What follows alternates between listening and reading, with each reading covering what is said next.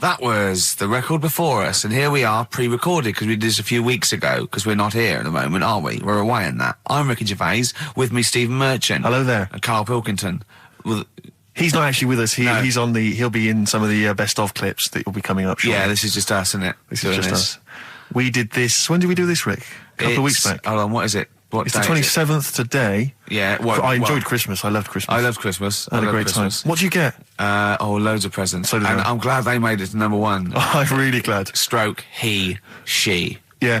I'm really glad that the pop idols, Cliff Richard, Westlife, made it to number one. Bo Selector. Yeah, just delete that. Yeah. Okay, well, we're going to play some of the best of, some of the greatest moments of the last 3 weeks. Yeah. Ever heard on XFM 104.9. What about this? Do you remember this one? Oh, which one is it? All right, so here's the first bit. Right, there was this. This is what it's like about getting presents and stuff, right? With my mum and dad. Go on. My mate Colin, right? No, Colin Bailey. Oh, right? yeah. He had a little Sinclair Spectrum, right? Yeah. Computer, yeah. which was like the thing to have at that time, right? Yeah. Used to always go round to his house. The deal was not the one you had to play through the window because you weren't allowed. No, that's another lad. Oh, right? yeah. This is a different lad, and the deal was he came to our house and my mum gave him a pie, and then I'd go round to his and I'd stay there for a few hours playing, Hungry Horace and stuff like that on it. Sure. Right?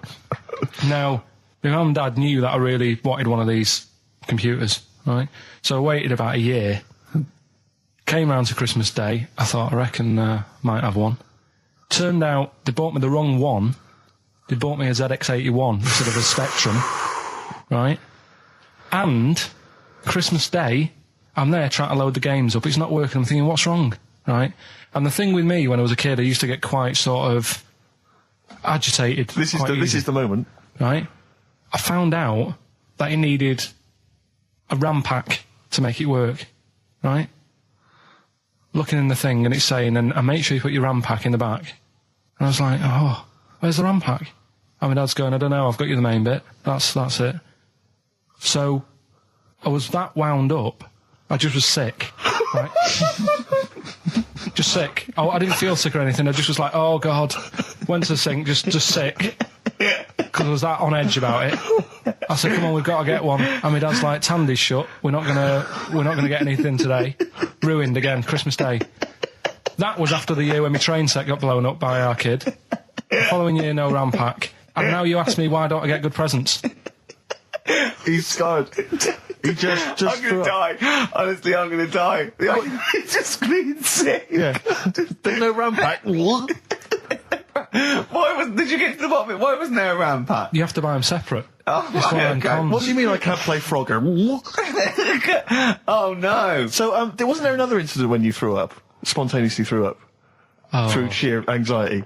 I do get it. It's not so much now because I've relaxed a bit, but as a kid I used to be quite on edge all the time with certain things. Do you think that's what happened to your The cat wind. that kept being sick? That it didn't get the food it wanted, and it just threw up? Do you remember that? Yeah. God, so they shaved it.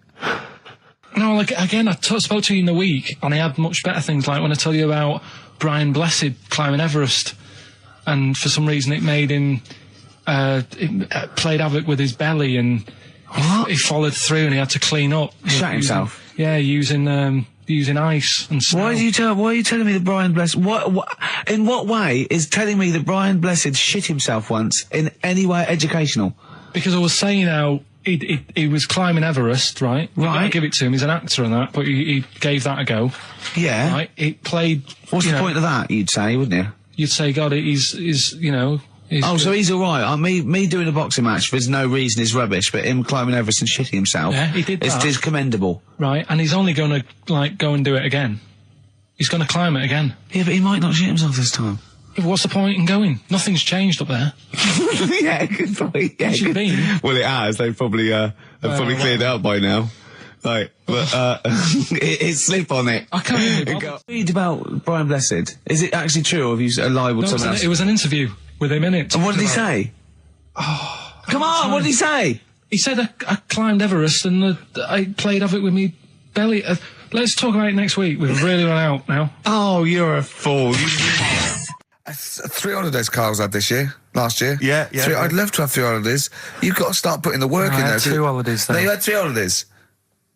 You went away with Suzanne and her parents. Yeah, well, that doesn't count. It does count. If you book 2 weeks off the firm, you go away and you go, how was your holiday? Go, well, it didn't really count. It wasn't a really good holiday. Can I have them days back, please? My New Year's resolution is to be nicer to you, but Well talk done, sense. you've already broken that. No, but talk sense.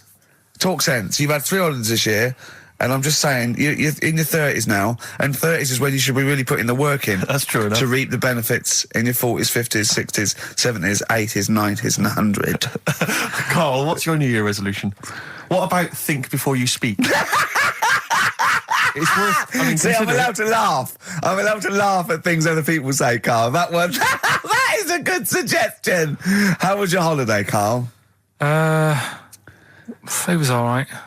Right, brilliant. But that I don't see on the ratio of good to bad in Carl's mind. That might be amazing because we never It might hear be him amazing, singing the mightn't praises it? of anything. I'll tell you what. Can we have a cracking little tune and then come back and hear about Carl's holiday? I'd love to do that, Let's really. keep it tight. Love to Tear Us Apart by Joy Division. Now I can't put my finger on it, but that doesn't sound like the original, and it's off a compilation. It sounded a bit fast. I think the vocal was slightly different. If anyone can, put me out of misery, I think it might be in a session of the time or something. Carl, is it a New Year resolution for you? Another one. Maybe when we ask you to get a song, get the original single version. I could be and wrong, not some but- obscure but- session. Yeah, it does seem different, doesn't it? Very odd. Yeah. Yeah. Maybe we just remember it wrongly. But anyway, that's XFM for you. 104.9, I'm Ricky Gervais with me, Steve Merchant. Karl Pilkington. Carl, you went to Lanzarote. Yeah. People said don't go to Lanzarote. They told you it was Lanzarote. They told you, were they right or They wrong? were right, yeah. Really? Yeah, it's a bit ropey, yeah. Is it why? Just out there. If it wasn't for the volcano they had, it'd been knackered. That's their big draw, is it? That's it, basically. That's all they've got going for them. When you landed, was it really hot? Were you quite excited? You were thinking this is It was okay? warm. It's we can't complain about the weather. The weather was all right. Sure. You know what I mean? That's what I went for, but it'd be nice if there just was something else. Yeah. What did you do all day then? Did you read your ritual book? No, I didn't read that. I read that book. Do you know the book that I bought and all the chapters were messed up? Oh, yeah. I bought a better version of that, All right. and I read that, Excellent. and then, Did it make more sense in order? yeah, a lot easier to follow. Yeah.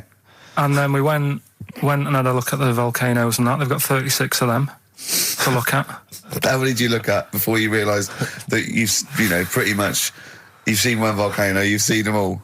Probably about 6 or 7. Really? And then when you got to the 8th, you thought, now I know what this is going to be, Suzanne. This is going to be like a mountain with a hole in the top. Yeah. Really? But it happened years ago as well. It's like, just keep a couple, fill the rest in, tidy it up. Fill the rest in! Yeah, no, Well, yeah. getting some builders. No, seriously though. Okay, They're a 4 death million tons of concrete, please. They're an absolute death trap. Yeah, what do you mean fill them in? Do you know what a volcano is? It's just a hole, isn't it? That's happened. Well, it's more than the happened back hole. It's in- more a portal to the magma in the centre of the earth. Back in 1730 it happened, and they still haven't sorted it out. Well, when you say it happened, volcanoes were made a lot longer ago than 1730. No, but the one that did Lanzarote in. Right. Sort it out. What would you suggest? Well, How tidy can they up. fill it in? It's joined. It's all joined. No, but what I'm And saying is, it was the a- big it was- plates of the earth are all joined. It All was the a disaster, magma's wasn't it? joined. With the trade centre thing, that happened. They cleaned it up, sorted it out, they've moved on. That's what I'm saying. Whereas Lanzarote have just gone, leave it. It happened back in 1730. You misunderstand me. How, in the name of God, can you fill in a volcano? You ignorant twit. No, but it's not just the holes. They've actually left the lava everywhere. That's what I mean. It's not just the big holes. There's lava everywhere. But it's molten rock. They can't just pick it up like they're like a carpet. Put it in the holes. The holes are there ready. Just push it all in. That's what I'm saying. Do you know what a fable is? Got a Carl? rough idea. Okay, it's a thing that uses sort of metaphor, analogy, just to explain sort of morals. I mein, they're very old for a start, and it's all. I'll give you an example of one. A quick one. Oh, the one about the dog with 2 bones. He goes to a dog's got a bone. He sees a reflection in the lake, and he thinks, "Oh, that dog's got a nice bone. I'll have that." And as he goes to get that one in the reflection, he drops the one he's got, and that's one about, you know. I think You I happy with your lot? was told one when I was younger. Go on. I think it was one. This young lad, he's got a dog, right, and he's about 8 years old, and this dog, he's had it since he was about 4, and it's a bit tired now, and he chucks sticks for it, and it doesn't go for it, and he's saying to his mum, "Oh, I want a new dog because this one's useless. It doesn't do what, you know, it doesn't have any fun with me." So they say, "Oh no, but you know, Rover's a good little dog. You should look after it." And he's like, "Oh, I don't like it. I want a new one." So they buy him a new puppy. And it's running around, yapping about, and he's loving it, and he's playing around with it in the grass. And then one day he goes to the park and he's messing about and rolling about with it, and he falls into the lake, right? And the little puppy's like yapping at him, and he's going, help me, little dog's yapping. And then the old dog comes and gets his collar, and it pulls him out of the lake, and he goes, "Oh God, you know, why did I forget about you? You're the better dog." And he loved that one again rather than the puppy. I got a feeling that was Lassie. Well, yeah, that was an episode of Lassie. What's the moral? What's the moral there, Carl? What's that telling? What's that explaining through analogy? Sort of, don't forget the old. Look after old people. I remember there was one I heard once about a young boy who got trapped in a lake inside a cage. But he loved his trainers so much. He wasn't going to get them wet. But even though he had to get out there, and even though he thought that was the important thing because it's material value, he actually drowned, and the trainers were no good to him then. That was Bowie and Waterloo Sunset. Love that. Love the original. Love Bowie. Bowie was my gig of the year. These are my singles of the year. These are our clips of the year. I'm Ricky Gervais, with me Stephen Merchant. We're just picking some lovely little bits and pieces. Do you remember when we talked about this?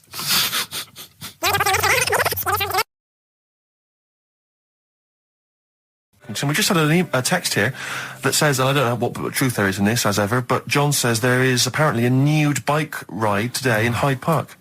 Now, I can't believe that's the case, because I don't think it's allowed, is it? You can't ride around with your veg, can you? I don't know. Why would you want to? Well, good point. On a bike. On a bike, I like the fact that that's what disgusts him. I want. Do you know what? If we did appeal for a nudist to call in, I'd want a very specific sort. I want a German nudist, a middle-aged man called Helmut. Okay. If there is any, or the closest one to it. So I want a middle-aged man from Germany. If your name is Helmut, you're in. But I'll accept Hans. Carl would be good, wouldn't it? All right. Yeah. I think I'm wondering if the age might. Maybe we could broaden that. Okay, just a German nudist bloke. Right. Can he at least be fat? Can I find a fat German fella? If your name's Helmut, we're going to give you a big prize. Yeah. But you know, any fat German fella who likes to get his sausage out. Sure. Okay. It's sauerkraut. Yeah. What's the phone number? 0871 222 1049. It'd be good just to get an email or a text with a contact on it, and then I can just call them up in the week. Sure. And 83936 is the text number. I don't know what our audience demographic pans out like, Rick, but I'm suspecting that's probably a fairly small fraction of our listenership. I know, but you know, there must be someone out there. If you know a fat German who likes to get his tackle out, phones are going. Straight away. Just answer it, Carl. Just answer it. Just pot luck. it could be anything. Well, just see what it is. To be fair, it could be a nutter.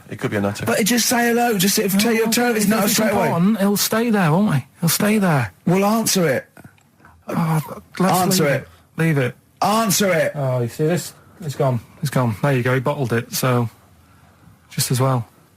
Well, you took too long to answer it. There's a vicar in Australia who's started sort of doing his services and all that in nude. Hot, isn't it, out there? Yeah, Where'd you get the churches aren't. Churches are pretty cold. It was on some website. Of course it was. Yep. Just saying about a vicar and that who's there's a lot of nudists and that who want to get married. Do it, you know. Don't mess about with the wedding dress and that. Just snip up. Cheaper, isn't it? Well, I suppose it's so. I suppose if you believe in God, you believe that that's the way to be, innit? Because Adam and Eve and that. Yeah, but then in Adam and Eve, the shame made us dress up, didn't it? Yeah. Eating the apple and things. Yeah, but God didn't want that, did he? No, he wanted to see it all. He was loving it. You don't know ahead of time getting a knife full of all of that, and then the snakes snake cover yourself up. Stitched him right up. What exactly is there then? Is it just a kind of moon-like kind of surround with just kind of dust and rocks? That's exactly what you see. I was there when the Mars thing went wrong. Yeah. I would have just sent a camera crew there, filmed a bit of that, right? And so here we are. This is it. Ignore the little coffee shop in the background. Right? This is Mars, because that's where it's like just loads of dust. Yeah. Holes everywhere. Tidy it up. Little round-headed aliens complaining. It's Whinging. just like Mars. Yeah. So is there what's the best bit about the holiday? Come on, pretend you're Judith Chalmers. I have been doing. I would have done all. I would have said that. Don't bother. Right. I mean, the hotel was good. Yeah? That was all right. What was that like? It's all right. Just, clean. That's all you want, isn't it? See, that's not quite what Judith Chalmers does. She doesn't go, what's the hotel like? All right, yeah, clean, isn't it? All right. What was it like? What was it? 3-star, 4-star? Did it have a swimming pool? What was the room like? I had a swimming pool and that. Yeah? Yeah, it's good. I think it was one of the better ones on the island. Okay. Nightlife? Wasn't really any. There was a bar, there was some bands playing. Yeah. Not very good. Food got a bit boring. Yeah. It was always the same food every night, but they sort of themed it and made out as if it was different. So, like, on Mexican night, it'd be chicken with a nacho on it. Right. And Chinese night, sort of chicken with a little prawn cracker on it and stuff. Sure. But that got a bit boring. That's me just turning on my phone, because I want to read to you a text that I got from Karl. I think you sort of sum up the holiday in this text, don't you? Do you remember it? I can't remember. Let's have a look. Let's have a little look. Instantly, what did Suzanne, your girlfriend, make of it? Similar view to you, that they should fill in the holes? Yeah, it's just that thing. You see, I went on a coach trip, right? And you go and see the volcanoes. Like I say, there's 36 of them. Yeah. Which, how many do you need? And when we're on the coach going round all these volcanoes, the fella on the front's going and look out your left window at the moment, and there's a volcano. And if you quickly look out at the right-hand side there, there's another one. Right. And on the left, it's just like, all right, we've seen it. Sure. Do you know what I mean? Yeah. And that trip, we'll talk about that trip in a bit. Right, this is the text I got from Karl, right? All right. Been up to a volcano. Been in some dead artist's house who built his house in the lava. They said they would show me science with volcanoes, but all they did was chuck some water in a hole and it shot up in the air. No dwarves in the canteen, no scousers here, but there is a Swede woman with a big head. She looks effing gormless with a cap on. All right? So a little reference there to... A Swede woman? What's that mean? Do you mean Swedish? Yeah. Or she looked like a vegetable? No, the Swedish woman. But they've all got sort of quite big bill, aren't they? And I sent him a text. Oh, well, it's just good to be on holiday because, I'm working. He sent back, so am I.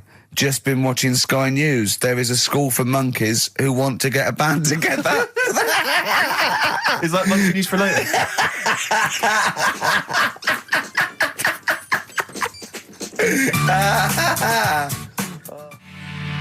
Oh My Corazon by Tim Burgess. I can't get enough of that. I love that chorus. On XFM 104.9. Ricky Gervais, Steve Merchant and little Karl Pilkington. But it was a nice holiday. Yeah, it's all right. It's just, I went there to relax and that. Exactly. Did a little bit of that. Trying to think of some new, features and stuff. Sure, always working. 3 holidays a year, Jesus. Oh, well, not really 3. Oh, 2. It's all one big sort of like work thing to me and Steve. 2 holidays, isn't it? Work hard, you need the holidays. So, yeah, the things that annoyed me was like, you get bored, sat around the pool after a couple of days. I'd read my book. Yeah. There wasn't much going on the... Not even any crabs to throw sand at, was there? No crabs or anything. They wouldn't bother with Lanzarote, right? So, decided to go on a little trip. That's when I saw the volcanoes and that, 36 of them. So, we go on the trip, and the thing that annoys me, it does happen every holiday that you go on. If you go on a sort of a package thing, they have these trips, right? and you pay about 40 odd quid, and they give you some wine, so it make it feel like you're getting your money's worth. But how many of these trips have you been on then? Loads. Probably about 12. More holidays than I've had. Go on. So anyway, so you're on the coach, right? And they take you for the volcanoes. They took us in the middle of nowhere. Yeah. Right. There's nothing else round there. Sure. It's like I say, it's like Mars, but with holes in the ground. Yeah. Right.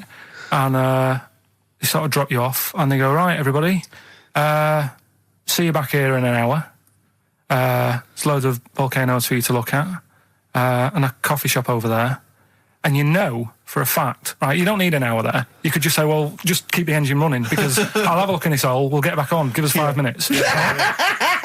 Don't need an hour. Absolutely. But you know that they've got something going. It's a backhander, definitely. What, with the coffee shop? Definitely, yeah. They go there.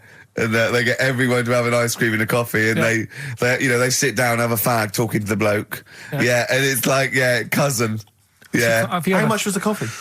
Was it probably about €3 each euro? So I think it was $3.50. Sure. Yeah. Which is, I don't know what, that's about £2.50. Yeah, they stitched you up. Go on. Talking about this the other day. What was it now? Listen, the fella. Play a No, listen. record. Do you want, All right, no, come on. All right, he's got it now. Go on. This fella goes to the doctors, right? Oh, right, okay. Right, if this is in any way apocryphal, stupid, illogical, impossible, right, you are never, ever speaking again on radio. So make sure this is at least possible. I'll tell you what, I'll even give you improbable but possible. So if anything that breaks the laws of the universe or logic, okay, that's all you have to avoid. On you go. Right, so this fella, right, he goes to the doctors because he's got earache. Right, okay, if a chimp's living in his brain... Go on. So he's got earache, he's sat in the waiting room, and his ear's all bunged up and it's hurting a lot and what have you. So the doctor comes out and he goes, right? And because his ear's all bunged up, he doesn't hear it that well, right? So he thinks it must have been me, right? So he wanders in. Keep going. Anyway, I'm going to hate this. I can just feel it in my bones. Steve, I'm going to let you take over. Okay, let's hear it. Come so on. the doctor says, sit yourself down there, right? So he sits himself down. He goes, right, take your pants off, right? So he's thinking that's a bit odd. Anyway, he heard that though. He apparently he took his tackle off. The doctor did some operation. What, there in the waiting room? No, in his office. In his office, yeah. What? Wait. So he removed what? His genitals. Yeah. In his office. Why, Carl? Why, Carl? Because he hadn't called him in. Oh, he'd calling the bloke who wanted his testicles taken off, and he didn't hear it. What? So the doctor went out and said, Mr. Jones, who's here to whip off your cock and balls just here and now, right? Bloke comes in, didn't it? It must have been me. So the bloke who wanted his balls taken off didn't say, I think he said me. So he didn't interrupt then. So the bloke goes in, he starts taking his testicles off, and he doesn't say, I'm here for me ears. What are you doing with that? That is a blinding record. And before that, Rick, what do you make of those adverts? They were great, weren't they? I like them, yeah. I'm going to buy all them products on the way home. And that's endorsed by Ricky Gervais. He's won awards. Yeah. Rick, do you remember this? This was a hilarious moment. No, you'll remember this when you hear it. It was when Karl said something that was basic. Well, I think for a lot of people it sounded like a lot of old bollocks. Karl's found love on the street before, haven't you? How's it going with your bird, Karl? Are you married? No. How long have you been out with her? Going out with her? 7 years. Because, you're quite a simple man. Yeah. You're sort of a simple in a in nice many way. ways. I mean, Yeah, you're in the like best Helen sense. from Big Brother. Yeah, you're sort of nice enough, but I look normal.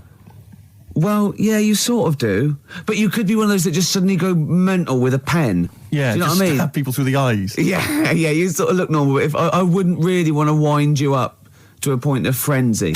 How did you meet your girlfriend? Through work. What, through her work? What, you found out and said We worked at the same place. Oh, you're right. Yeah. You're quite an enigma, aren't you? Could you give us more on that? At work, you met her at work. What, she came in selling sandwiches? She was going through the bins outside. What do you mean you met her Why at are you work? having an attack on me? You're the not one having who's an attack sad and lonely.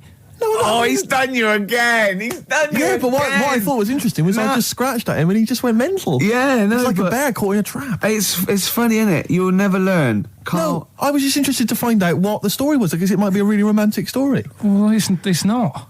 All right, jeez. I love the fact he doesn't want to talk about his love affair. I was thinking about you in the week, and like, does it worry you? I mean, you sort of joke about it now, and we're talking about it in the office, you know, like, oh, is Steve really touchy about the way he looks? And, oh, what's this? Where's that come from? He's done it again. He's done you again. I was walking home the other night, and I was thinking about it.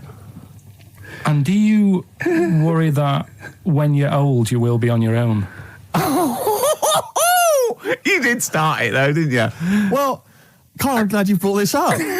because I mean, for me, you know, a lightweight, frothy entertainment show on XFM on a Saturday afternoon is exactly the place where I want to discuss the desperate, lonely future that's inevitably coming my way. Oh, God. I'll tell you what will cheer you up and forget all that. A bit of Embrace. Oh, one of the most hated bands. I'm a little bit concerned about your toilet discussion. Well, what exactly is your point again? I was just a bit bemused. See, it's a tricky one. All I'm saying is, right, there was at the pub quiz, I go to the toilet, not thinking about anything. I try to go, right, there's a little gay fella next to me. I love this little gay fella. Now, the weird thing is, there's nothing stopping him having a little glance, right, because he's allowed in the fella's toilet. Yeah. Now, I'm not allowed to go into the woman's toilet and have a little look round. Right. So all I'm saying is, should they have another toilet area? What, for gay people? Yeah. And so this would be gay men and lesbians? Is that going to complicate things? Well, I mean, I can only assume. I mean, to what point? I'll ask you a question, right? If you're intimidated, that's a shame. But you know, most gay men aren't looking at your knob. You know that. What do you mean? I can only say that 99.9% of gay men who use a urinal standing next to what they assume is a heterosexual man aren't looking at his knob. And what they're doing then? They're emptying their bladder. No, but the thing is, I can't talk. You're Carl. saying like, you know, about would you have one toilet for lesbian women and gay fellas, right? What does that mean? Would it be mixed? Would it just be? Well, would it have a man on one? That's heterosexual man. A little picture of a woman on the other, and then what? What would the little icon be? A man and a woman? A man and a woman. Just having a chat? Yeah. In pink and dot But lines. you couldn't mix them, because then what would happen is you'd get people who are going, oh, I'll play up to this a bit. What, pretend to be gay? And yeah, you know, sort of grow a moustache and shave their head. And pretend to be a lesbian. Right. Yeah. So, well, I see, so you know people pretending to be gay so they could go in and have a look at the lesbians? Yeah. Right. So that would mean that we need 4 cubicles now, wouldn't we? Yeah, no, this is fine. 4 cubicles. So every pub How now... many toilets do we need at Every the pub's moment? now got 4 toilets. Oh, Carl, bisexuals. Yeah. Now, interesting. Bisexuals. How many toilets do we need now? Call the council. Will you use any? Huh? No. No, because they're interested in everything, aren't they? Because the little bisexual fellow will be looking at your knob. Right, with them, what you do, you just have a door, you open it, and there's one urinal there, so you can't get a queue. They have to sort of wait. I just thought that, well, why can't there just be a thing between the urinals so no one can look at anyone else's knob? Wait a minute. Just to go back to Ricky's point, what stops, even if we've got the toilet for gay men, what stops the gay men who want to have a look at your willy going in the regular toilet and pretending that they're straight? Most men don't wear gay across their No, head. exactly. They don't have a tattoo. There's no branding yet in the British house where they have to declare. So we're going to have to expand this. What So we've do all got to carry identity Do you know cards. you can see a gay, can you? Coming a mile off. No? No, I'll just hold it in next time. No. Can you tell gay men? Do you know a gay man? I'd say probably if you did if you lined some people up and said point them out, I reckon I'd get. But hold on, we're not talking about people dressed in leather with the arse cut out and an handlebar moustache. Yeah. We're talking about, everyday, No, non-seen. of course. Oh, well, yeah, but I mean, suppose I put you in a room and there was 10 naked men, right? Yeah. And there's 5 gay men and 5 hetero. Could you walk along that line looking at those gay... Am I naked? No, you don't have to be naked. Why would you have to be naked? To catch them out. Play a record! How would you catch them out? Don't go into it. Don't go into it. Don't go into it. Play a record. Ooh, those boys can rock there. That's the Guns with All Their Roses and Sweet Child of Mine. On XFM 104.9. I enjoyed that. Yeah. That was good. It rocks. I hope the audience was playing it loud like us. Yeah. Ricky Gervais, Steve Merchant, Karl Pilkington. Well, look at him yawning. How rude is that? Carl, what's wrong with you, man? Have you been up late? A little bit. Girlfriend was away, wasn't she, yesterday? Yeah, I always have a problem with that. I always have... Because you don't go to bed, do you, early? Do you know what I mean? You sort of think... I just always find that thing that if, you're used to living with someone, one of you will go, let's go to bed, then you'll go, all right. But when you're on your own, you go... You just forget to go to bed. I just stay up. Okay, stop eating now, Carl. You've ate all the food. That's just a plate. All right. Okay. Yeah. No, I stayed up and watched... there was a thing on about Dracula. Right. What, Dracula? And I found a flaw in it. Go on. Not the fact that he's the living dead and and drinks blood to stay alive and he doesn't reflect and he can in turn into a mirrors. bat. Well, and you can go on. The mirror thing, you can't look in mirrors, can he? Well, he can look in mirrors, but he can't see himself in a mirror. Yeah. That still doesn't work. Go on. It doesn't work at all, Carl. It doesn't work at all. Go on. Well, centre parting's always really neat. His centre parting's always... How does he do it if he can't look in the mirror? Blood on the floor or something it was called. Rubbish. I love the flaw in the Dracula film is that his centre parting's too neat. How did he do it without a mirror? Oh. Was it a documentary about Dracula? No, Yeah, there was... the real Dracula. The real Dracula. Yeah, the real Dracula. It's just a film. It had blood on the floor or something it's called. Yeah. It's rubbish.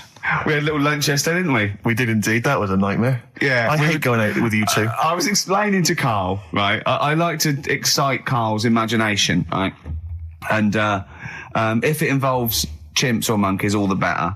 Brains he likes, parts of the body, deformity. I know where to, what buttons to push. And I told him about this thing. I don't know if any of you out there know about this, but there's an experiment they did in the 50s, a clinical psychology experiment where there's your 2 hemispheres of the brain, okay? They're joined by a thing called the corpus callosum, right? Which is just a little flap of skin, like a little scarlet lead that joins your 2 hemispheres.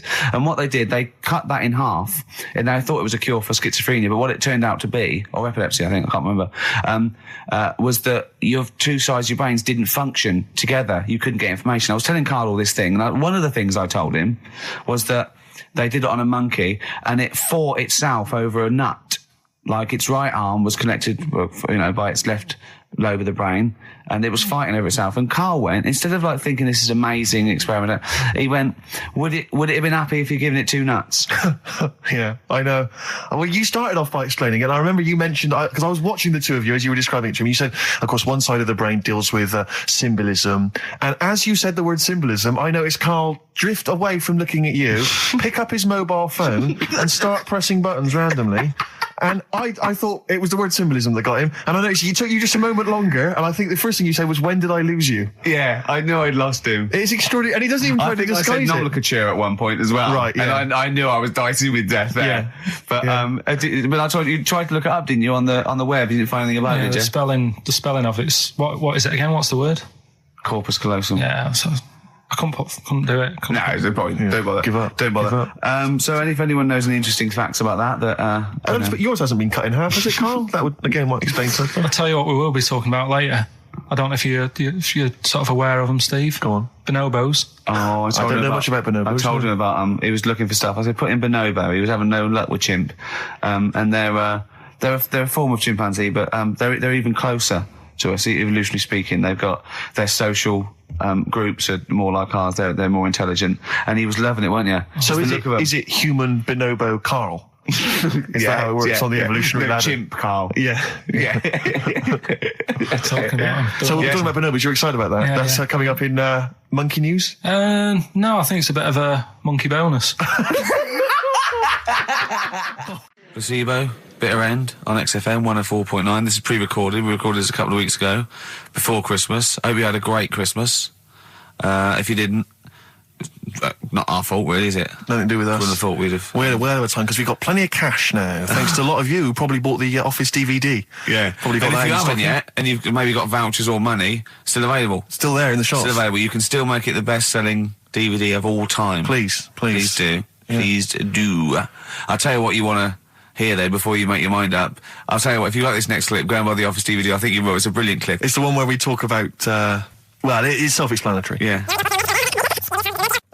We went, it was a great day, wasn't it? Brilliant round of golf. Absolutely brilliant. Such a beautiful place in Stoke Poges. It's like a really posh place. And are you a good golf player? Well, we'll get to that. Oh, okay. Wow, he bought the shoes especially for it. Oh, brilliant. I'd love to have seen him in those little shoes. I know, and they were no good because they were metal spikes. We had to change them. He was annoyed straight away. He spent over £22 on these golf shoes. We hired a buggy that was brilliant fun. I was bombing along, wasn't I? I don't drive, but I just, it was great on that buggy. Well, you've been on a buggy with me and you were a bit scared. Yeah. What I nearly killed us once. I was just taking banks and things, but you don't see sort of bunkers, and he'd scream, go, stop! And he'd put his foot down the brake, and then I reversed. At one point, he sort of did a handbrake turn next to the lake, and then we had to reverse, right? And you know, you just flick a switch and put your foot down. He did that without looking. I looked behind, there's a big oak tree there. He screams, watch the tree, right? He was so... Dukes of Hazzard. And I kept jumping in and leaving him behind because I had to go to my ball. Because anyway, the first shot, I got on my driver. I honestly did one of the best shots I've ever done. It went straight down. It was great. I thought, phew, got away with that because it's always the first one because it's a clubhouse and you want to look good. Yeah. So. He tees up, and I've been saying, buy some balls. He just got 6 balls. I was going, what if you lose me? I won't lose 6 balls, right? He tees up, right? Whacks it. It goes miles, like right angles, straight into these the woods, right? He turns around, he goes, go and buy some more balls.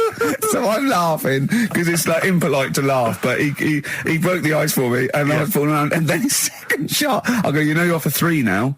If you take another shot, he went, oh, right. So it's his third shot. He puts the ball down. He hits the ground before it and misses the ball altogether. And I was on my back, wasn't I? Unbelievable. Actually rolling about on his back. And we were terrible. I went round 107. He went round in like 119 or something. Sure. It was just rubbish. How long did it take? 5 hours. Of course. And there was no one around, luckily. Yeah.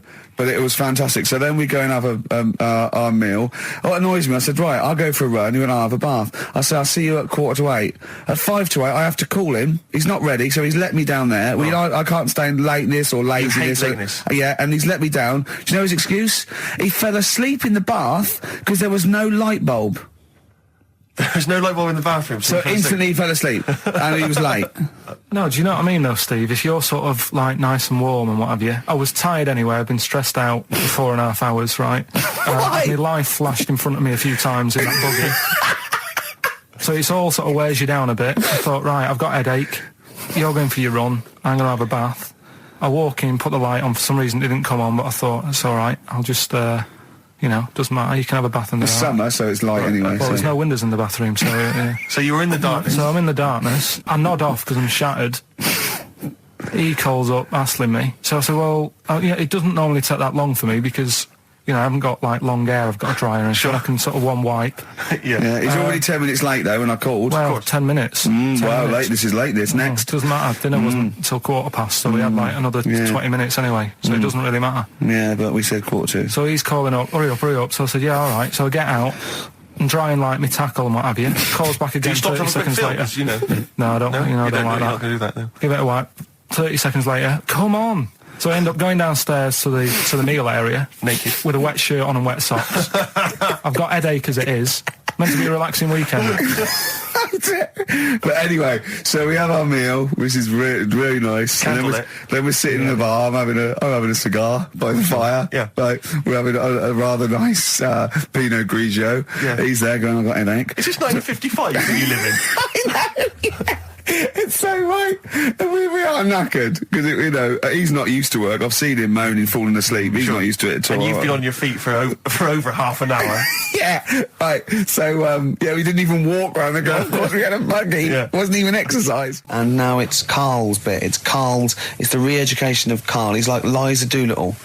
And now he's coming to, or Lawnmower Man, if you've seen that film. More like Lawnmower Man, if you've seen the film. You know what I mean. And his homework was to just study quotes, really, on happiness and stuff and general well-being. He's not a big happiness quote fan, are you, Karl? Not really. So what have you done? You've come up with something, haven't you? Right, yeah, I told you, right? Because a lot of these are just things you say every day. They're nothing special.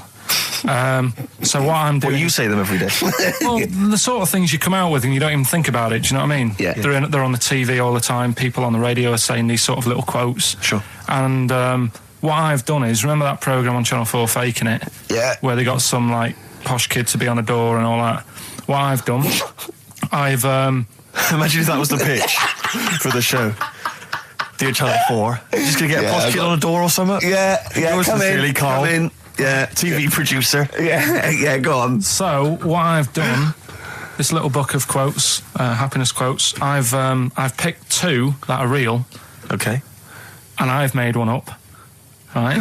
And we've got a guess. And you've got to guess which then, one it is. go on. Well, I'll tell you what, Rick, why don't we, when we've heard them, we won't confer. No. You'll write down yours, Yeah. A, B or C, and I'll write down mine and we'll Sure. see how it Okay, works. Karl, off you go. Right, and just because I'm looking at this book, it doesn't mean I'm actually reading. No, I know. Don't worry, I know. we're clever. No, we know. We can't see yet. Call my bluff. Yeah, go on Okay. then. Nothing is worth more than this day. Okay. Yeah. Yeah? All right. Yeah. The way I see it...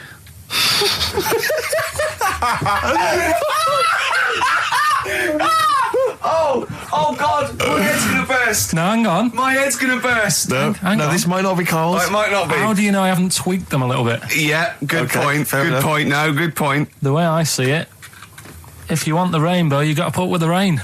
Yeah. Okay. All right? All right, yeah. Okay, hang on. It's not- yeah. Come on. Cat food, Cat food, come on. it stinks a bit. But if you don't put up with the smell, the little kitten will die. Steve! I don't know what to say! I don't know what to say. Imagine this in faking it. Imagine their faces when he says that. And they're going, oh my God. Oh. Karl, play a song, mate. We'll have to confer on this one. Right, Blair. Well, that's just amazing, Karl. Just read them again. Two were real, one was fake. Go on then. Right. First one. Nothing is worth more than this day. Excellent. Next one. What does that mean? Well, cherish now, cherish your time. Okay. Because you can't get it back, and Yeah, you know that's the way I saw it. Carpe diem, whatever it is, seize the day and all that. Okay. If you want the rainbow, you've got to put up with the rain. Yeah, of course. Yeah, rough with the smooth. You know, it's not all plain sailing, but you know, rainbow's beautiful, but it comes because of the rain, which you might not like. So Yeah. make the most of everything, and yeah. Good. Cat food doesn't smell good, but if you don't put up with it, then the little kitten will die. Right, now, Karl, that is a good effort. Now, that one's yours. I mean, obviously, right? Right. Right, no, but it's a good effort, right? I mean, it slipped seamlessly into the others. Yeah. Don't think it didn't. No, but it's good. I mean, we knew it was that one. But what I will say is, it's good, but what you don't know, maybe subconsciously, is, I mean, it's very similar to the putting up with the rain and the rainbow. But that's good. Why do you think that? Well... What does mine mean? Well, even though it smells bad, it's good for something. Right, So- see, so- I didn't look at it like that. What did you look at? I kind of thought... Was yours more specifically about cat food, generally? Because, you know, normally it's an analogy. Yeah, or a metaphor for something, you know, much bigger. Well, no, the way I mean, looked at it- Dolly Parton, who I think did the rainbow rain thing, she wasn't specifically concerned about weather conditions. No. It was a sort of general idea. It's all about life. Yeah. Well, Existence. that's what I've done. Go on, I've used an everyday thing Yeah. and put it with today's problems, right? Go on. So, like, my girlfriend, yeah, she might like to go shopping for clothes. I hate it, Right. but because I love her, I put up with it. Ah, that's nice. Yeah? Yeah. So, you love that little kitten. You can't stand the smell of the stuff you got to feed it. But because you love it, you go, well, you know, I'll put up with this just for a few minutes and then I can, like, squeeze its head later and give it a little... Sorry! Squeeze its little head. Yeah, well, that's just the thing that I do with cats. Put it in a bag and drone it in a lake. I can feed it and then I can throw it against the wall. Exactly. So you didn't see it like that, did you? No, that's very good. So it's about love, is it? It's about putting up with the bad things for something you love. Yeah. Well, that's nice. But that's very Carl, good. you seem now to be convinced and rather smug that you've tricked us and that you've fooled us and that we didn't understand it. Well, I say that's your fault, not ours. No, it's not, though. I mean, look, that man in Forrest Gump, he was a bit of a nutter. And he came up with the life as a box of chocolates thing. Yeah. Now, if that was in this book, you say, oh, yeah, brilliant, you know, good bit of work. But if he was sat here doing the show with you, you'd be taking the mickey out of him. Sometimes I feel he is. No, but Carl, I could. In fact, if people are out there, we're too lazy. Could you write down everything Carl's ever said? Because I think we could publish that. Yeah. He said one today. He saw my salamander. It's not a euphemism. He saw my salamander, and it's just sitting there in the tank. Your exotic pet. Yeah, and he's worried about there not being a lid on. And he said, I went, what are we worried about? He said, wow. He said it sits there for 24 hours a day, obviously planning to get out. Well, it's got nothing else on its mind, and it's the daft thing is, he has actually got the lid ripped up a little bit. And he'll be looking up there, and it's going to get out. But what's the worst that could happen? What's it thinking? What do you think it's thinking, this salamander? It's got its eye on the DVD player. I can have Ian be down the market. Right. Okay. Right. The results of We ain't got a winner for the first time. Yes, we have. We've We've done got this loads. feature for... We've got loads of winners. No, we haven't. We've done this feature for 3 weeks. This is the first time I've managed to sort of... What? Well, let's go through them then. What have they got wrong? The first one. The first one. What was the first one? first The first one. Well, hang on. Let's do them in reverse order first. So what's the last one? The last one, the clue was that bloke does sport on the telly and he's got a little kid. What's that? That's Destiny's Child. Des, who does ITV Sport, that's has got terrible, a tiny man. child, right? No, That's terrible. that's fine. Yeah, They got that. okay, Destiny's Child. What's the one? What's the middle one? Well, the middle one, right? Child. The second one was he doesn't like women. Yeah, he's got a couple of kids. That's a bit weird. Yeah. Right. That was PD. That was Puff Daddy. That is offensive. Go on. But it's not Puff Daddy. It's Puff Daddy. And he's not even called that anymore. He's called P. Diddy. Well. Okay, fair enough. But they got that one. Yeah. And if I'm being tight, these lot are as well. Yeah. Yeah. Tight means something in Manchester. Go on. Right. And the first one that they're having problems with, I don't think them birds should be allowed in this They've area. got it. Boyzone. It's not Boyzone. What's the clue again? I don't think them birds should be allowed in this area. That is perfect. A boy zone. No birds. No women. No women, yeah, birds, right? A boy zone. Sorry, Carl. If that isn't the answer, their clue is better than yours. That is brilliant. What was yours? Boy zone, it works perfectly. What's your answer then? Bangles. I have no idea what that means. Like seagulls. So you don't want them in this area, so you're banning them. Bangles.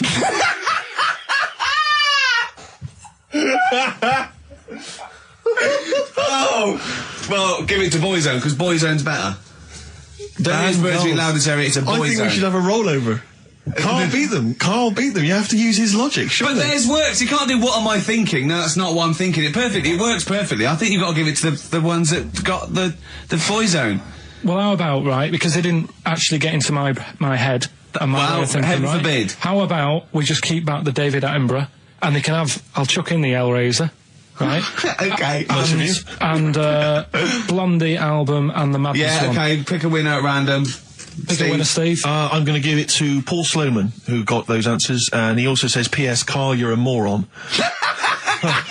So, I'm giving that to Paul, and good luck to him. Right, well, He's got a crazy night tonight. If we can rush these over to him, he's got a cracking Saturday night. well, if I'm a moron, I might get your address wrong when I send them to you. Oh, Coming right back at you, Paul. Yes. Right. In the week, I called Carl up. I said, how are you, mate? He went, not too bad. Now, as you know, his girlfriend's been away for ages, hasn't she? Covering the World Cup, the African Nations Cup. She's a sports journalist. Well, yeah. All right. Okay. I love the fact you're thinking, what does that mean? Like, well, she's not much of a journalist, Rick, to be honest. I've read some of her stuff. No, but she's not on air. She does stuff, you know. Yeah. Behind the scenes. Yeah. Sure. A lot of journalists do. You always want to make clear that you're not going out with Kate Adie. That's what you want to make clear, isn't it? Yeah.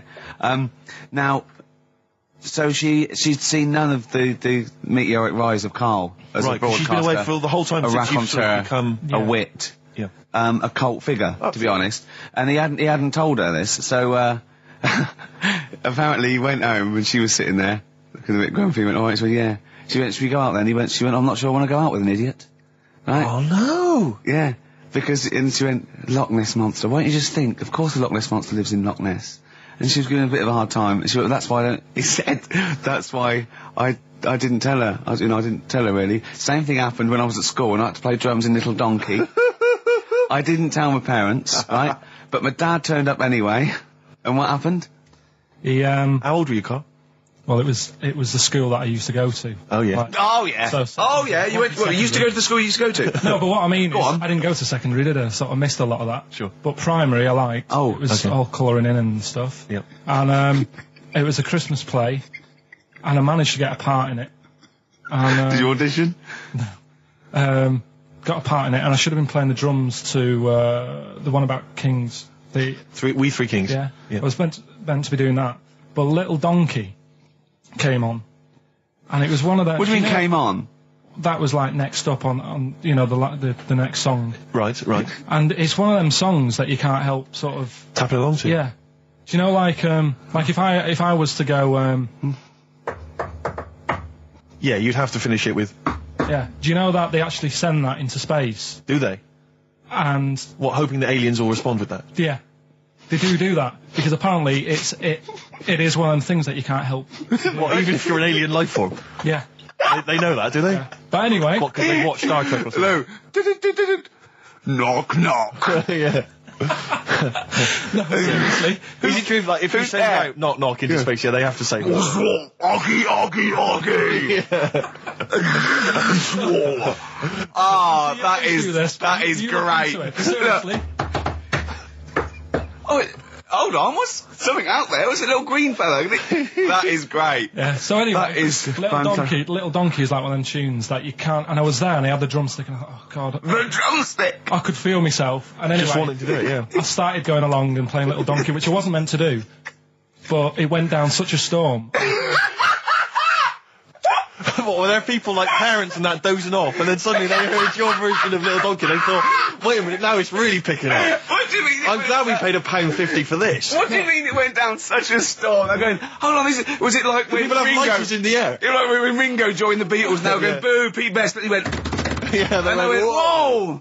Oh, No, God. but the teacher just said, oh, it went down really well, you can do that again tonight, Right. when you're in it again. But anyway, so my dad was there, and... And you hadn't told him about this performance, so No, I he never just did. turned up I off never his own did. back. I never took the letters home and stuff to No. show my mum and dad because it just put me off.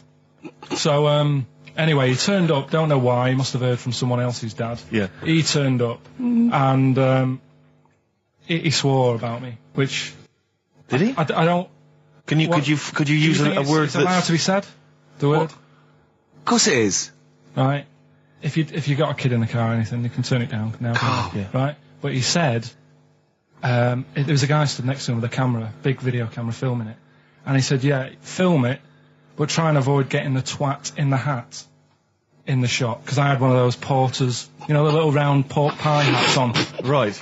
This is so sad. What, was this a nativity play? It was about Jesus and stuff. Yeah, well, there was a porter there helping him with his bags. Of course it was, I forgot. I yeah. mean, Mary and What, Joseph, managing the they got stable? there. Yeah, because it was the hope, you know, because the inn was full. Yes. But I think the porter doubled up with the inn and the stable. Right, that was nice. So of he, him. yeah, He yeah. carry bags over, yeah. Yeah, no, so yeah. You're right, though. I don't know why I was wearing one of them. But I was. And And your father said that, and how did you know your father said that? Did you he told hear me it? about it later. Oh, he told you about it later? Yeah, I was talking about stuff I'd done at school, and he said, oh, God, remember that. And I spoke to him the other day about it. Right. And, yeah, Oh, God. it's a shame. So that was the end of your sort of drumming career, really? Because it could have been, I mean, you know, the audience loved it the night before. Yeah. You could have, like, been, who knows, a whole new world for you. Yeah. Have you done any stuff?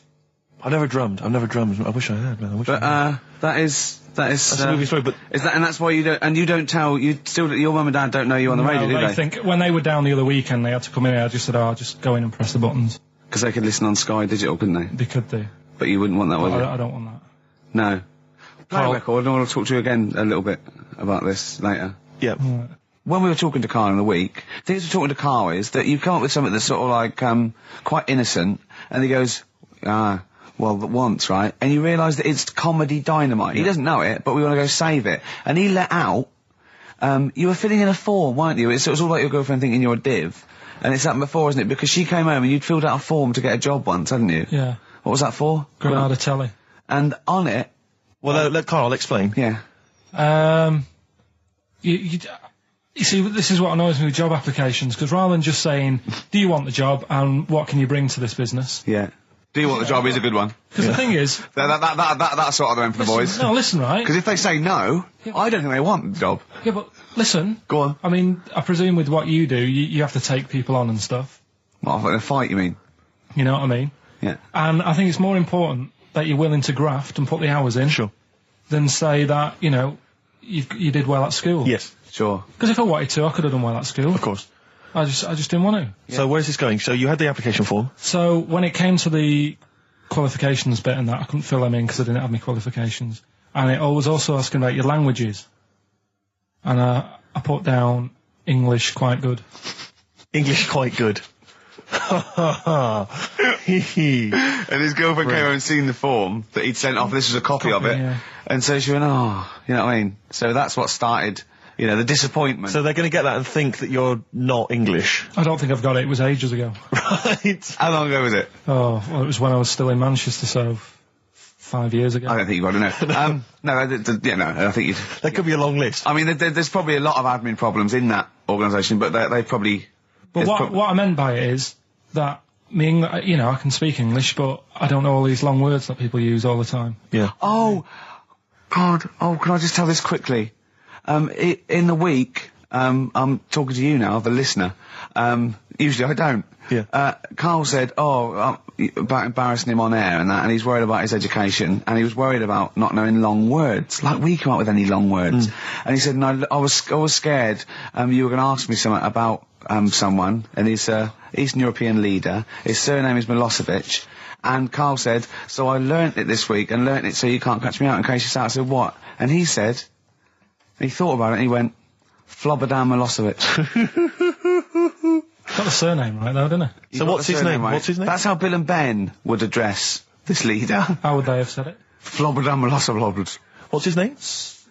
Slobodan Milosevic. Yeah. Well done. Anyway, Carl, look, you almost let it slip then as you were talking about your filling out that application form. There's some big news that everyone needs to know, which we were stunned by in the week, although the more we sort of talk to you, the more it starts to fall into place. Yeah. But Carl, what's the story? That I haven't got me exam results from the GCSEs. He never turned up to get his exam results. I was working. And so, how many did you take in the end? Because you weren't even sure about that, were you? You think you took maths and English, don't you? Yeah. And you think you've handed in the artwork for art, don't you? Now, art was continual assessment, wasn't it? Coursework. And what was it that you made? I made a man sort of putting his arms into a car. You've made a model of a man putting his arms into a car. What was this? So Sort that of one's passed. Was that this a homage to break-ins in Manchester? Was this? What was this? Oh, look, he does what he sees. Yeah. So you've what's got that. That's safe. You definitely got that one. So you've taken art, you've taken English and maths, you think? So this is what we're going to do, listeners. We're going to try and find out his exam results for him and tell him next week. Live on air. We're going to call his school, we're going to try and track him down, and we are going to have a little envelope, and we are going to give Carl, at the age of 29, his O-level results. GCSEs, yeah. Now, Carl, so you took maths, Yeah. you think, you took English, do you remember turning up to do those? Do you remember sitting in the room filling in the forms? Yeah. Okay, and how did you feel you did? I don't think I did well. You don't think you did well? Did you revise? No. Why didn't you revise? Because I don't really believe in it. Okay. Well, it's just that if you don't know it, then you don't know it. You shouldn't have to start looking at the book. If I went to like the hospital, Yeah. and the doctor said, "Oh, you need your appendix out," but hang on a minute, I've just got to read up on it. Yeah. that isn't good enough. Okay. He should know, and that's the way I feel about it. To be fair, though, He did do the revision beforehand. yeah, they don't usually pass on, maybe when they're in practice. Yeah, 7 years information down they the took in line. by osmosis. Yeah, yeah, and bloke comes in and goes, "Can I just see what you did with that?" And he goes, "You've passed." Yeah. Phew. That's a good one. Yeah. Good job I watched Casualty. I just like the way, the things that interest me, I remember. Things Okay. like snakes not having ears and stuff. Yes. I didn't have to read about that. No, you just learnt that, You yes. saw it on the telly, didn't you? You saw it on that Ian Wright programme. Yeah. Yeah.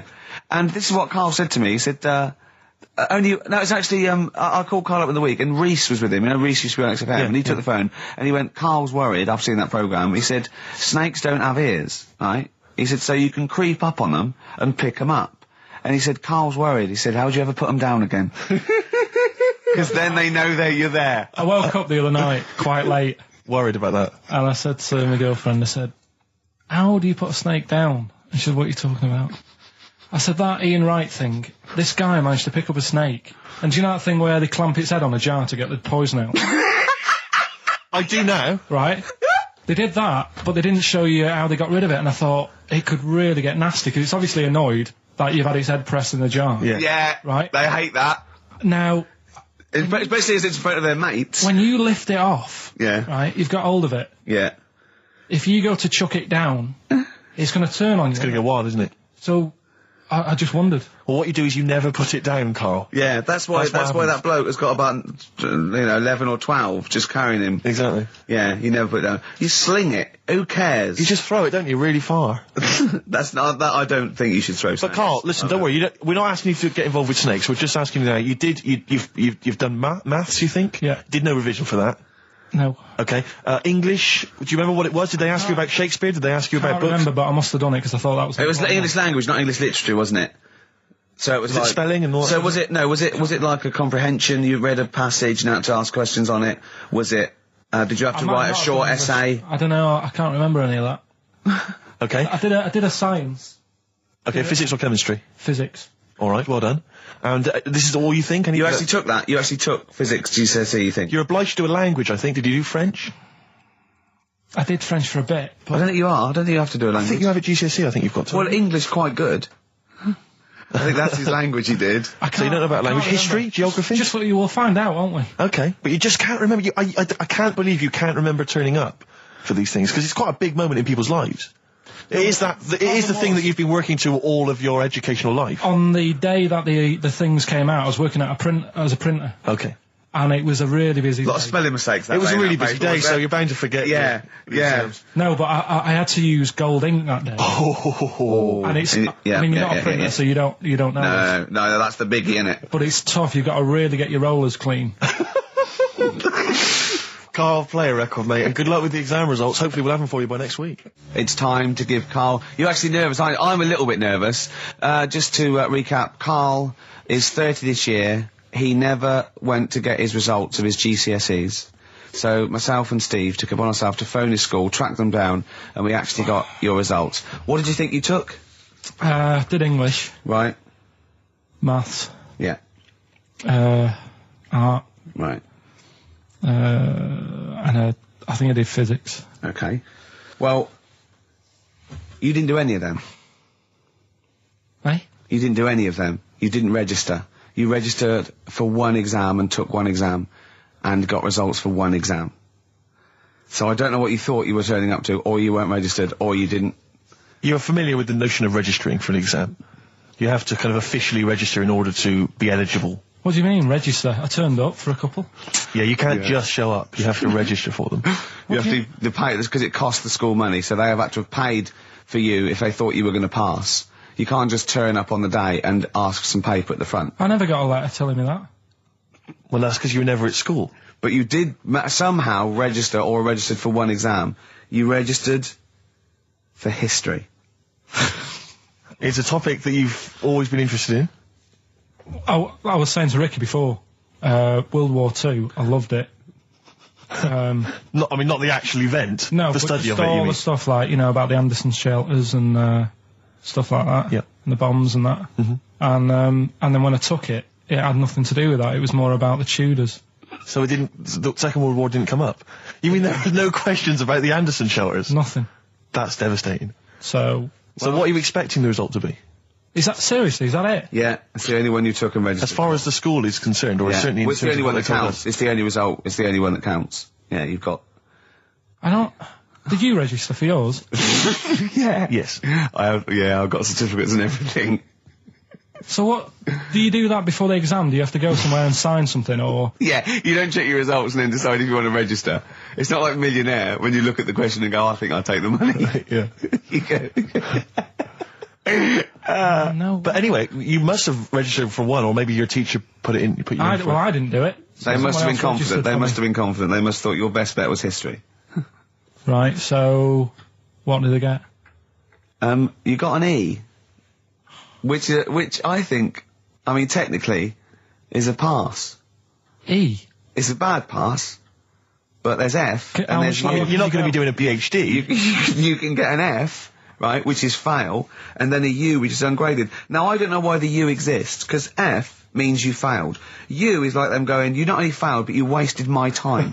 So, We're annoyed Yeah, that you took this exam. so who thought they'd register me to get an E? well, they didn't. Well, they think didn't. you'd I get think any. they were hoping. It was rather like you with the lottery. They were hoping see- for something better than You nothing. see, I assumed that the man who registered for that thought he can scrape an E if Anderson shout was come up. Yeah. Well, that's it. You've got. Now, what I'd like to do, Carl, is I've started your re-education. You've read a book on Rasputin. I'll be asking you a few questions about that later. I've got another book for you to read next week. Next week, I've got a I'm little. not in the mood. What? Not in the mood. Oh, come on! Look, what's that? What does that say? It's that fella. It's the picture of the bloke that he used to use for Citizen Smith. Yeah, Che Guevara. Yeah. Yeah. He was quite happy, I think, when he found out that Robert Lindsay was involved. He went, yeah, of course you can. No worries, yeah. What So- are your feelings, Carl? What do you think? Are you emotions depressed? feeling? I'm just a bit annoyed because I'm sure I turned up for more, so it just wasted me time. Listen, they don't matter. I'm sure I you're did doing. more You're than doing one. very well. You know, you can educate yourself. GCSEs are merely a step on the ladder to help you, not just for education, but you know, they're more vocational than anything else. You're doing very well, and you're reading books. Don't worry about it. But It's can I not a suggest concern. something? But if you want, I'll pay for you to take history again. Carl, we'd love to see you get a C or above. And Well, we're I'll willing pay to... for you, and I'll get you some books. Right now, listen. We can let's get. I reckon. When are the exams? June. Something like that, yeah. We'll try and register next week, and I reckon you can get an A or B I'm history. Busy, I'm in busy. history. No, don't worry about it. It's just easy. I get you Brody's notes. If Heat magazine, they love you, Carl. They could probably sort something out. They could probably pay for a tutor. They got a lot of money. They sell a lot of magazines. I mean, it is almost always, and you found that out, I discovered this, it's always the Tudors and Stuarts. There's no fear for them not coming up. Now, what do you already know about them? You must already know stuff about Henry VIII and Elizabeth. No, because it's too long ago to even get interested in. Do you know what I mean? You can't. Is that why you relate to didn't- it. Okay. The Anderson thing, it was like, God, you know, I bet my mum and dad were in an Anderson shelter. You know, this is interesting. What, when they- Oh, my granddad would have, like, had something to do with this. But the Tudors, it's like, I don't know even if I had a family back then. Play record. We come back. Hang to on, this. hang Sorry, on, hang on. Steve, Because I need to introduce my the new feature. Yeah. For the I record. don't know if I had a family back then. Carl, You're a listen, let me genius, just Carl. ask you now, right? If you can finish this sentence, we've got a chance. Divorced, beheaded, died. Divorced, beheaded. Died. What is it? We just need to do a little bit of work, but otherwise I think you're going to be fine. It's how you remember what happened to Henry VIII's wives. They're little. Divorced, beheaded, died. Divorced, beheaded. It's like spam. Support. What's it? Support, protection, anchorage, movement. That's how You're going to. to that's nothing to do with the Tudors No, and nothing to Stuarts. do with the skeleton. Yeah, see, no, we're not doing biology. Mnemonics and acronyms. and What happened to Henry VIII's last wife? Did she die, or did she not die? Divorced, beheaded, died. Divorced, beheaded. Do you know that the only king that has got a moustache is... No. The only king that hasn't got a moustache is the King of Hearts on the playing cards. Carl is genuinely. I don't know if he's actually upset or embarrassed, but it doesn't matter. Why does it matter? You were 15 and didn't go to school. If you were my friends, I think you would have just said, oh, we can't find them. Why? But you'd have wanted to know. What to do with that? Well, what do you mean? What do you mean? It's ridiculous. Do it again because you want to learn, because there's great things in the world to learn about. Don't worry. Look, GCSE is vocational. It's vocationally for a 15, 16-year-old to go on to do A-levels or whatever, or to get results. But you don't need that because you've done very well. You don't care about the Tudors and the Stuarts. I mean, I mean, I've had a couple of jobs, not this one, because you don't need qualifications to get a job. Obviously. In the radio. It's obviously a job. Absolutely right. But Yeah. the ones that I have got in the past, I did, because I didn't collect them, I had to lie. And I didn't like go mad. I didn't say I had A's and stuff. But I didn't put history down because I didn't even know I did it. So it's a bonus. I kind of treated myself to like a D and a couple of C's and that, so it's like, well, he's not. I love the fact that Carl even then was honourable. It's like, I'll at least put down the ones I think I took and lie, but the ones I didn't take, I won't lie about. Yeah, and don't give yourself a B. Exactly. If they're going to find out you lied, give yourself a B next time, It could Carl. backfire, couldn't it? I mean, my brother's a bit mental, and he used to do things like go for jobs and say, oh yeah, I've done this before. Like being a mechanic, and he's never even picked up a spanner. And yet, he'd have the confidence to go and try and fix cars. Well, I'm not that daft, but God, and he. Who do you blame for this? That's just an easy way out. I have to blame myself. No? Yeah. What was the teacher like? Well, there's loads of different ones. I didn't like. I mean, the history teacher, it is my own fault, because with her, she's a bit mental, and I used to kind of stop the lesson by saying, "Oh, miss, tell us about your fireplace you've got that is made from a gravestone." Because that's what That she would had. stop any English teacher in their tracks. And she loved telling you about it. Yeah. It was like, oh, I learned brilliant. that from a So teacher. that's why I didn't know about divorce, head loss, and all that. Yeah. Dandruff legs. Because- Horse, head loss, dandruff legs. But remember now, divorce beheaded died, divorce beheaded survived. That's all you got to remember. And what's that? That's what happened to Henry VIII's various In order. wives. In order. What does it spell out? No, it doesn't spell out spell anything, you just it's gotta saying remember it. the rhythm. In order in which he married. Yeah, but it helps. It's like when my mum taught me the alphabet. She taught me as like a song. A, And like B, C, consonant- D, E, F, G. Yeah, consonant. No, not like that. Huh. That's how everyone else could do it, and I couldn't do it that way. Right. What That tune did she do it to? ABCD. It was A, B, C, D, E, F, G, H, I, J, K, L, M, N, O, P, Q, R, S, T, U, V, W, X, Y, Z. I feel like, feels like Christmas Day. Well, you didn't get the gift you wanted. Yeah, do you know that, like, anticlimax? Yeah. When, You've been looking forward to it for so long. yeah, you know, Well, I mean, I knew you were looking forward to it. That's why it took you 14 years to get the result, and then it was 2 other people that got them for you. Do you wish that we hadn't done it? no. It's alright. It's all right, isn't it? What's your girlfriend going to say? I don't think I'll see her again. She likes a man who knows about the Tudors and Stuarts, does she? Yeah, first gladiator, then the... Yeah, you've been bluffing. Whenever she said, "Where did you go to Stuarts?" You go, "Good." Like, lots of things, but look, it's a bird. What happened to Henry VIII's last wife? Oh, I wouldn't. Oh, yeah. Oh, look, Friends is on telly. Is on. No, I just changed the subject by saying things like, you know, about the only king in a pack of cards. That threw off the scent. That threw us off the scent. That wouldn't fool an invigilator, would it? That's the thing. You can't use that one with an exam board. Carl, have you ever logged on to Friends Reunited? It was the site that everyone was talking about last year. No. Are you aware of the concept? I've heard about it, but there's no one from school who'd want to see Hook it up with. again, really.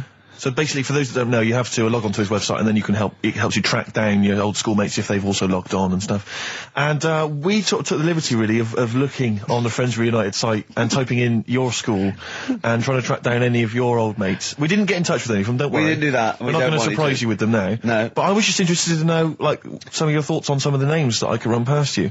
I mean, these are people from your year. Just tell me if you recognise the names. Sarah Morris? God, yeah. Remember her? Go on. You're grinning. What's the thought? Go on. No, just, she was alright. She was a popular one. What does that mean? She was nice. Yeah. Okay. Okay, what about Darren Buckley? He was one of my best mates. Was he really? Yeah. Seriously? Yeah.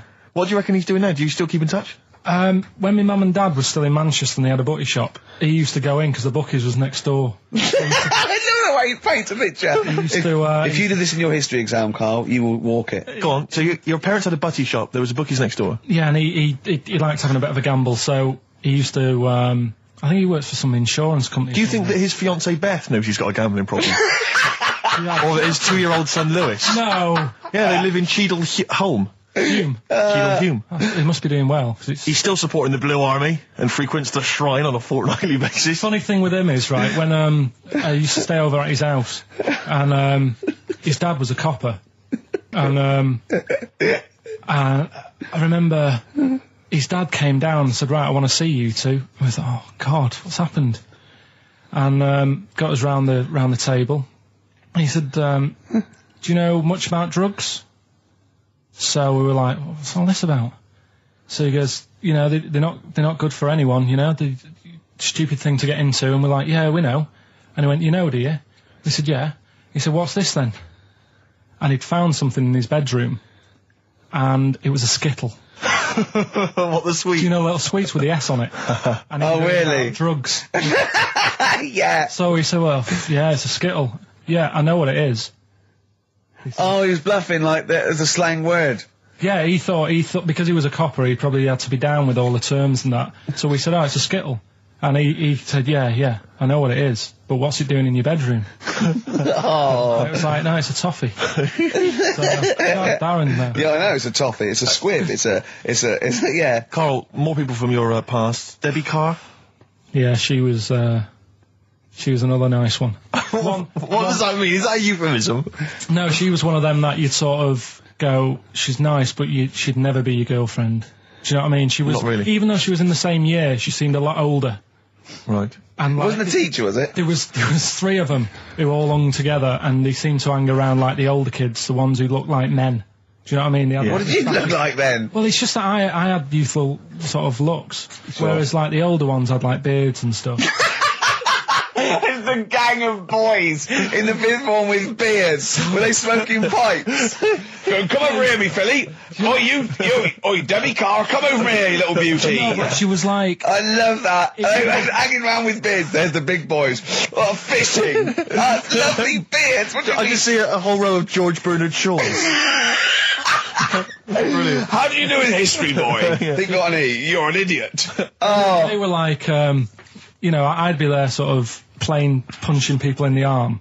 Cause we used to play that Oh, that's a skill. great game. Oh, I love that. Punch people in the arm. Is that part of the Olympics now? it's, I think it was exhibition this year. Right. But it's going to be a pro next It's going to be the Winter Olympics because you've got to do it in just a cap sleeve shirt Sure. in winter. Yeah. So you're also playing that? She, but whilst I But was she didn't doing appreciate that. She used to go, ow! No, I always think whilst I was doing that, they were like the Charlie's Angels, and they'd be sorting out a mission somewhere because they were really like there was something about them that you thought, you know, yeah, they're special. They were private detectives. What do we work for a man they never see? Okay, well, here's a name I'm interested in because, well, let me just tell you the name first. Adam Clifton. Oh. Go on, what are your thoughts on Clifton? He was one of them kids. He was all right, but he had that thing when if you didn't have enough milk, he had like wrinkly hands and like white bits in his nails. Oh! Because you didn't have enough milk. Yeah. Yeah. So therefore, you didn't like him because you didn't get enough milk. This is not to be confused with the 2 people with the big heads and the webbed feet, is it? Webbed hands. Well, this was I know interesting. that they weren't related. They must have been somewhere along the evolutionary sort of trail. Do you know what I mean? They must have come from the same sort of stock. No, you wouldn't have liked him. He's just one of them people. He was all right, but. XFM 104.9, I'm at Gervais with me, Steve Merchant, Karl Pilkington. Steve.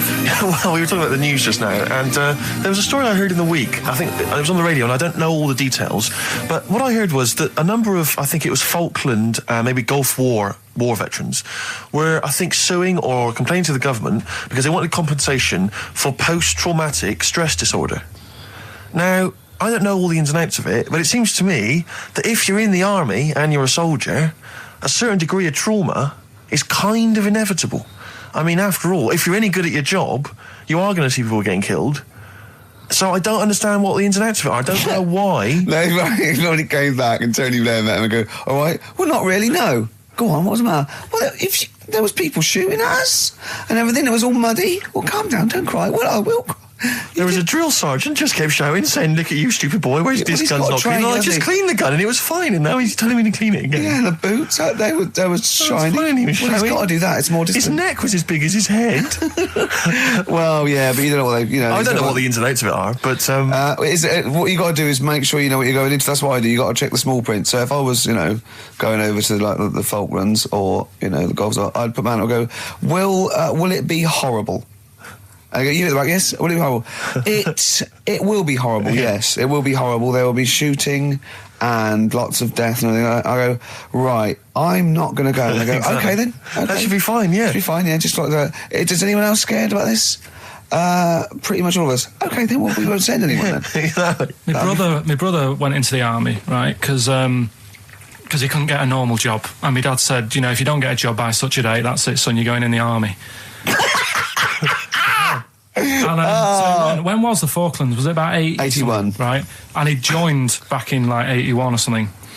And he I don't know, he was in Aldershot or something. Oh yeah. And he wrote back to my mum saying, a bad time to join, bad time in this.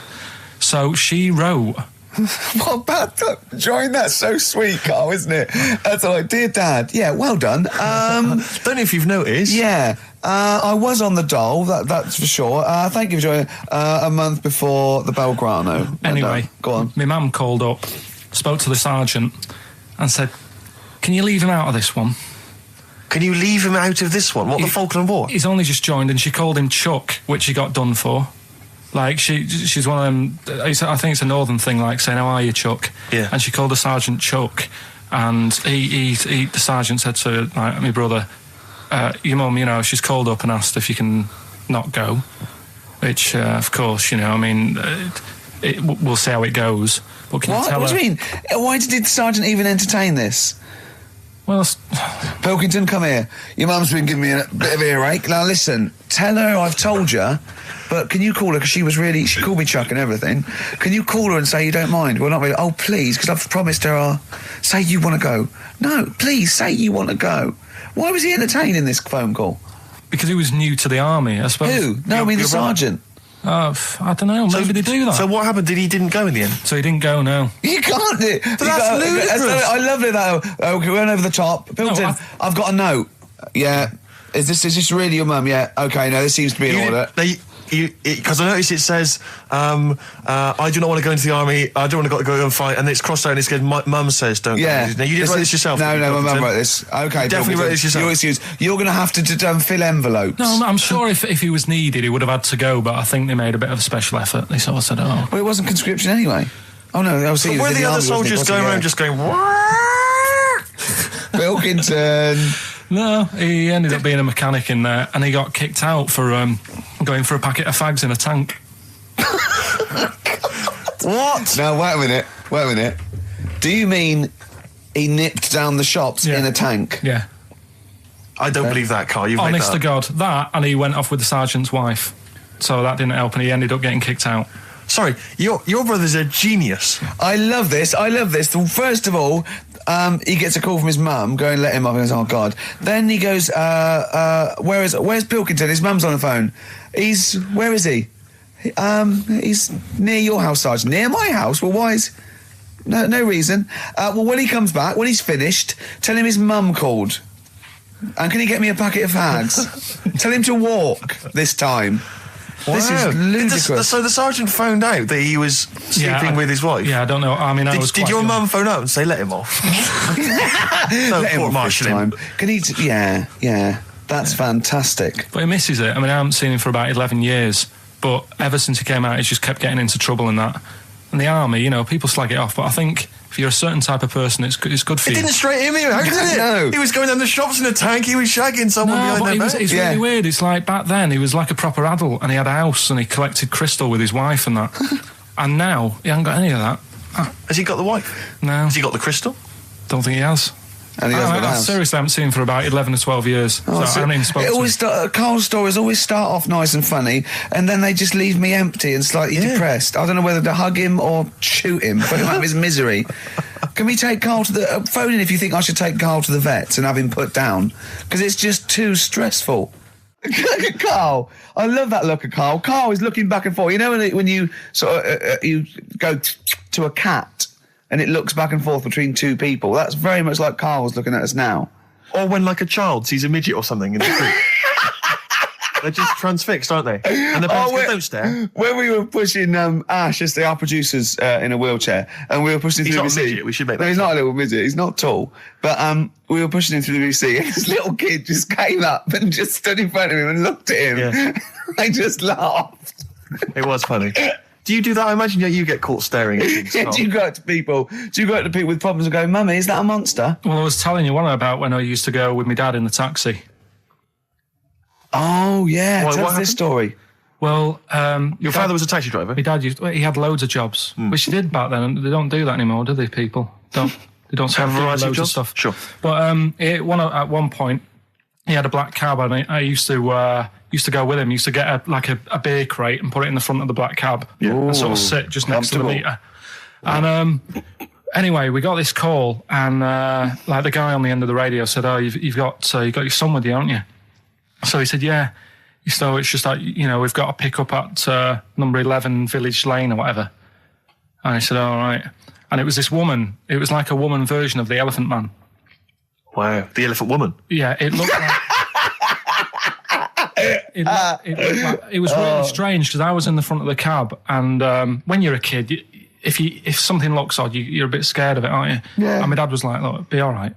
And we're driving towards her. Don't worry, son. I've got loads of buns. And just to I think give I'll you- just throw one down the street if you run after You're it. being mean, right? I am a little bit, So yeah. how old were you, 18? No, I was about 12 or something like that, 11, 12. And as we got closer to her, it looked like she was holding like a bag of spuds on her shoulder, For a snack.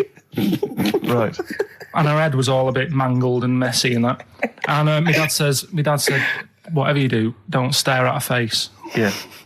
And she got in the Because you back. turn into stone. Well, she got in the back, and I had like the mirror, the driver's mirror thing, and sort of having a look, trying to work out. And he said, don't stare at her face. I couldn't work out where her face was. It was that weird. Oh, God. So I'm not sure you're from Manchester. I think you're from, like, Narnia or something. Yeah, you got frog boys walking around. the Lord of the Rings. That got like the claws of a lobster and the head of a toad. Yeah. And you got women getting in with spuds for heads. I mean, what This is not Manchester. is This is not the place you grew up. This is Yeah. mad. Oh, you can't believe it in London, can you? You come down and go, look, symmetry.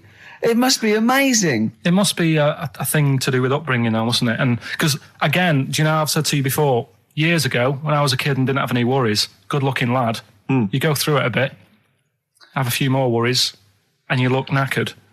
Now, back there's a lot more worries and stuff, so you get a lot more freaks. Whereas in London, everyone's like happy, aren't they? I love the fact that stress can cause your fingers to fuse and your heads to grow. No, but if She must have been really stressed to have a head. Yeah. She what was Bag of was she an accountant or something? You know what I mean? But what did she do? What did she say? Where when was she got in? going, by the way? And she couldn't speak. London Zoo, please. I think she was going to like To the pet fair. shop. Seriously, honest to God.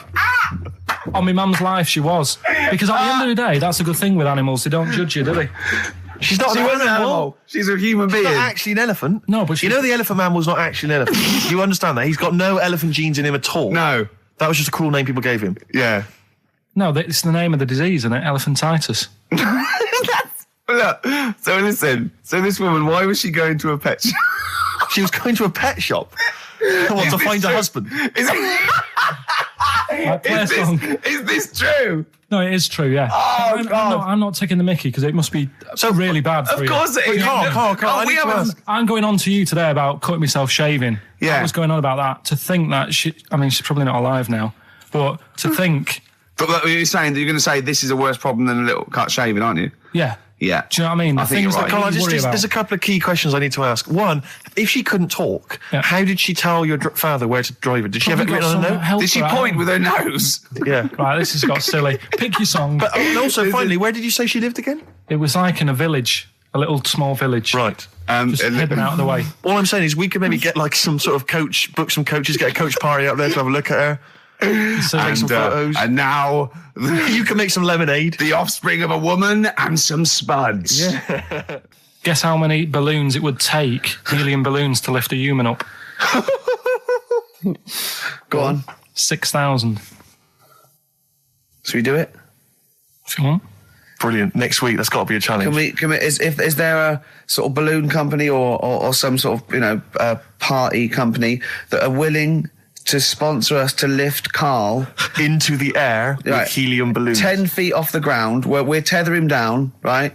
Is there someone willing to pay for 6,000 balloons to try and lift We Karl can maybe up? get some kind of company to sponsor it. I'm thinking like Electrolux, if they're going to sponsor puddings. If they're going to sponsor puddings, and celebrities, Russ Abbott, they will sponsor Karl being lifted. Heat magazine, come on. They're big selling, very successful magazine there, and they know about Karl because they've mentioned him. Heat magazine, can we have a heat balloon? Yeah? Oh, 6,000's an awful lot, into the Rick. air. It's the heat 6,000 Karl challenge. Lift Karl 10 feet into the air. Yeah. Come on. What about if it was Karl and Dr. Fox? We could get 2 different balloons. I think we need a lot more than 6,000. a lot more for Fox, isn't it? Mix, yeah. The heights. I just explained what I'm laughing at, right? We just had a call from someone saying his company would sponsor Karl, right, to be raised by all these balloons if he could have a walk-on part in the office. And we immediately went, we're worried about that sort of thing. You can't really promise that artistic, And I was worried about the legality of it as well. How can you promise someone that for personal gain that's a private and all that sort of stuff, right? And I went, I don't know. And anyway, put the phone down to him and Karl went... I love the fact you're more effing worried about that than me being raised 30 feet in the effing air. You started getting scared, did you? Are you worried about it? Well, You're quite excited about the idea of the challenge, aren't you? I like the idea, but I want, like... Why do you like the idea, Karl? Oh, what if it went all wrong and we're there going, the humanity of it. I think we need Karl, to get... he's just turned... And the rope would pull out my trousers. Oh, no, it's definitely got to be Dr. Fox if that's going to happen. God. We've got to do this. So hang on, but let's just think about because wait a minute, we say this, but we'd have to get all kinds of health and safety people involved. No, we wouldn't. Of course we can't just start raising you in the air. No, you're allowed to do it on private land, aren't you? Look what happened to the Hindenburg. No, but I was just saying there was lots of people died. Listen, look, all we do is we get someone, right? But what if he gets loose and he just floats off into the air? We never, and he meets his magpie that he lost. He used to peck his grifter. Balloons.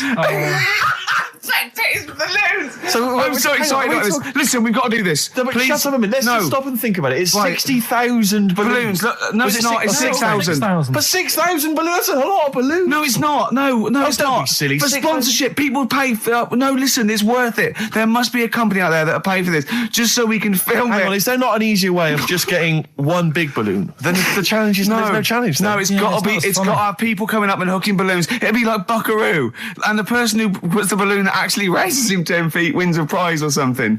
So hang on. So what we've got each person with like 500 balloons. Yeah. That's mad. Can you imagine how many balloons that is? That's ludicrous. 6,000. Yeah. That's an awful lot of balloons. I don't know. There must be someone that could do this. Oh, look, people have walked on the moon, for Christ's sake. We can raise Karl Pilkington with some balloons. Yes, but they had a NASA budget. We've got XFM behind us. Yeah, but balloons, Yeah. balloons are cheap. You can get about a pack of 25 for about 150. Right, fine.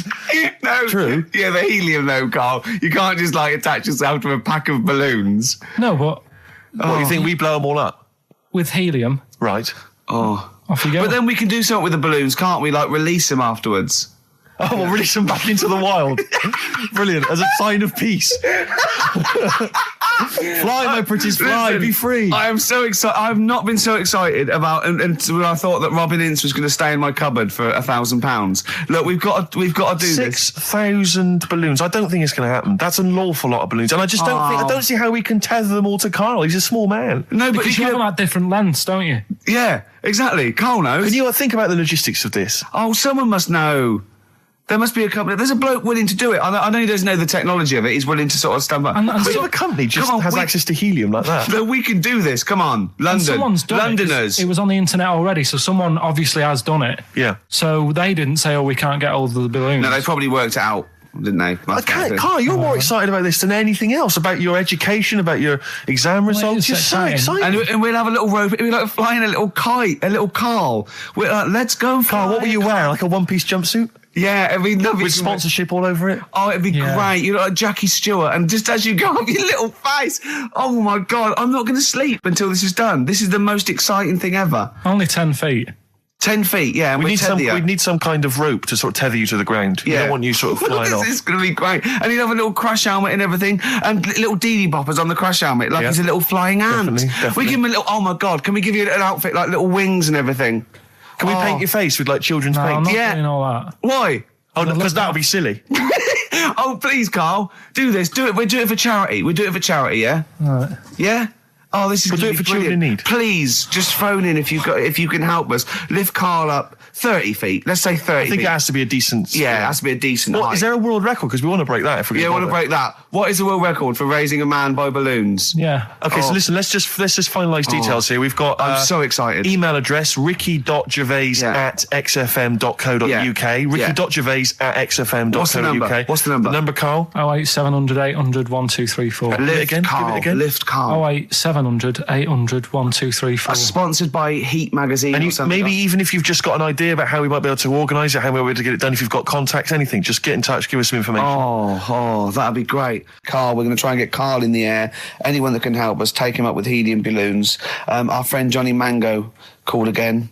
And apparently the record's 11,000 feet. Carl is getting a little bit nervous. Yeah, the world record is 11,631 feet raised by hot air balloons. Yeah. How tall's Canary Wharf? It's 11,631 feet. Exactly. I don't know, Carl. Is it? How much higher? It's a long way. More. I'm not doing that. Because I'm like 6 foot something. Yeah, think of that. Just look at Steve. All right. Yeah. But you can change your record. You could say, well, the sort of balloons are the one with Mickey Mouse on it or something. Yeah, could I just say something? That man did 11,000 feet, but he wasn't naked. All right? Come on, Carl. Your 30 feet will be the world record for naked ballooning. Yeah? Think about it. All right, it's for charity. Well, thank you for listening, everyone. We are going to raise Carl. And after Carl said, and just to think, my teacher said I'd never be a high flyer. So this is your chance, Carl, to shine, to fly. Steve. It'll be brilliant. I noticed the other day when Carl was sitting on your knee having his picture taken. It's a long story, right? He's got a completely spherical head. It's slightly too small. I'm not being funny because, I mean, I'm not perfect. But he's got a completely spherical little head. He looks a little bit like a baby hamburger. You know Hamburger off McDonald's? Sure. He looks like a little baby hamburger. And it's sort of quite put upon. Suzanne thinks I look like that thing in that Dulux advert. Do you know when the woman pulls the head off that? That little plasticine morph type. And then they make a new head for it. And it's like a little head. Really? And that's your girlfriend saying it. I know. I'm getting excited now because we've had loads of calls and emails, not only backing me up, but going a little bit further. Apparently, Johnny Mango called in again. He's become our sort of official researcher on this show. There is evidence that Queen Victoria in Balmoral, with a young house guest, Winston Churchill, used to consume cocaine-filled lozenges. So there you go. Also, MDMA was a precursor of sort of ecstasy, a derivative, and that was big in the day, giving soldiers, a little pick-me-up. So it's not so mad, is it? It sort of makes sense because he was into his speeches and that, and they say that coke gives you sort of, the balls to stand up and say like... Not that that's a good thing. And no, it's not. No. Definitely not. No. Right? But... Apparently, it makes you confident, doesn't it? So you can stand up and say, we're going to fight them on the beaches. Yeah. And all that. And sound like you mean it. Exactly, yeah. When he was sort of like, a little bit pissed up with his cigar on, coked off his tits, he wanted to fight. He didn't care where it was. He'd fight on a beach. He didn't care. He didn't care if he got sand in his new trainers. Exactly. He was boozed up. Yeah. You want to fight. Yeah. That's why he was coming hard. He was very much, you got to think of him as the Liam Gallagher of his day. Yeah. Oh, dear. Are we allowed to talk about this? I mean, I don't mean in terms of referencing drugs, but are we allowed to... Is this like libelous to Winston Churchill? One, Or you his can't family? libel the dead. Yeah, but Two, can you- it's is that only in America, maybe? I'm asking, and we're not saying, you know. Two, I think you're probably going to do also a fair comment. Three, we say we were joking. Yeah. 4, it's a satire. Yeah. 5, we love him. 5, we're not condoning drugs in any way. 6, this is Dermot O'Leary's show. I didn't have a go at him anyway. I said he's all right. If there's any law against Rasputin, we might be in trouble. Law against you Rasputin. did willfully Rasputin. Yeah. All over You the did airwaves. slag off Russia's greatest love machine. Yeah. You didn't shoot him till he was dead, did you? Oh, put some poison into his I'll tell you this, wine. if there's any other historical questions that people want answered, then we're the men. Because really, with the three of us, our knowledge of the fact that the Hindenburg was filled with helium, Yeah. the kind of coke habits and various drug habits of Britain's most famous political leader, Yeah. we've got the answers to all of it. Einstein, Go on. I found out in the week that he didn't talk till he was 6. See, it's all these people who are weird. Churchill couldn't read, could he, till he was 8 or 9? Really? Yeah. So there you go. He got a D in history, apparently, Yeah. GCSE. Just one better. Do you know what a fable is? Got a Carl? rough idea. Okay, it's a thing that uses sort of metaphor, analogy, just to explain sort of morals. I mean, they're very very old for a start, and it's all. I'll give you an example of one. A quick one. Oh, the one about the dog with 2 bones. He goes to a dog's got a bone. He sees a reflection in the lake, and he thinks, "Oh, that dog's got a nice bone.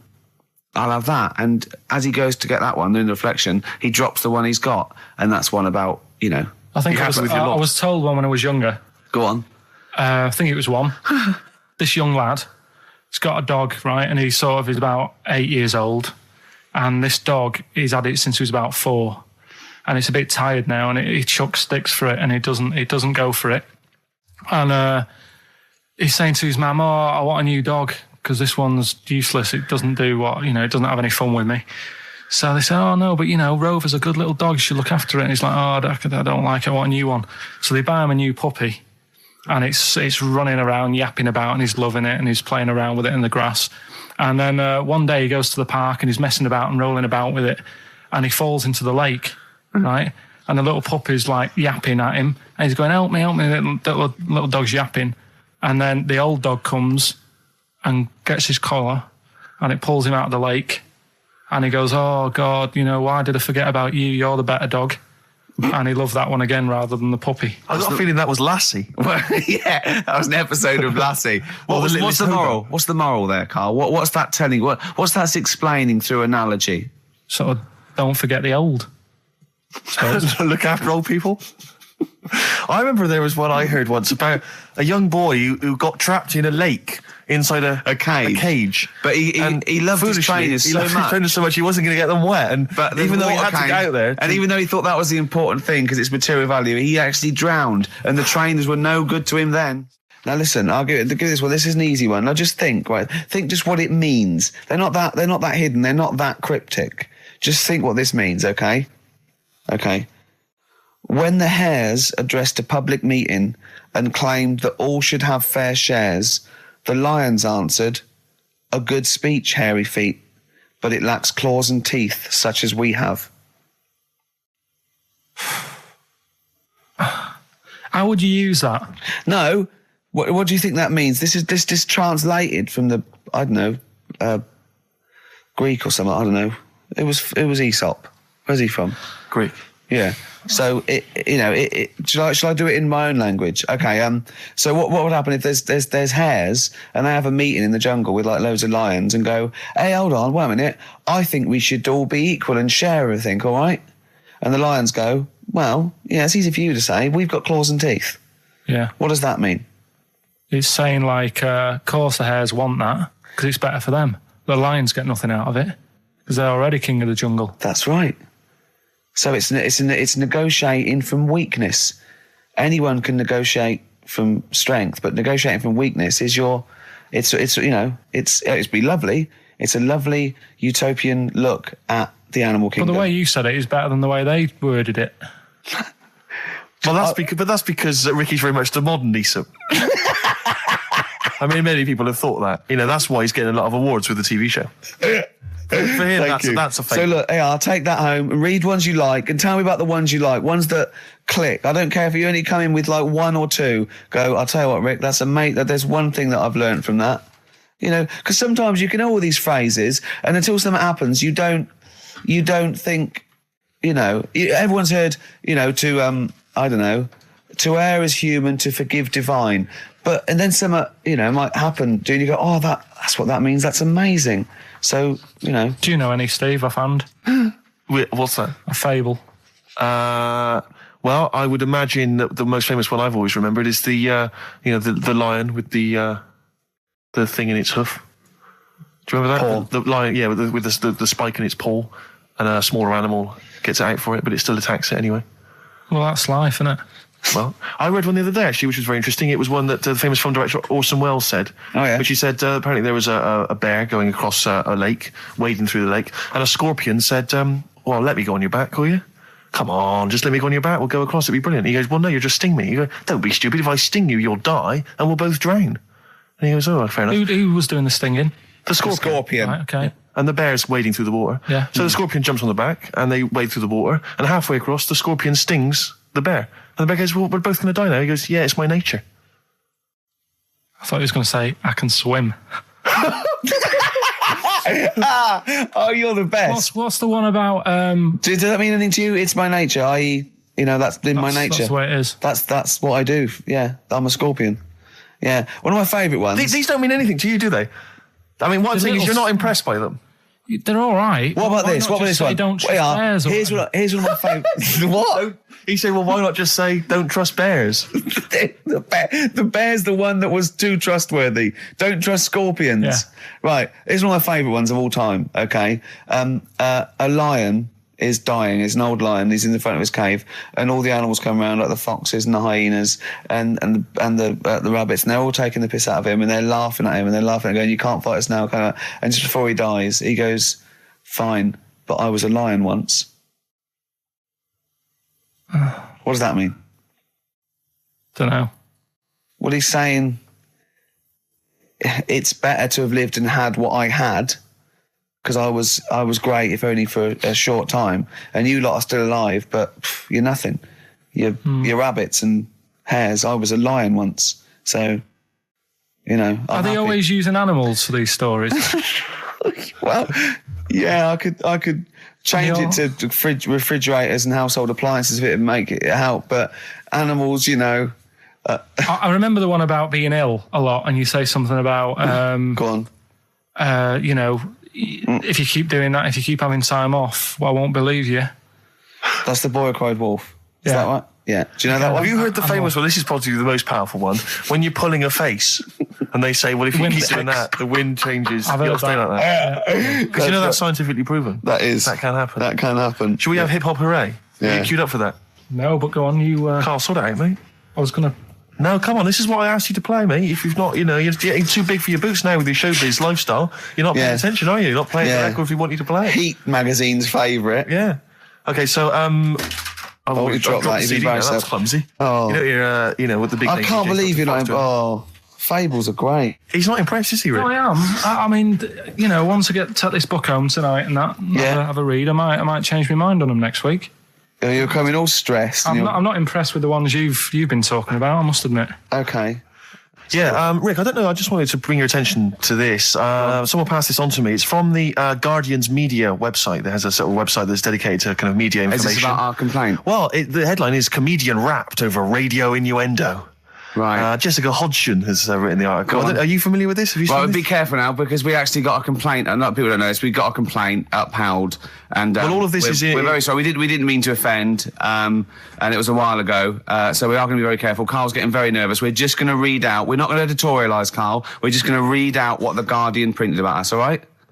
Okay. Comedian Ricky Gervais has had a dressing down from a broadcasting watchdog for his repeated use of the word cock in a lunchtime radio show. That's all right. That's what it says, fine, Carl. that's what I just- He's not this going to is- say this it is again. He's news. not. Yeah. Go on. Imagine this is the news and I'm reading it. Yeah. The Broadcasting Standards Commission upheld a complaint against the comedian for coarse sexual innuendo in the programme on London station XFM. The Commission acknowledged that the presenter's remarks were intended to be humorous, but took the view that the amount and detail of the coarse sexual innuendo had exceeded acceptable boundaries for broadcast, said the BSC in a statement. The complaint objected to a section in the Comics Saturday afternoon show when he discussed the different meanings of the word cock. Gervais wondered aloud whether the word was acceptable when discussing birds, but not the male sexual organ. A BSC spokesman said the comedian went on and on about it for nearly 5 minutes. XFM, a self-styled alternative radio station, said in its defence that its remit was to provide cutting-edge programmes for a youth audience. The station said the programme's brief was to include elements of alternative comedy within certain shows that would not fit within a more mainstream radio station format. In this particular show, it was not the presenter's intention to shock when they took a humorous look at how the English language could be construed in different ways within different contexts. Gervais, whose big break was on Channel 4's 11 o'clock show, has shot to household status through the portrayal of David Brent, the middle manager from hell in BBC Two's cult show The Office. Just in case you didn't know who I was talking about. Yeah, he's a household name, but they just thought you might not have clarify. heard of him, but he is a household name. Now, that's good. That's good reporting, and they're quite right about it. And just to remind people, it was when Steve said the only bird that hasn't got a penis is the swan, and I went on about the male bird being called the cock, but I couldn't use that to mean, and it was childish. Yeah. But what annoys me is, I'm sure I've heard things on like Radio 1 like that. Or what's what's her name in the morning? Sarah Cox. Yeah, and as there's a DJ like Karl Cox. Yeah, so you got Karl. What's the matter? I'm just saying. You're just saying there's a pair of DJs on, Yeah, but we've done this. And what are you talking about? We're just talking about names. They're just saying the names. Now, I love Cox in the morning. You're a big fan of Cox. And at night. What's the matter with you? Come on, Carl. All right, we've taken it. We've been. Have you actually been wrapped over this? No, I don't know what. Have you that had means. a dressing down? No. When did that happen? I don't know. I was meant to tell you, and I never got round to it. Okay, thanks then. So don't do it again. And just remembered recently, actually, I was on a train coming back from hometown Bristol, and I was on the train, and this girl walks on, good-looking girl. I thought, hey, a largely empty carriage. I'm thinking, my luck's in, because I take every opportunity, Carl. That's the thing about me, I don't choose. She was a good-looking girl. She sat down. I thought she sat down right near me. I thought, brilliant. As this guy comes up behind her, and says, I think it's probably a boyfriend or something. Sits down next to her. And I listened in on the conversation, obviously, because I'm pretending to read. It was very clever. I read the same page for hours, so I was pretending to listen. I was listening, but pretending to read. And I realised that it's not her boyfriend or anything. It's just some guy she's met on the platform. And I'm thinking, brilliant. If she's the kind of girl who's just going to start talking to someone, on a platform, on a train, brilliant, I'm going to be in here. Because he was only going one stop. So I'm thinking, what's the worst that can happen? He'll nick off, I'll get chatting to her, and who knows? I could join the... is there a train equivalent? Foot High Club. The Foot High Club, brilliant. And so I'm excited, I'm listening in. And it turns out that they're both kind of graduates who just finished university, or they're coming to their finals or something. And they're chatting away, and he's making a couple of witticisms, and she's kind of tittering at his jokes. I'm thinking, well, I'll tell you this, if she's laughing at this kind of material, I am going to blow her away, with my kind of anecdotes and wry observations, Yeah. It was weak stuff, I got to be honest. Really? He was coming out with nothing. He was running on empty, as far as I'm concerned. Yeah. And she was loving it. So I'm thinking, brilliant, I'm going to be right in here. And then they get moving on to higher brow things, and I think she was going to study kind of Marxism or something like that, or communism, something. And she was asking him, by way of conversation, she was asking him what he knew about Marxism, And he was fumbling for his vague knowledge of it that he had in his life. And I'm just sat there thinking, come on, love, in any given capitalist environment, the proletariat will revolt against their oppression by the bourgeoisie, and after a brief period of socialist rule, emerges as a classist society governed by community cooperation. Well, if that sort of talk wouldn't get a woman hot, I don't know what you'd use then. If Marx and Engels is not going to get a woman sweaty down below, then nothing is. Then my name is You're not just Steve biding Hopkins. your time. Exactly. I'm just going to go in for the kill any minute. Yeah. So anyway, it comes to his stop. Right, he gets up. I'm thinking this is a piece of cake, and he gets off, and off he goes. He walks off, and I'm thinking brilliant. And I thought, I'll wait till the train's pulled away. I'm not going to leap in straight away. No. And he comes back along the carriage, and I'm thinking, hang on a minute. He goes, listen, do you mind if I give you my email address? Oh. Right, and if you want to get in touch, email me. I'm thinking, come on, you loser, get off now. Save your face, please, before it's too embarrassing. She accepts the email address because she obviously doesn't want to hurt his feelings, whatever. I'm thinking, fair enough. She's a good woman. I'm liking her. I'm loving her. I'm thinking, that's my kind of girl. So anyway, he gets off. I'm sat there, the train pulls away. I'm thinking, yeah, I'll wait a few minutes, I'll just, give it some time. Her phone rings. It's her friend on the phone. And she starts saying, and I was listening in, and she was going, yeah, just met a guy on the train. I'm thinking, yeah, that's true enough. She goes, yeah, he was a good-looking guy. I thought you were having a laugh, love. To be honest. Because I was looking at him, and she said to her friend, he looks a bit like tennis player Boris Becker. I thought, you should be so lucky. Frankly, because I saw him, he had awful facial hair, if that's what makes him look like Boris Becker. Terrible little goatee beard. It was laughable. I thought, I don't know. And then she goes to thing, and she's like, yeah, I met him, we got chatting and stuff, and she was going, it's not often that you meet someone, generally in life, who's, kind of thoughtful and intelligent and funny. I thought to myself, I'm not even going to waste my time with you, love. Frankly, if that's what you thought of him. You just walked away. And I'll be honest with you, I didn't even bother talking to her. No, you I didn't even waste my time with her. If she thinks that bloke is not only great looking, but funny and intelligent, and she got on well, and he was polite, and it was a chance meeting, and he thought, and she thought that you were like a freaky looking dog who didn't even have the nerve to speak. That is what she thinks, then I don't want to know her. I couldn't. You walked away, and good luck to you. And I have my dignity intact. Yes, and she's nothing. That's Feeder and Come Back Around. It's a new leaf, Steve. I'm going to do properly now. I'm not going to be slovenly. I'm sitting up straight, you see. Yep. And it's going to be a proper DJing, because I think coming up soon, some great tracks, including a new one from Abs and an old one from Snow. Informer. You know me, don't stole me, ecka boom, a licky boom boom down. I'm joking, of course. We've got some fantastic tracks. There's some great chat, and we've got Carl with me, Steve. I'm Ricky Gervais on XFM 104.9. There he is indeed, with him, Steve Merchant. And Karl Pilkington, of course. Say hello, Carl. All right. Yeah, nice. And you say you read... The beginning of a radio show is very much your wares, your shop window, laying out your stall. I don't think you could choose a better track than The Only Ones, Another Girl on the Planet. I'd love to hear it. One of my favourite intros, that. Amazing. Oh, that was dangerous, because I once heard on Capital Radio, this has got to be the greatest rock intro of all time. And they played Money for Nothing by Dire Straits. Brilliant. Yeah, I can just imagine them putting their head down. I remember a friend of mine, when I was at school, he just bought a car, and he took me outside to show off the stereo system, Money for Nothing. Really? He just played that. I've never heard the song before. Just played that for its entire 4 or 5 minute duration. It is a good song for the sound system. Yeah, it's a good song for showing off intros and sound systems. Exactly. Yeah. You said you were driving along earlier. You saw someone. Are you? Yeah, it was one of those zooped up sort of sporty saloons. Nice. The big like a Mondale or something. Those big, and it was blaring out. And the bloke in it was sort of like, I could tell he was 24, but already going bald.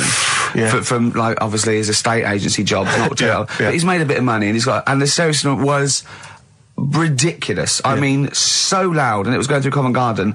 He was playing Snow in Informer. Do people remember Informer by Snow? It was a big tune in my I don't know. It's great. Yeah, I always enjoy it. Can I bring that in next week? Can we play Snow next week? Well, you can play a tiny little bit. Tiny little bit of Snow. Yeah. Informer. Do you remember Snow, Carl? Yeah, you loved it. Yeah, big tune. Yeah, loved it. Oh, did you? Big tune from the 90s. Happy song, isn't it? You were saying that you've turned over a new leaf. Yeah. Is that in all aspects of your life, or is that just in your broadcasting career? Because the reason I bring that up is because, do you want to describe what you were eating just now when we came in? Because you're a 40-year-old man, you've put on a little bit of weight, so presumably you're watching what you eat. Well, no, but it sounded exotic. I went into a cafe and they didn't have a cheese sandwich. Right. And can I describe what it looked like to me? Right, it looked to me like a big slab of cheese. You've just got them to just cut off a big block of cheese, like the size of a CD case, or one of those double albums, right, of cheese, right, and just lightly melt that for me, so it drips over my hand and it gets really greasy in the bag. But just lay some strips of bacon on the top. Yeah, but listen, you've embarrassed yourself. Is that what it was? No, it's a croque monsieur, so it's French. It's a what? A croque monsieur. A croque monsieur. Yeah, and so I thought, I've never heard of a croque you're having monsieur. Let's see, you've embarrassed yourself. Is that how it's pronounced, or is it croque monsieur? Oh!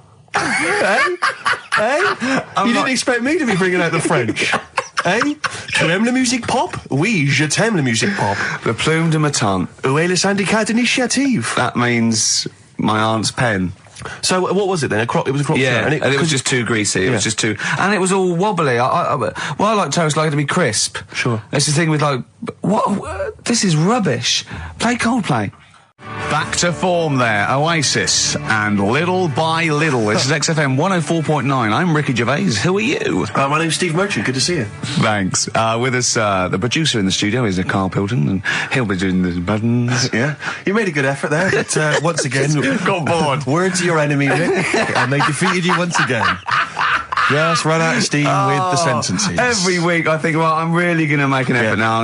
I've chosen some records. Yeah. That's it. That's it. That's as far as it goes, isn't it? Yeah. Maybe you should write out what you're going to say at the top of the show. Write that out. Get a nice big crayon. I like to keep a little bit of, a little bit of something, a little bit of spark, a little bit of liveliness to it. Sure. How are you? Good to see you. Yeah, it's great. It's great to it's great to be out of the house again. Yeah. Oh yeah. Just I was going to say, because we've been doing this for a long time now with a little break. But XFM are bringing new listeners all the time. I've heard 4 or 5 a week. Really? Yeah. New listeners tune in to XFM 104.9. Radio 1, beware. Yeah. And we might take it for granted the people that know who we are, know who you are, know who Karl is. Sure. Now, if you're a regular, then you know exactly who we are. But for those of you who don't, I'm Ricky Gervais. Ricky Gervais, BAFTA award-winning actor and writer. Steve Merchant, all those. A friend of yours. Yeah. And this is the important thing. Karl Pilkington. Absolutely. Our producer. I say producer, he was the bloke who was lumbered with a job. When I said, listen, I used to run the desk in the old days. I used to press the buttons and run the desk and everything. And now I said, listen, I've been on the telly. I do not press my own buttons. And Karl said, well, I don't really work weekends. And they went, well, you do if you want to keep your job. Absolutely. And we were lumbered with him. And then we discovered that he's not just a little dork, a little manky sort of idiot. Sure. He's got nice shirt. He's got, you know what I mean? He's got something else. Absolutely. He brings another dimension, yeah. Yeah. And he started having a little chat, and we discovered that he had quite a lot to say. Well, I think you're absolutely right, and I think I was wondering we should maybe play another tune, but after that, I just think we should re-familiarise our radio audience with Karl, and any new listeners, just somehow going to let them get to know the real Karl again. Well, if you are new, you'll find that we like some old songs, some new songs, some chitter-chat. We get serious sometimes, there's some tears and some laughter. Yeah. We kicked off with Oasis' new one, Little by Little. We're going to go back in time now to Iggy Pop and his Stooges with I'm Bored. Coldplay and In My Place on XFM 104.9. I'm Ricky Gervais. With me, Steve Merchant. Hello Steve, there. Lovely to be here. Yeah. Karl Pilkington there, pressing the buttons. Great to be here. Yeah. How long can you maintain it? I'm bored already. Yeah, already bored of doing that. Bored already. Every week you start it the same way. Yeah. That was not bad, though. You actually grammatically made sense, which is really impressive. Yeah. Thanks very much. A rare treat, indeed, from Ricky Gervais. Some of the listeners have already worked out. Got nothing to say at all. Sure. Haven't prepared again. No. We did come in half hour early to prepare, but instead, me and Karl were playing. You had to flick the football into the bin. Right. We had 5 goes each, or the world was going to end. Okay. And that took up. That took up a good 25 minutes. Yeah, I liked it when we came back, and then we started just trying to beat each other in the corridor, and I beat him. I scored a goal. He was gutted because he thought he fancied himself at football, and I beat him. And I was knackered and sweating. Yeah. As I walked back to you about 5 minutes ago, you were looking through the records. You went, and this was lovely, you went... Well, we've done the preparation then. Yeah. Like a sarcastic teacher. Yeah, like a teenager, like an annoyed teenager whose parents have embarrassed him once again. And you beat Karl, did you? Yeah. Because you're not... Yeah. I mean, you're not particularly... I'm not good at football, Well, you're not particularly nimble on your feet. Oh, come on. No, you're not. Douglas Bader is more nimble. I'm all right. I'm all right. But Karl's sort of... I think he's got more skills than me, but he hasn't got the aggression and the weight. Yeah. So I just pushed him aside. Yeah, good work. Yeah. Good work. I'm going on holiday. Are you? Yeah, I'm not here next week. What are you going to do, Karl? Are you going to do the best of or something next week, aren't you? Yeah, that's what we've got to sort out. Well, I can't sort it out. I've got to go to the airport. No, straight after the show you've got to do some links. No, I'm not doing any links. I said I wouldn't, so... That's what we planned. No, we didn't. I said I'd do some during the show, and then you I thought you were joking. I honestly can't do it today, so we do some during the show. What are you going to do? Just put the shows that we've done in this year? Sorry, guys. I hate to interrupt. This is the sort of stuff we should have been discussing when you were playing football. I know. Play rec. What are you going to play? Let's have a bit of Foo Fighters. Okay. Let's just discuss this off there. Okay. 104.9 XFM. You all right? This is Karl, producer of Ricky Gervais and Steve Merchant. They're not about today. Ricky's on holiday. Steve couldn't be bothered. So I'm left here with all the DATs. That's a digital audio tape of all the shows they've done since they've been here over the last, I don't know, year and a half or something. So we'll play you some of the best bits. All right, so here's the first bit. I just wish we could maybe tape the bits we're not on air, just because that's when Karl comes into his own. Yeah. He just said to me, I don't know what I was doing, I was sort of like pottering around, dancing around, doing something annoying probably, and he just looked at me, I don't know, and he was looking at me, and I looked back, and he went, have you ever used a Y-front properly? Genius. It's a great question, because the answer is definitely no. Definitely no. Does anyone use their Y-front properly? And by that, I mean, get your winky out of the little sort of slot provided, as opposed to like put it to one side or pull them down or whatever. Has anyone used a Y-front properly? I don't think I've ever done it. I don't think I've ever done it. I've never seen anyone in a toilet doing it, Rick. You should be looking. I wish I hadn't said that. I caught ya. Really? Yeah. That's actually how you prove people are gay. Yeah. Get them into this conversation. Yeah. Yeah, it's a trap. Yeah, it's a trap. It was the trap. Yeah. I I'm thought not that gay, was by the the, way. Yeah. You didn't prove I was gay. I double bluffed you. As I knew the old gay trick. I thought it was the old Gaylord say no thing. That is another method. Yeah, there's innumerable methods of doing it. That's how Oscar Wilde was caught. Yeah. Yeah. What happened there? Well, the judge went to him, did you see that film last night? Gaylord say no, and he went no, and they went take him away. Yeah. Take him down to the cells. Yeah, take him to Reading. It is true. That is Well, it originated in America. Yeah. So many of these things do. It's Yeah. a brilliant point, Karl. I'd like to hear from anyone listening who's, and I mean, well, they'll just lie, wouldn't they, I suppose? Yeah. I don't even use sort of flies. No? Usually. I sort of pull my Y-front, my sort of tracksuit. That's why I wear sort of like elasticated waistbands all the time. Exactly. Just sort Speed. of like... Yeah. Yeah, you got to get in there with the minimum of effort. Yeah, and out. Sure. Often I won't shake. No, oh no. To my detriment, because it often leaks out a little bit later, doesn't it? Ever been out on a date with a girl where it's just trickled down your leg and you wish it hadn't, and you're thinking, what if she gets my trousers off later? She might smell or see it. What? What? I don't know. I don't know what I said there. Right. Feeder, come back around on XFM 104.9. You're listening to Ricky Gervais. Yeah, I'm with him as well, Steve Merchant. I was thinking of dropping that. What? Thinking of dropping that, just going, because it's just two, that's all that. I'm Ricky Gervais, with me Stephen Merchant and Karl Pilkington too. I mean, get to the music, so it's, hi, I'm Ricky Gervais, this is XFM. Sure. Here's Radiohead. Yeah. Something like that, come out, that was Radiohead, XFM, I'm Ricky Gervais. Tony Blair, what's he all about? Yeah. That sort of, Snap, I went fast, because I quite, on a serious note, and you've always been saying it, I listened to an old show, because when Karl was compiling those things, I listened to an old show, and I listened to me, and I'm really concentrating now, because I sounded like the most inarticulate, brain-damaged older drunk I have ever heard given a show. Yeah. I mean, I was shocked. Not finishing sentences, leaving out words, slurring, just doing noises that you understand because you know me. Yeah. So I'm really going to make an effort for the listener. Yeah, it's not going to happen, is it? You're going to give up after about 3 But I thought records. you were joking. And I thought it was like, he's taking it there. Did it then, you see? Again, I don't quite know what that sentence meant. No, but... Well, of course, I've got also your body language and your facial gestures, but obviously the listeners have got nothing else. They've just got the voice. They've just got the voice for it. That's all they've got. That's all they can rely on. Yeah. And when Karl Pilkington is the man holding the show together, When he's the that's most quite damning. articulate. Exactly. Exactly. How did I come across? You came across as lovely. I mean, I did an interview yesterday, right? And I was trying to describe you to this journalist, and I was going, it's like a cat can talk. Because the things you say, I just want to know what your world is. You know, when a cat comes in, you go, where have you been? And it looks as you're like, you know, it can nearly understand you. And you're like, I wonder, I'd love to know what that cat thinks. And with you, it's almost like we've got one. Yeah. Yeah. Did you like that? You can also lick your own testicles, I think, can't you? So, yeah. Did you play the Doves? And Envy on XFM 104.9. I'm Ricky Gervais, with me Steve Merchant. Absolutely, yeah, hello. That clang you heard there isn't Karl. No. Karl's away. It's Sturgis. Claire Sturgis is here. Yeah. You'll know her from the Claire Sturgis show, but we know her from our early days on XFM, and, you know, we're good friends. It's sort of like old times, isn't it? And Karl is had a little surprise birthday present. What's the story with this, Claire? Because I don't know Well, about this. do you know, I came in on Monday expecting to see his little smiley face, as usual, and it's always not here.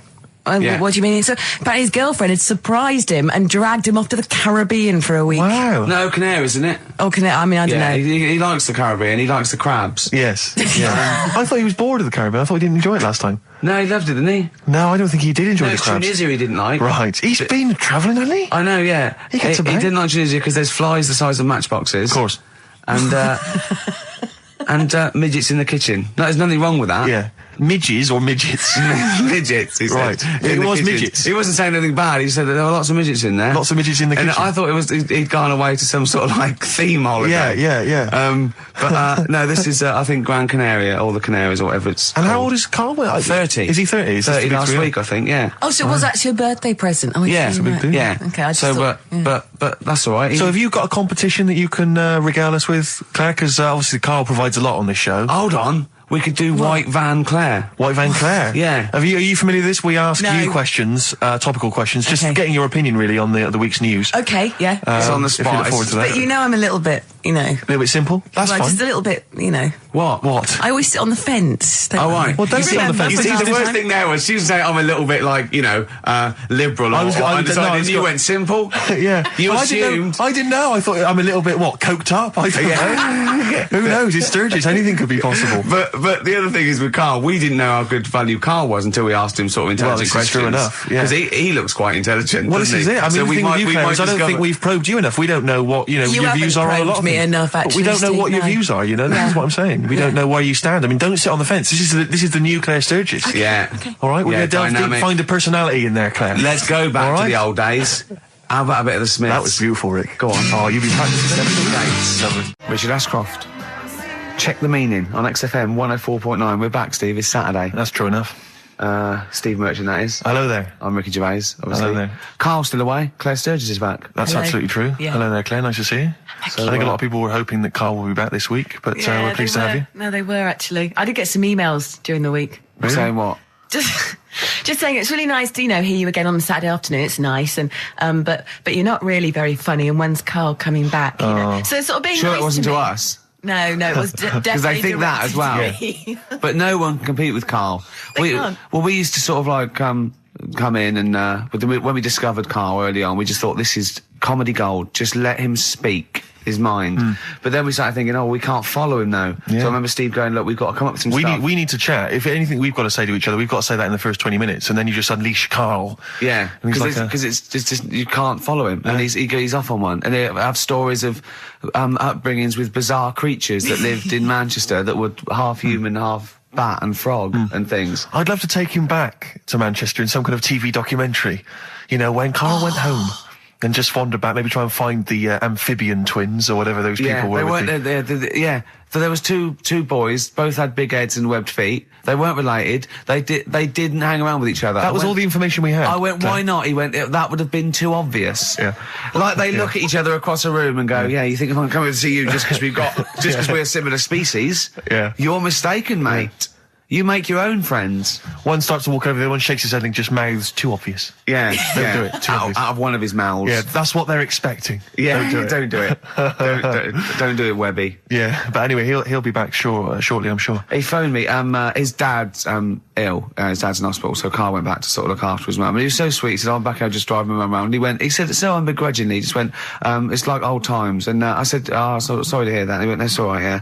I think it's going to be fine. And I said, how was your holiday? He went, yeah, it was good. Except it were a nudist beach, so didn't tell me. I went, Of course it was. I went, what do you mean? He went, well, sitting on the... I don't know why they have to do it. I don't know why they have to do it. Why do they have to do it? He went, Suzanne said they think there's nothing wrong with it, like being a transvestite. Right? I went, I love the fact that your girlfriend has to tell you what's wrong and right in the world. And he went, well, we're walking along the beach, fella coming towards us with knob out. I went, what's going on here? Right? And he said, and because it wasn't all nude, he's walking round, he's stark naked, and he wants the freedom of that, but he's got a big rucksack on his back with his clothes on just to get changed. He went, so what's the point in that? Right? And I went, he should just carried a book. He went, what, and covered it up when he went, oh yeah, good idea. See? He went, but I wasn't happy. He says, and that was the first day, so we didn't go there again. I can just imagine his little face. Yeah, just going, all right, Gobsmacked. That's out, Yeah. that's out. What's that doing out? Why has he got his out? I imagine Carl sort of dressed in a suit in a sort of safari suit, done right up with a cravat. I'm not undressing. I don't want people seeing the flesh. That's for you, love, and no one else. But I love the fact that it's Greenwood goes, Carl, they don't think there's anything wrong with it. They're just happy that way. and he in his own mind just goes, like being a transvestite. He knows there's nothing wrong with that. I'm always a little bit suspect about people who like walking around nude. I all think you the meant time. transvestite. No, nudists. What? Hold on. Can you Well, if you wanna get me be a started on naked transvestite? What are you then? Yeah, I suppose you're a... When Eddie Izzard's naked, is he a naked transvestite? That's an interesting the clue is- metaphysical question. Yeah. Yeah. On XFM 104.9. If you know the answer to that metaphysical question, or indeed any of the famous ones, if a tree falls in a forest and no one hears it, has it fallen over? Any of those. Excellent. That's brilliant. Yeah, if you leave the room, Rick, what's the does sound? it get quieter? Yeah, what's the sound of one leg hopping? Exactly. What we got there, Claire? Do you want some music or Yeah, I'd love to hear it. a bit What you more got? chat? Yeah. I've got the Vines actually. Oh, All play right. it, play it, play it. Nice. Strokes. Someday. I'm already annoyed. I've been I'm in here a bad 3 mood. minutes and I'm already annoyed. Yeah. I'll bring back Claire, I'll tell you. No, it's not his fault. It's the whole is. place. The library's shite. I tried to get. Oh God! I had to go to Capitol Library. Chill. Fancy that. I had to go to Capitol Library to get a couple of records I wanted. Right? Place is falling apart. The email's not working. It's so shoddy. He's had 2 weeks off. I'm on holiday. I mean, they might as well bulldoze this, honestly, because for all the, It is ludicrous. and we get paid peanuts. You get paid, do you? Oh, and it really annoys me. They have to fight. Oh, anyway. Anyway, just calm down. 104.9. I'm Ricky Gervais with me, Steve Merchant and Karl Pilkington. Carl, you're back. All right. How was it? What, the holiday? Yeah. Well, it wasn't all fun, was it? Because my dad was in hospital. Oh, but he wasn't during the holiday. Not during the holiday, though, was he? You came back from holiday and then found that out, didn't you?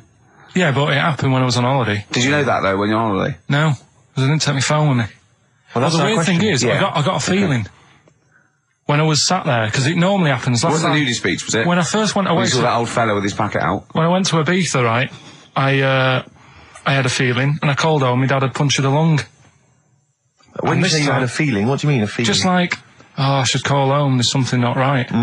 But this That's a time very I thought, specific feeling. How did that manifest itself? How did you get that? What kind of feeling? Is that tingling thing? I'm getting a bit of a lung feeling. Yeah. A bit of a dad lung feeling. That feels like a punctured lung. Hold on. anyway. But anyway, the holiday was good. We talked about it last week. Well, now, but- let's probe Carl about his holiday, because, Okay. that's the sort of thing that audiences will stay tuned for, Rick, I'm pretty certain. Yeah, To find out about you know dating more things. about this radio business than me. That's true You've enough. hooked them already. Indeed, yeah. Well, also, yeah. I'm thinking we've got nothing. Ever So, now. we may as well save that. No, I resent it. I used to put a lot of work in, but no, I think of the money, which is, for me, pretty shoddy. Well, You know yeah, what I mean, I don't usually you get out of make an bed awful for lot that. of cash. Well, exactly, yeah. And, the whole thing is, the whole setup. It was raining today. I thought I should have a cabin. And then the sun came out, so I walked in again. Ah, dear. How are you? But I'll tell you what, I got a bit criticised last week as well that I only played ballads and same songs, so I'm going to rock out this week. Oh, I've lovely. been down to the Capitol Library Right. to get some good tunes. And what about a little bit of AC/DC? Oh. Took me all night long. Let's hear it. Doves, Caught by the River on XFM 104.9. I'm Ricky Gervais, Steve Merchant, Hello there. Karl Pilkington and everything. No, I'm going to be honest with you. Go on. A little bit hungover, Yeah. didn't feel very well. Yeah. I don't know if I'm hungover or still a bit drunk, but I don't feel... You sound like you're still a bit drunk. Yeah, so But what I'm then worried you do about... every week, so... But what I'm worried about is that the standard will slip. Yeah, Sure. if I'm not right on the ball. And the other thing is, I haven't had a lot of time to prepare the show today, Okay. so I don't. I don't really. I don't feel. 100%. Yeah, I haven't done the Carl. Right. Look. Have you finished that sentence? I don't make me laugh because it hurts as well. And there's the other side effect to me being a little bit hungover or drunk or whatever, right, is that I can be annoying. Right, yes. Because just to amuse myself, I sort of like turn my body off a little bit and just poke and like that and annoy people and that. I want to sort of like. Well, you do climb- the physical equivalent of freewheeling. yeah, don't yeah. you? You just I sort of want to climb on Carl and go to sleep on him. Yes. Do you know what I mean? Yes. They both annoy him and it'd be comfortable. Yes. Which is you know, it can be annoying. Just a little thing just to make this show a bit easier. If you'd put your hand up when you want one of us to speak, because I'm not quite sure when the sentences are finished. The hands are up. Okay, good. So, the hands are up. Okay. Okay. Good, alright. Okay. Are you gonna just keep them up the rest of the show, or? No, Carl, do what you, huh? Good, alright. Do you want to, I mean, is there an excuse as to why you're a bit hungover? Too much wine. Okay. Last night, yeah. Yeah, good. Thanks for Okay. that. Because this is the only work you've got to do all week, isn't it? It's like, unless I'm very much mistaken, you don't have to do anything. You just sit at home eating cheese. Yeah. And then occasionally you do a bit of sort of shadow boxing, and that's exercise. And then you sit and watch TV. Yeah. Is that roughly what you did this week? Yeah. So this is the only 2 hours you had to do anything for all week. This is you had to prepare for this. Yeah, but who can plan a hangover? Right. You know, you'd think, Carl, you said you had some stuff. Yeah. What have we got? I love the fact that, whereas I was a little bit slow, Carl there leapt into action to keep this show afloat, keep the pace up. Go on. Right, well, Carl, are you hungover as well, or? I'm just a bit annoyed because I'm with you. Do you know what I mean? He hasn't got much to do all week. You're having a laugh. What? What angers me is I kind of hope that maybe I could have quite a long career in radio, and I sort of feel like I don't know, the word sinking ship. Yeah. Those words spring to mind. But because it feels like, I mean, Carl, you're just a chancer anyway. You weren't even supposed to be on air, and we've made you into something of a household name, and that's cool. Household name. And Ricky's already a celebrity. He's got it stitched up. He's got corporates. He's got voiceover work. But I've got nothing. I'm running on empty. I'm not nothing. I've got nothing. I'm sort of dependent a bit on this. Yeah. Financially. And go on then. What and you two are sort of bringing it down, really. Right. Do you reckon I can get my own show, Carl? Carl. Tell them like what I did out there with the bin. No, Carl, tell them how funny I was out there with the bin a minute ago. So anyway, come on, I'm right? bored of this. I'll tell you what. will we tease them with what we've got coming up next? Yeah, Carl, tease us after the next Because I think we've already got them for 2 hours. Yeah, we've hooked them, Carl. Don't worry, this is textbook radio. What's this? Bradley on board. Yeah. Doves, Caught by the River on XFM 104.9. I'm Ricky Gervais, with me Steve Merchant and Karl Pilkington, doing the button stuff. Actually becoming a little bit of a producer. Carl, he's put a bit of work in, hasn't he? He's come up with a few games, and we made him. He's getting a bit stressed when we shout at him because the mics don't work or it's hanging off. It was too hot in here. He couldn't get the thing working last week. I mean, I really would throw this studio away and get a real one. Yeah. Well, I'd get one of those ones you can buy for like tenner from Argos. Argos, yeah, like Bon Tempe. My first studio. my first with a little broadcasting picture studio. of Carl on it. Yeah. Exactly. That'd be great product placement. What have you got this week for us, Carl? Because again, we've put I said I would put. I'm not hungover, but I've put nothing into it. Rick, have you done any work for this week's show? No. None whatsoever? No. Okay, Carl, what have you got? Quick. Keep them. It's 5 past. They're turning over already. They're finding other things. Carl, what have you come up with? There's melon stew. There's everything. Well, go on. We've got after the success of last week, Rockbusters. Okay. We're doing that again. Sorry, were you on the same show as that? I thought it went all right last week. Yeah. Okay. Good. Right, so we'll be doing that. Got some nice prizes, which. What prize? What arbitrary films have you got? Have you got? Don't tell them yet. Don't. No, I'll tell you what. If it's Children of the Corn 2, then can I enter this competition? There you go. No. What is that? He's got some different prizes.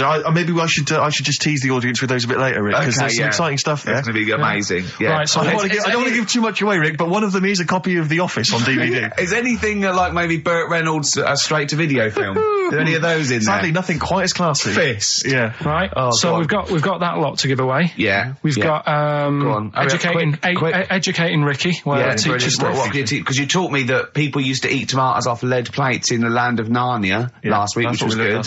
Yeah. No, it's only tomatoes they ate off the lead plates, by the way. Why didn't they think other fruits and vegetables were poisonous?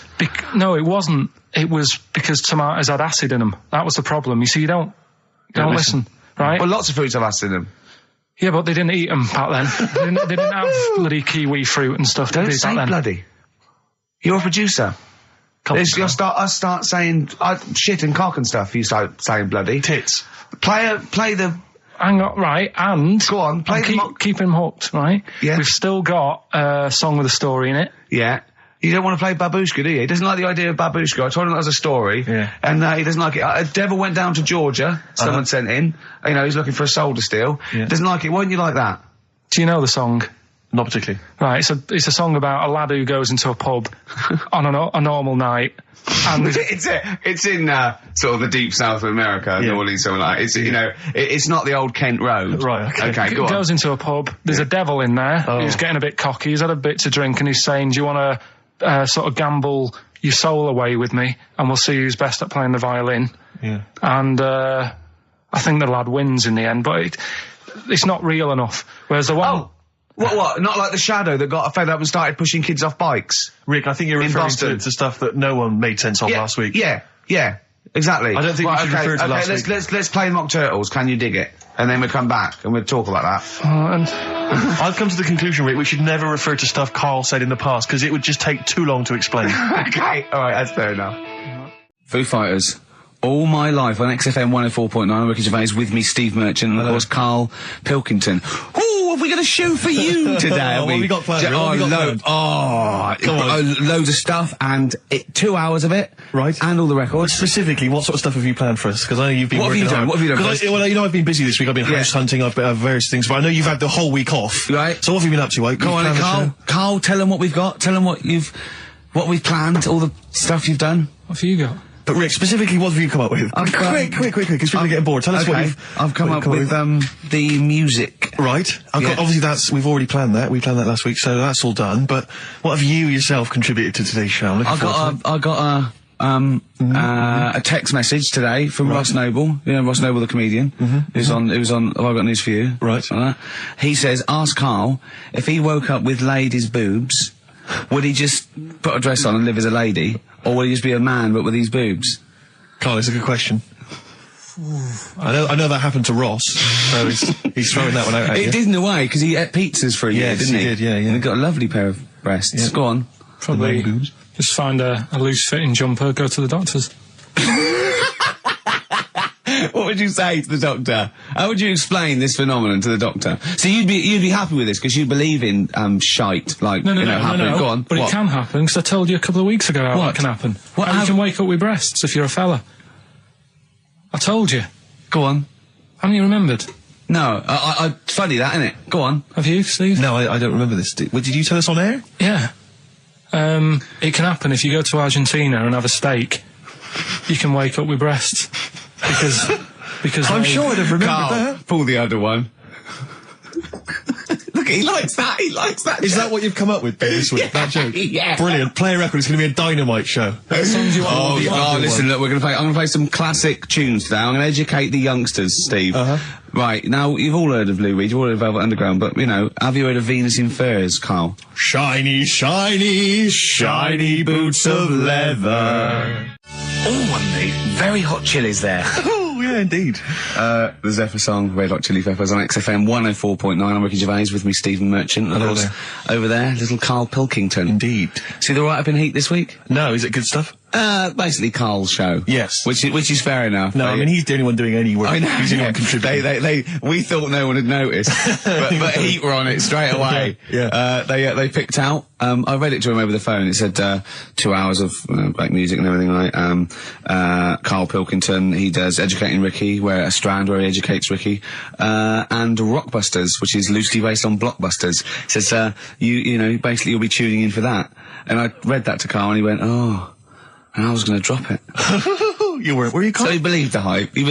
Yeah, I think you've got to, I mean, it's like... You've got to mix it up is what you're saying, keep it A lot of fresh. people are saying to you at the moment, are you going to do another series of The Office?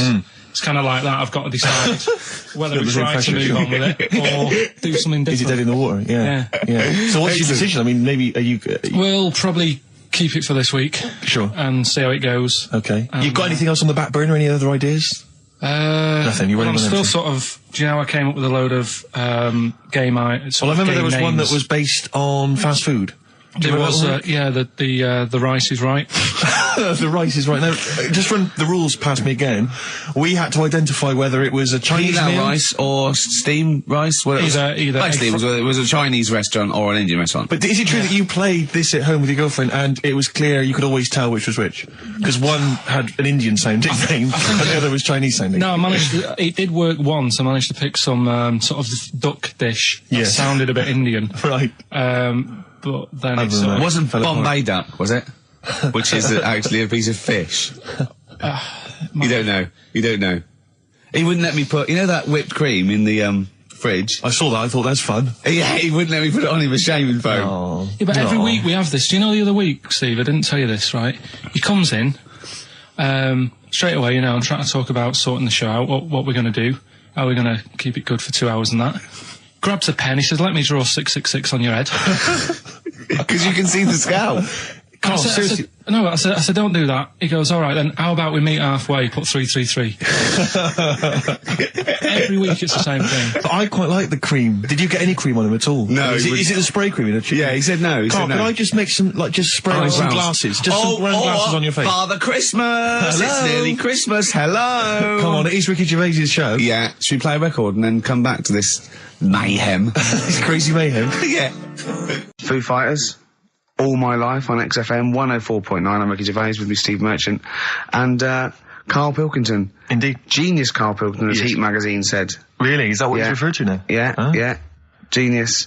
Saying about people tune in just to hear his games, such as Educating Ricky. Have you got some Educating Ricky for me? Got some education. I need some education, Karl. That's I kind of like desperately need some education. I want to learn about Chinese kids that are born hairier than average. I want to hear about deaf girls that can hear after their mum hits their head against a wall. These are the things I need to know. I mean, I don't wish to be disrespectful. He doesn't look like a genius. He doesn't look like But then I don't know what a genius looks like. Exactly. So, Steve. you know, I don't want to be an Look, unfair. look at Einstein. Yeah. Yeah. His mum thought he was mental as a child. Where'd you get that information from? That was in the Einstein book. Well, it was in the Einstein book, then it's presumably true. Which Einstein book is that? His the, Theory of Relativity? the big book of Einstein stuff. Oh, yeah. Yeah, the big bumper book of Einstein stuff. It's Yeah, for a yeah, coach yeah. trip, and you have to fill in E equals MC1 squared, 2 fish, or 3 hello, and then it's multiple choice, and you fill it. It's great. It's Did his mum brilliant. think, A, he was a genius, B, mental?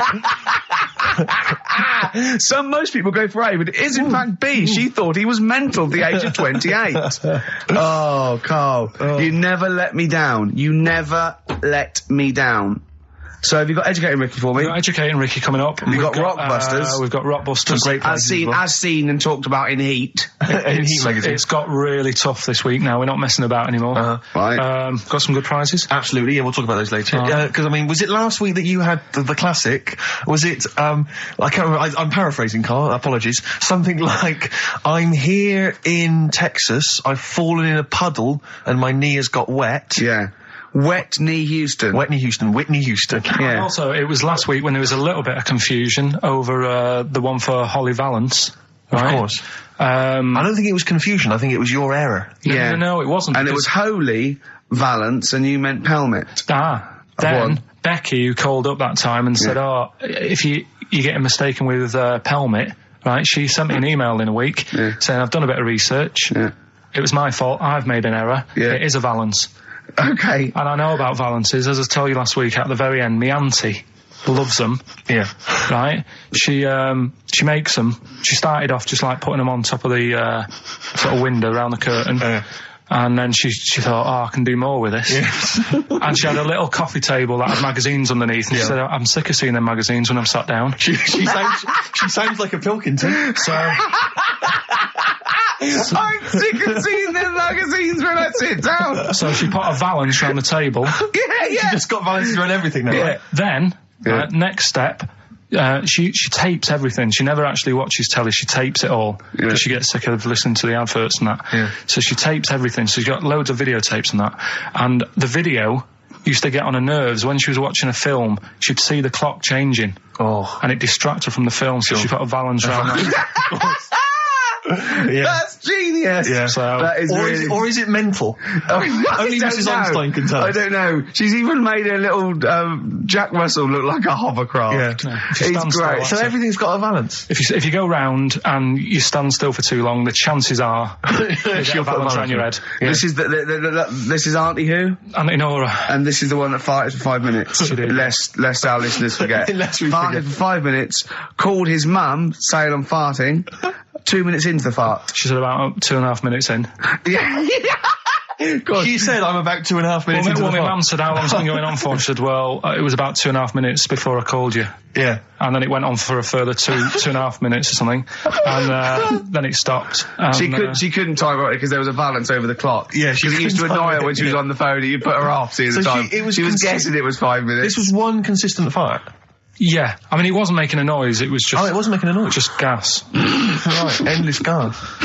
So, there you That's go. fantastic. Well, we started off with a new one, a little bit of Foo Fighters. We like new and old on this show, don't Indeed, we? we like to mix it up. I'd like to play to the Smiths from their debut album, I Don't Owe You Anything. Red Hot Chili Peppers on XFM 104.9. I'm Ricky Gervais, with me Steve Merchant. Hello there. Karl Pilkington. All right. Don't be nervous. We might see a difference in Karl. He's a little bit shy. There's someone here from the BBC filming this, part of that celebrity boxing thing. The Fight, I think it's called, and they want to get a little clip of this, so we're going to let them film for a minute, and then they're going to go away. Is that all right, Karl? Yeah. He doesn't want to be on camera, do you? Do you? I think it ruins radio, doesn't it? Do you know Well, what I not mean? for the people listening, it doesn't. Yeah, but it does, because people are like, oh, he sounds like a bit of a looker. What you? Yeah. And then they'll see it on the telly, and they'll go, God, yeah, his head is round. It is round, though, isn't it? So, Guess what? I got a call yesterday.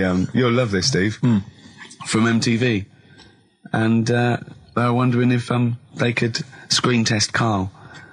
That's outrageous. I'm loving it, and I was going, yeah, and I said, yeah, it's fine. I'll come down with him, and I was saying, what about this and that, and they were loving it. I called him up, and went, oh no. I went, why not? He went, well, I'm looking at my reflection now in the mirror. He said, I shouldn't be on the telly. What would you wear for your screen test, Karl? What kind of look would you try and cultivate? Because you've got to bear in mind that the audience out there, they don't know what you look like. So, would you be a snappy dresser like, say, Jonathan Ross, or would you go for your kind of street cash look? Can't wear a suit. You can't wear a suit? Don't hold it well. So I'm thinking, I don't know, I'll probably wear my woolly hat, because that takes some years off me. It does. He looks about 10 with a woolly hat on. Yeah. Okay. And, Is it quite a cool woolly hat, or has it got a bobble? it's charcoal. I'd say it's the in colour. Yeah, okay. And I'll probably wear me anorak. Right. Oh, he's going for the. He's going for woolly hat and glam. anorak He's look. going for quite a glam look. Yeah, Oh, no one else has dressed done for it. a jumble sale. Wow. Yeah. But I'm not that happy about it all, to be honest. Are you going to do it? You're not going to do it? Well, I'm sort of stuck in the middle, because throughout my life so far, I've never planned for anything, right? It's just always happened. Yeah. The time, you know what I mean, being in plays at school, never planned it, but when I did it, I went down a storm. It was that a sort of triumph, thing. yeah, we all remember that. So, As I remember, you did Little Donkey. did Little Donkey, yeah. And then later, someone was filming at the back. Was it your dad's mate? My dad's mate. Well, Yeah. And on the camcorder, he listened to it back, watched him playing it. His dad says, just off camera, what does he say? I don't want to say it because I'm in charge of the show and I'd be irresponsible. He looks like a right twat. So, And so he gets home, listening, watching that, and then here's his dad just off camera go, he looks like a right twat. yeah, all right, yeah. What are you worried about? Your dad saying that Sorry, or the can I word? just interject? Because I'm really worried about this idea of Karl being on MTV. Because the problem is that, let's be honest, Rick. I mean, we're getting by the skin of our teeth, aren't we? Really, it's only Karl that's keeping this afloat. Yeah. And if he gets on MTV and the world sort of gets a sense of him and they understand him, and he won't be ours anymore. We won't be able to control him. It'll be out there. It'll be in the. Well, that's the thing. No, that's the thing. That's the terrible thing, though, isn't it? It's like Karl is my pet, but I realise I've got to release him into the wild. And because I love him, I know he's got to go free. Sure. But I want to. It's like Kez. Maybe someone will beat him to death, and we won't have to worry. I'll have you on, though. I'll have you on as a guest. Which gets me on to something we've got coming up today. Oh, yeah, he's got a new idea. Yeah. Right. Do you know, like, I've talked about ghosts, and we had that good discussion the other week walking to Piccadilly Circus Station, and I was telling you about ghosts, and you were saying, Karl, don't be an idiot, and all that. Spoke to a woman in the week, done a little interview with You've her. done a little interview. Done Brilliant. a little interview, 2 minutes or so, with a woman who's got ghosts in her house. So I look forward to hearing that later. That sounds got that brilliant. coming up later. Well, I'm going to play a classic tune now. I've just gone straight for it. I've gone for the jugular. This is Ziggy Stardust by David Bowie. Oh yeah, the smooth indie sound of Richard Ashcroft. The Science of Silence on XFM 104.9. I'm Ricky Gervais. Joined me is Steve Merchant and Karl Pilkington. It was an excellent link, that, Rick. Did you say Nime at one point? 104.9? Other than that, it was Again, textbook. I Yeah, a desperate attempt at being articulate. Sure. But let myself down. With your See, this is the national good thing about the boxing thing, because there's no chance of me, slurring fool the of words. yourself? No. I already slurred my words. Yeah, so no one, any damage will Yeah. be totally fine. Yeah. Oh, the doctor's dear. rushing in. I think there might be some kind of concussion. Yeah. Jane just going, no, that's just the way he talks to me. But because I'm thinking maybe, did you start the show with that particular kind of manner? Just because obviously a lot of new listeners, I imagine, thanks to the massive poster campaign, and you obviously want to impress them and charm them. There's a few examples today of irony coming back and biting you. Yeah. That seemed like a funny idea at the time, me posing that up. But Jonathan Ross phoned me up when they first went up and he just said, I've just seen a big poster of a predatory gay. Yeah, you do look a little bit. Yeah. Hello. And what's your name? Would you like to sit down here? And then you're in the background. And also, I think the funny thing about having you as a partner, I mean, the only good thing is that you look weird and tall, like too freakishly tall and lanky. Oh, yeah, but in that one, no, because your background and you're smiling, you don't look as weird as you do in real life, or as freakishly tall. So it sort of ruins it a little bit for me. Look Is at that a Pilkington. compliment? Look. Pilkington, what are you He's doing? not listening. He's just opening a packet. What are they? McVitie's. See, we should mention them. We get some free ones if anyone at McVitie's are listening, because we're not getting the perks of this. Nothing. Sort of. I'd say I'm not getting anything. I really got in this game for the ladies, for the money, for the voiceover work. Certainly, Yeah. I'm seeing hide and hair of that. But you're not getting the voiceover work because Jethro's getting all the parts that you might get. Yeah, sure. Yeah. Okay, Rick. Yeah. You were the voice of what? The drink driving campaign? You sound like a man who was run over in a drink drive incident. I mean, dear. it's like you don't drive. Yeah, but I didn't get any money for that, You did I? drink Oh, did I? heavily. I can't remember. It's Yeah. like, I mean, talk I don't about drive, yeah. the- Well, that's the good, I kettle don't drive. and pot black No, and it said everything. don't drink and drive, so I've chosen just But to at least drink. I can formulate sentences using the English language, and I'm not getting the voiceover work. What's the yours English language of the 14th century. Well, it's better English language and English language. Rather than whatever kind of Middle England language you speak, the language of the hobbits. All right, Carl. Alright. See, you're eating a Carl, biscuit. I can't believe it. Are you bored with this already? Do you know what? MTV called me last week. They called me again yesterday and said, when can they come down to do they're coming down next Saturday, by the way, to do a little screen test for you. They're going to sort of just film you with a little camcorder. You said this. They're going to film you. Are you all right? Do you want to, are you hungry? Do you want to go out and have a meal? I can't believe you're eating while I'm on air. No one can hear that. Do you know who I am? No one can hear that. Explain who I am. Well, that's Ricky Gervais, right? He's made his name on TV. Yeah. Okay, he's done any number of corporate gigs, and they pay silly money. So, Yeah. I mean, this guy's earning, and really earning beyond his talent. All right? So I think this I is, deserve a little bit more than a little mank eating a biscuit while I'm talking. Rick Gervais? Yeah. Have you won a BAFTA? Yeah, too. All right, so Yeah. just a little bit of respect. Yeah. Yeah. Carl, Well, what have you the- won? What have you won? I got a bronze certificate for doing a full week at school. That's great. It was only a bronze. What's that then? 3 out of 5 days. and I got me a little Crusaders badge, if you remember. What's the little what? Crusaders badge? The Crusaders badge for the religious club. So Oh, was that the fella that you went and played You had to go ping and pong convert ball? So Muslims, they wanted to did you? talk to you about God. yeah, Yeah. You got a Crusaders badge, did you? yeah, that's Oh, why I why went. you That's got why a I badge joined. for? That's why I joined. For the badge? I like the little badge. Did 4 weeks and then packed it in. But we're talking about MTV, right? And I was feeling a bit nervous, wasn't I? About like the way I look. Right. And what have you. And then I watched a bit of Celebrity Big Brother and all the fuss that Mark Owen's getting, and he's not that good looking, is he? He's a very. I want to be Mark Owen's mate. If anyone who knows Mark Owen or Mark Owen's listening, I want to be his mate. I think he's brilliant. I think he's a nice lad, but what I'm saying is, right, all the girls go mad over him. Yeah. And he's not that good looking, is he? Well, no, he's got. He is in a certain way, isn't he? That sort of non-threatening. Yeah, but he's not stunning, is he? Do you know what I mean? No, but no. Well, what's your definition of a star? Yeah. Well, who do you like? someone who you look at and you go, God, they're good Which looking. bloke do you fancy? What bloke do you think's attractive then? So if I was into men, Yeah. in fact, you can still say a bloke's a good looker without fancying Of course him. you And can. that. Who do you think Do you is know what I mean? attractive? Probably. I mean, it depends what you're looking for. No, just look. Just look. You think there's different looks as of well, course, isn't yeah. there? Who would you say was Pop attractive? stars. Who would you say was like stunning in your definition? A good-looking lad. Yeah. Good-looking lad. Oh, look at him over there. He's... Ooh. Do you find, Robbie Williams, do you find him attractive? Boy next door, look. No, who do you... Carl, hurry up, because it's, we've only got 2 hours. Probably... do you know, I can't think of one offhand. Mark Owen is pretty good looking then, really. What, there's not... Just name one bloke that you think's an attractive guy. There must be one bloke that you've either met or that you've, seen in a pub Who do you or think on a is poster. attractive? Tell you what. Go on. Tell you what. Works here. Young Alex Zane. Oh, Alex! Well, we know Alex, maybe we can fix you up. Oh, I love you, Alex! You got so Richard Ashcroft, Science of Silence on XFM 104.9. I love that. Yeah, it's correct. He's one of my favourite artists now. I just think, he's so, I don't know why he's not ballistic.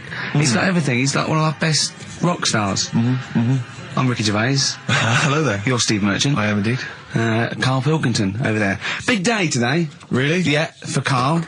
He hasn't been looking forward to it. He's been whinging in the week. A couple of things. He thinks he's overworked. He thinks he's overworked here, and he's stressed, and he's got to do DIY. MTV are coming in, right, to give him the chance of his a lifetime to do just a little screen test, and he's going, well, I'm not going to look good, am I? They're not going to have a why. He said, well, I've got a round head and I'll be wearing headphones.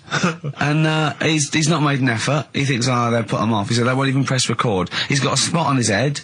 I mean, also... Carl, you're not looking forward to it. You're not excited about it. It's a great opportunity.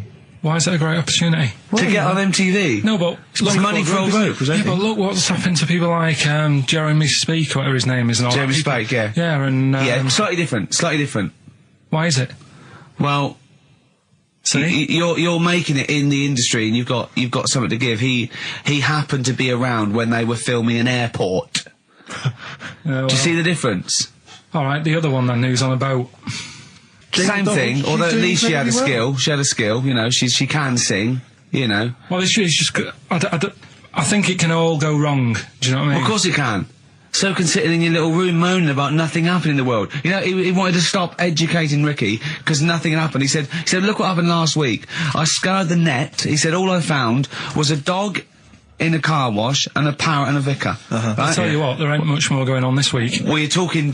listen, me and Steve, yesterday, we took a day off to prove you wrong, and we've come up with two of the most incredible things I told you about, and they're amazing. So there are things out there. Always, but just go for truth. Go for truth and science and discovery. Fact is stranger than fiction. You don't have to revert to sort of like God and ghosts. I know, yeah. Do you know what I mean? But the funny thing is, you know, like... last couple of weeks I've been saying there's not much going on. Yeah. I found out when I was looking that there was a day in 1930, right? It was a Good Friday. There was no news. There was nothing going on. They had to put a music video on or something on the telly because there was nothing going on. Play a record. We're going to play some classic tracks today. This is Debaser. Pixies, Debaser. I was looking forward to playing that. Came and said, Carl, I'll play that. I was looking... he put it on.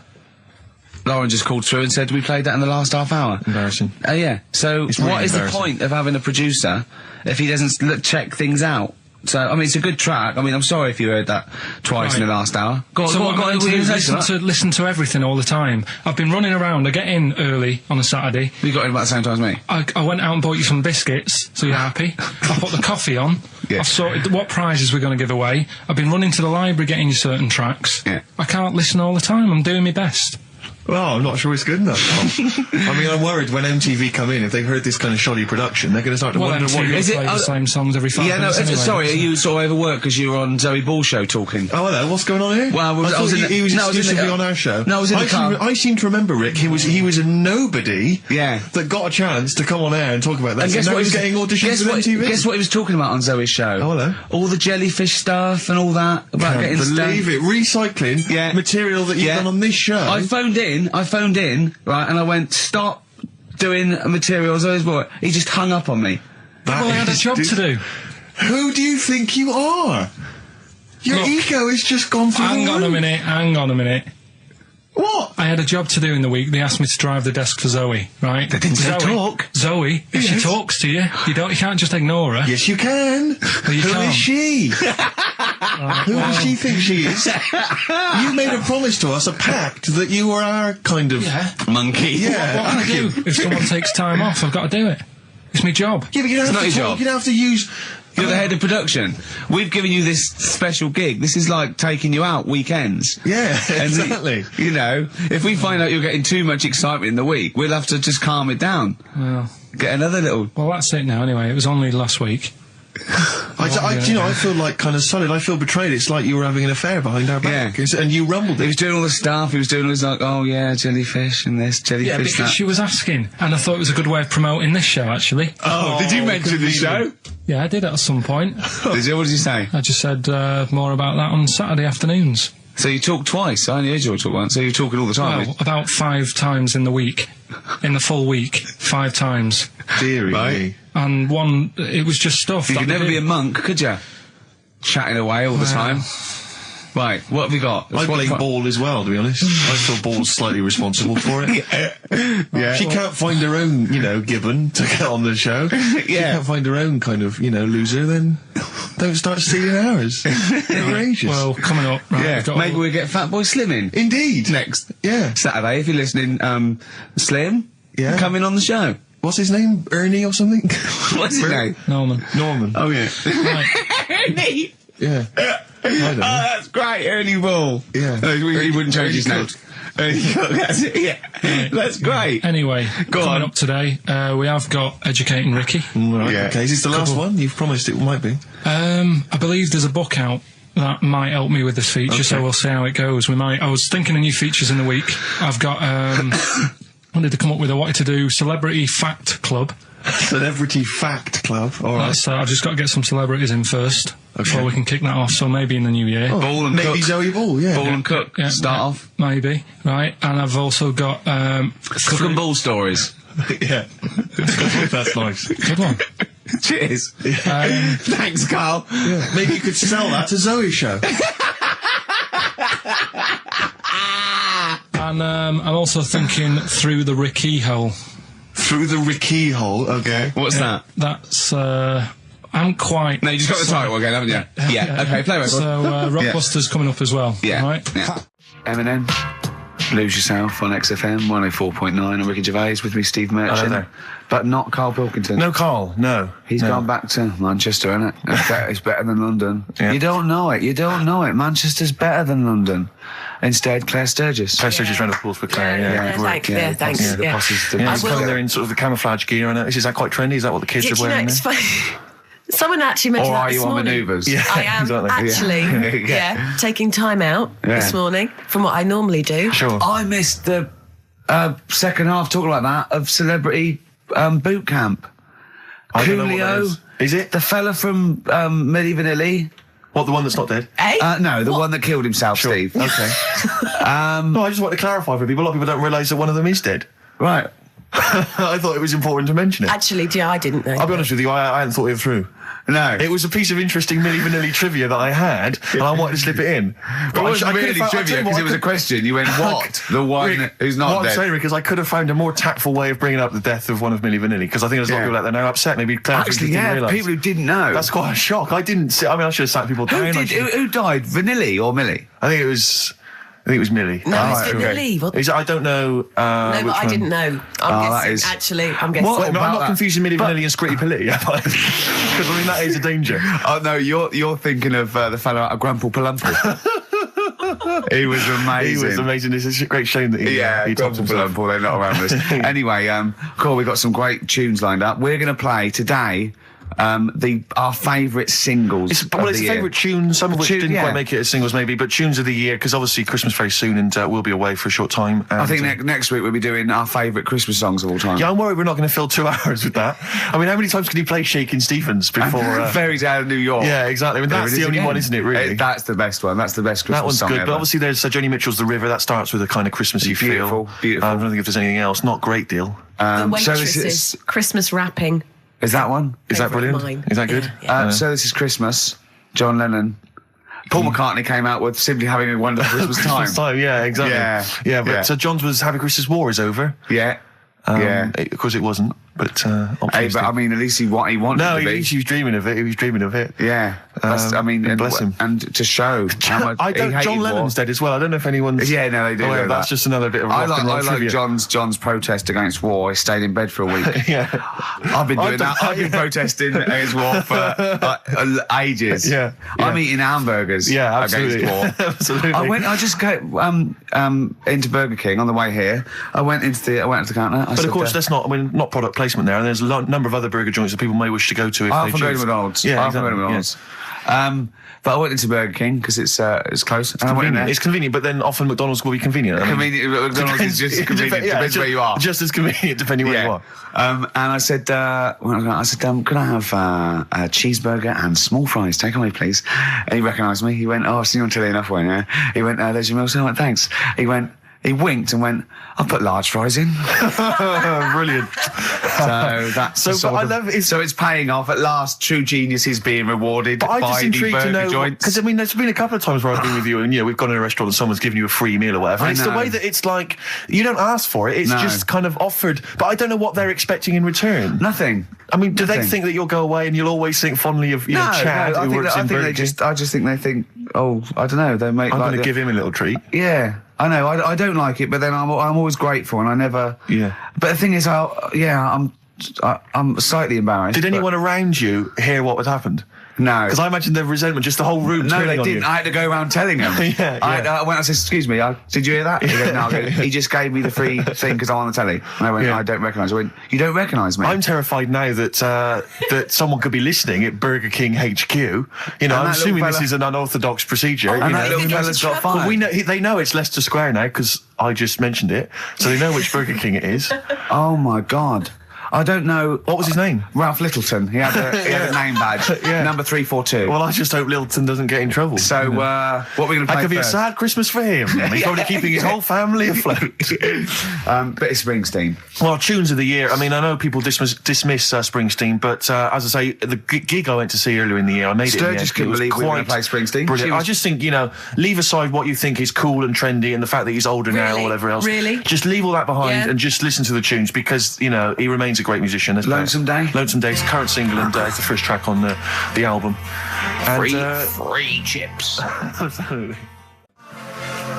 Lou Reed, with a little help from David Bowie there in the background. Satellite of Love on XFM 104.9. I'm Ricky Gervais, with me Stephen Merchant and Karl Pilkington. Now, Steve, you know how Karl won't do anything outside his jurisdiction. He moans about stuff. Whinges He's got constantly. one job. We're doing about 5 things in the Always week. plate spinning. We just turn up and he's always available. He moans about it. He goes, "Oh, lucky you caught me." Right? He's chatting. He's one of those people that whinges enough and people think he's overworked. So he got Mondays off, right? He's just a whinger. I haven't He got won't- Mondays off though, have I? Yeah, well, anyway, 2 hours on a Saturday. This is what the phone message he left me Wednesday on my mobile. But I just is chatting about certain things that are going on at the moment. What he does need to know. Duncan, who mentions, is my agent.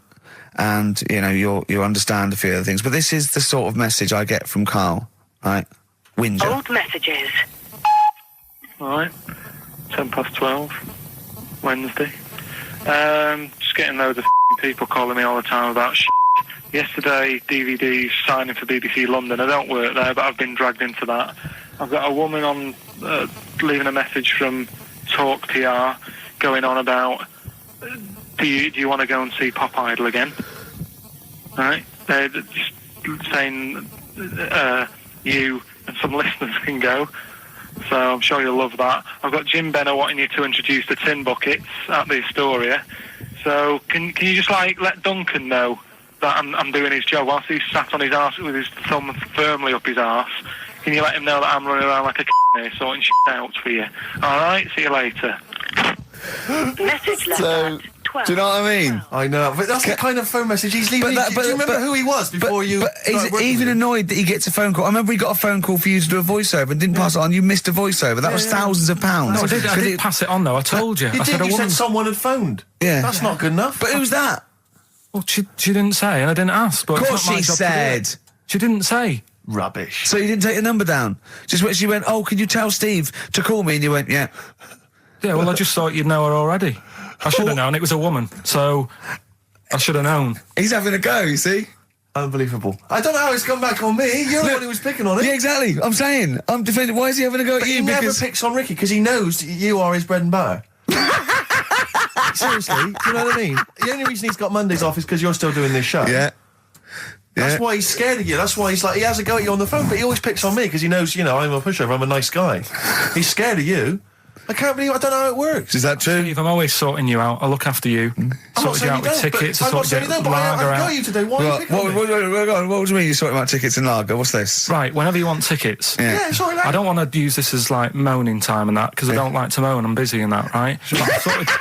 I've sorted you out tickets for gigs. Yeah. Right? What somebody doesn't even turn up to.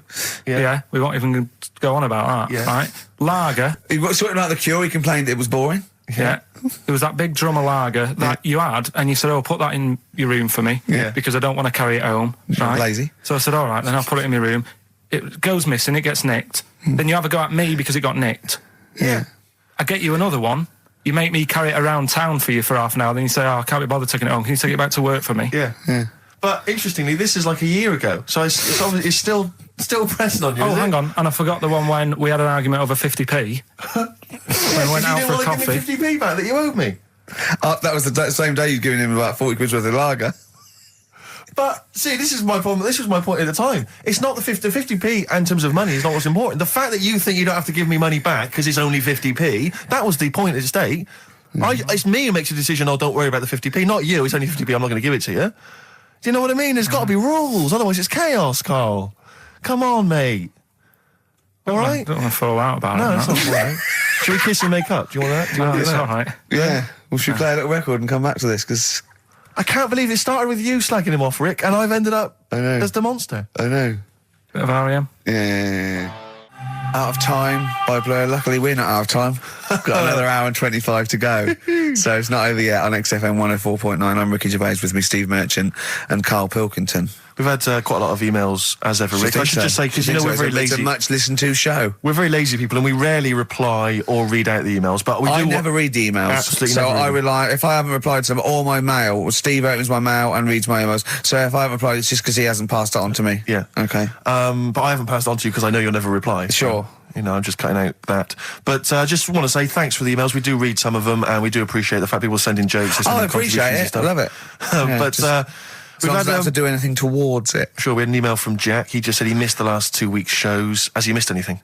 Not really. No, it's the same stuff. You missed, I think last week Carl was having a go at Chinese people not aging well. He had a go at the gays, and he came up with a ludicrous story about a monkey that was impossible. Yeah, exactly. So I don't think Jack's missed much. Go on. We've just had an email from the Pringles people. Oh, right. Good, because it's finally started to happen. I hear these stories about people given cars and Armani suits and trips abroad, and we haven't had no, but finally people are starting to, realise what we're doing, our impact on society, and we've got a whole box of Pringles sent to us. Not on those little tubes, the proper tubes, the foot-long tubes. Yeah. So... and well, what have they said? Well, the Pringles guys want them back. No, they've said they like the show, and if you want more Pringles, give them a call and they'll send you more Pringles. More Pringles. Yeah. I bloody love Pringles. Yeah. Pringles are... The thing about Pringles is, they're Moorish, right? Yeah. But how would I put it? You know the sort of thing when I open them, and by that when I pop, right? Yeah, I have to eat the. Well, okay, how can I put this? When I pop, I can't stop. What do you mean? I don't. Well, when I pop them open, I can't stop eating them. Right, when you pop, you can't stop. Yeah. I think that's because of the chemicals. I think that might be the reason. But they're good chemicals. They're good chemicals. They're the best chemicals. Pringle chemicals. They're not bad chemicals. Lovely. Like using chemical warfare. Yes, I want some more Pringles. Bob Dylan, It's All Over Now, Baby Blue from 1960-something. Bit of trivia for you, Steve. Go on. That is the last record we ever played on the old XFM before we were fired. I bet that was a moving moment for about 8 people. I just thought of something. You know that thing we did about, they said that we just cared about the money, selling it to America? Yeah. If we cared about money, would we be here now? Do you know what I mean? I know. I think this proves that we don't do things for the money. Exactly. Jesus. All right, Carl? Couple of emails. Monkey Matt's emailed us. Who? Monkey Matt. I'm at you, yeah, go on. Yeah. He says... How's the Munster? He's all right. He says, Karl has missed a cracking headline from The Sport. Hide-and-seek champion found dead in cupboard. I hope it's real. I don't know if it is. I doubt it. Feeder. Do you know what? I'm annoyed at now, right? We've got another ad break coming up. How many ad breaks have we had in this show? I know. Carl, how many ad breaks have we had in this It's show? only about 3 an hour, 3 or 4 an hour.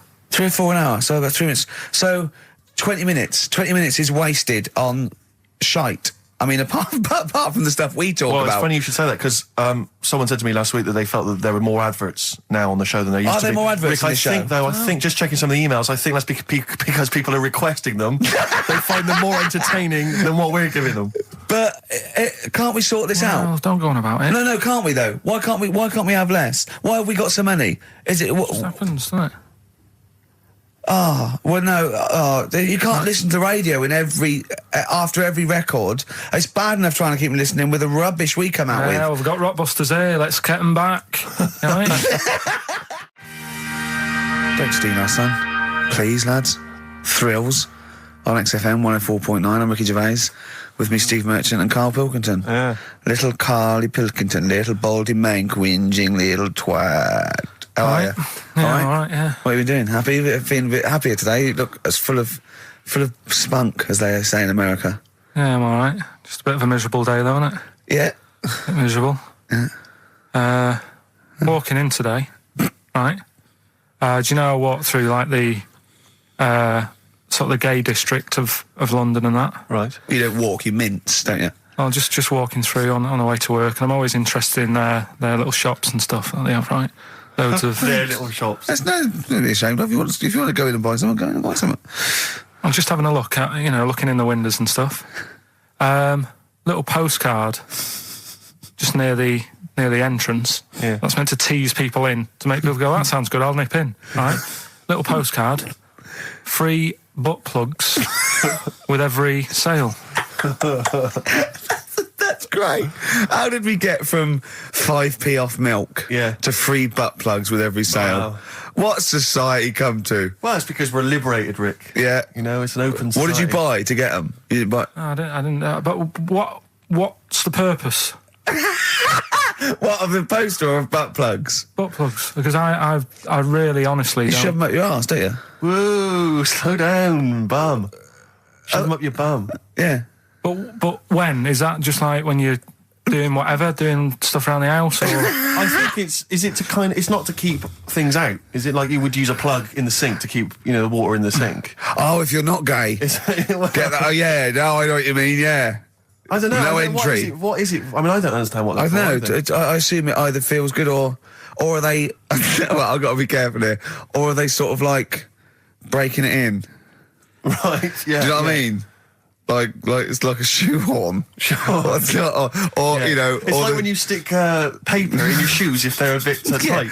Or those people who sort of like put little bits of wood in their lips, and then as soon they've got big plates in their lips. Yeah. Same with the butt plug. It means you can, you're ready for anything. I don't know, do I?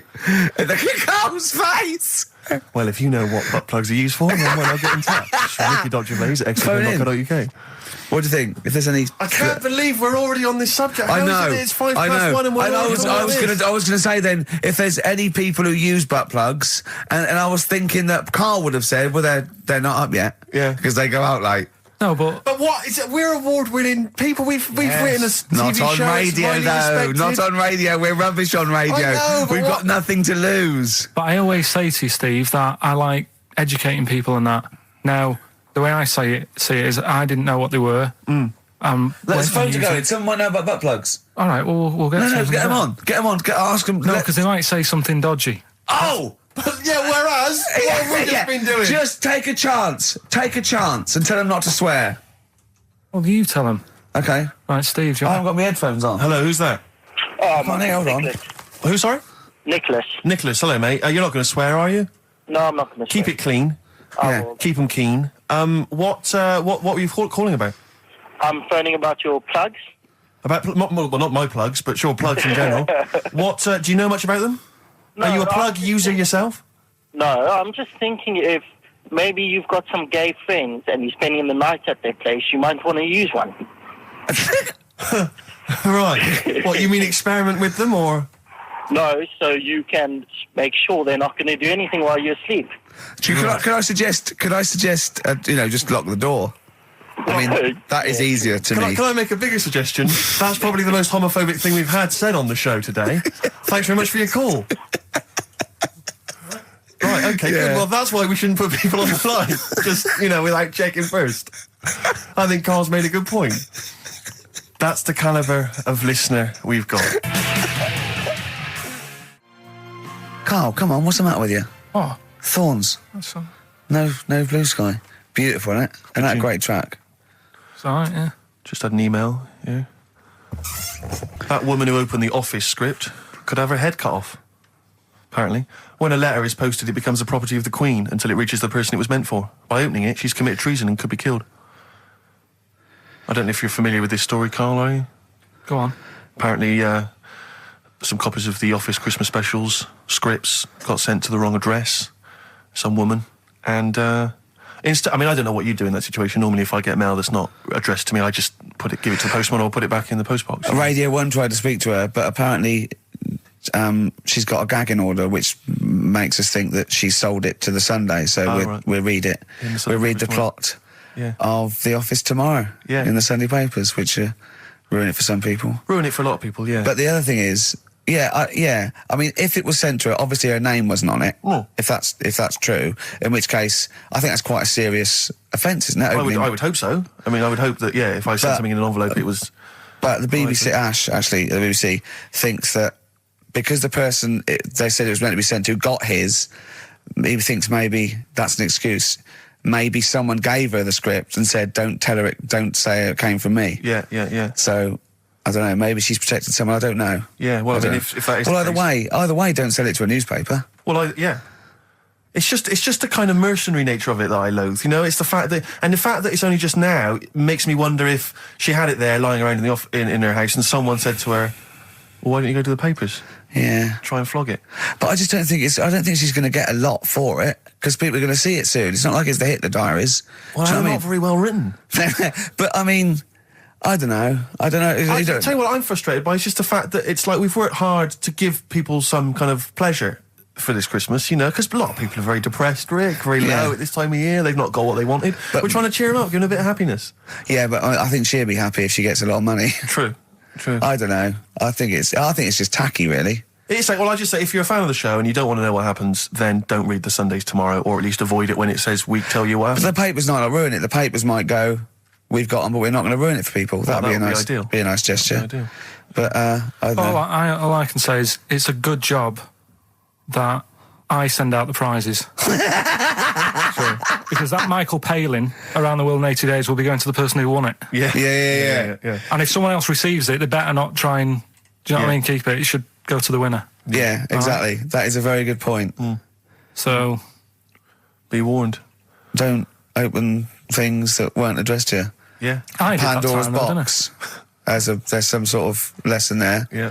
What happened? All the evils of the world, wasn't it? Pretty much. What? Yeah. Oh, don't try and explain it to Carl. No, Pandora's box. Go on. Well, told not to open it, opened it, released all the evils that are in the world now.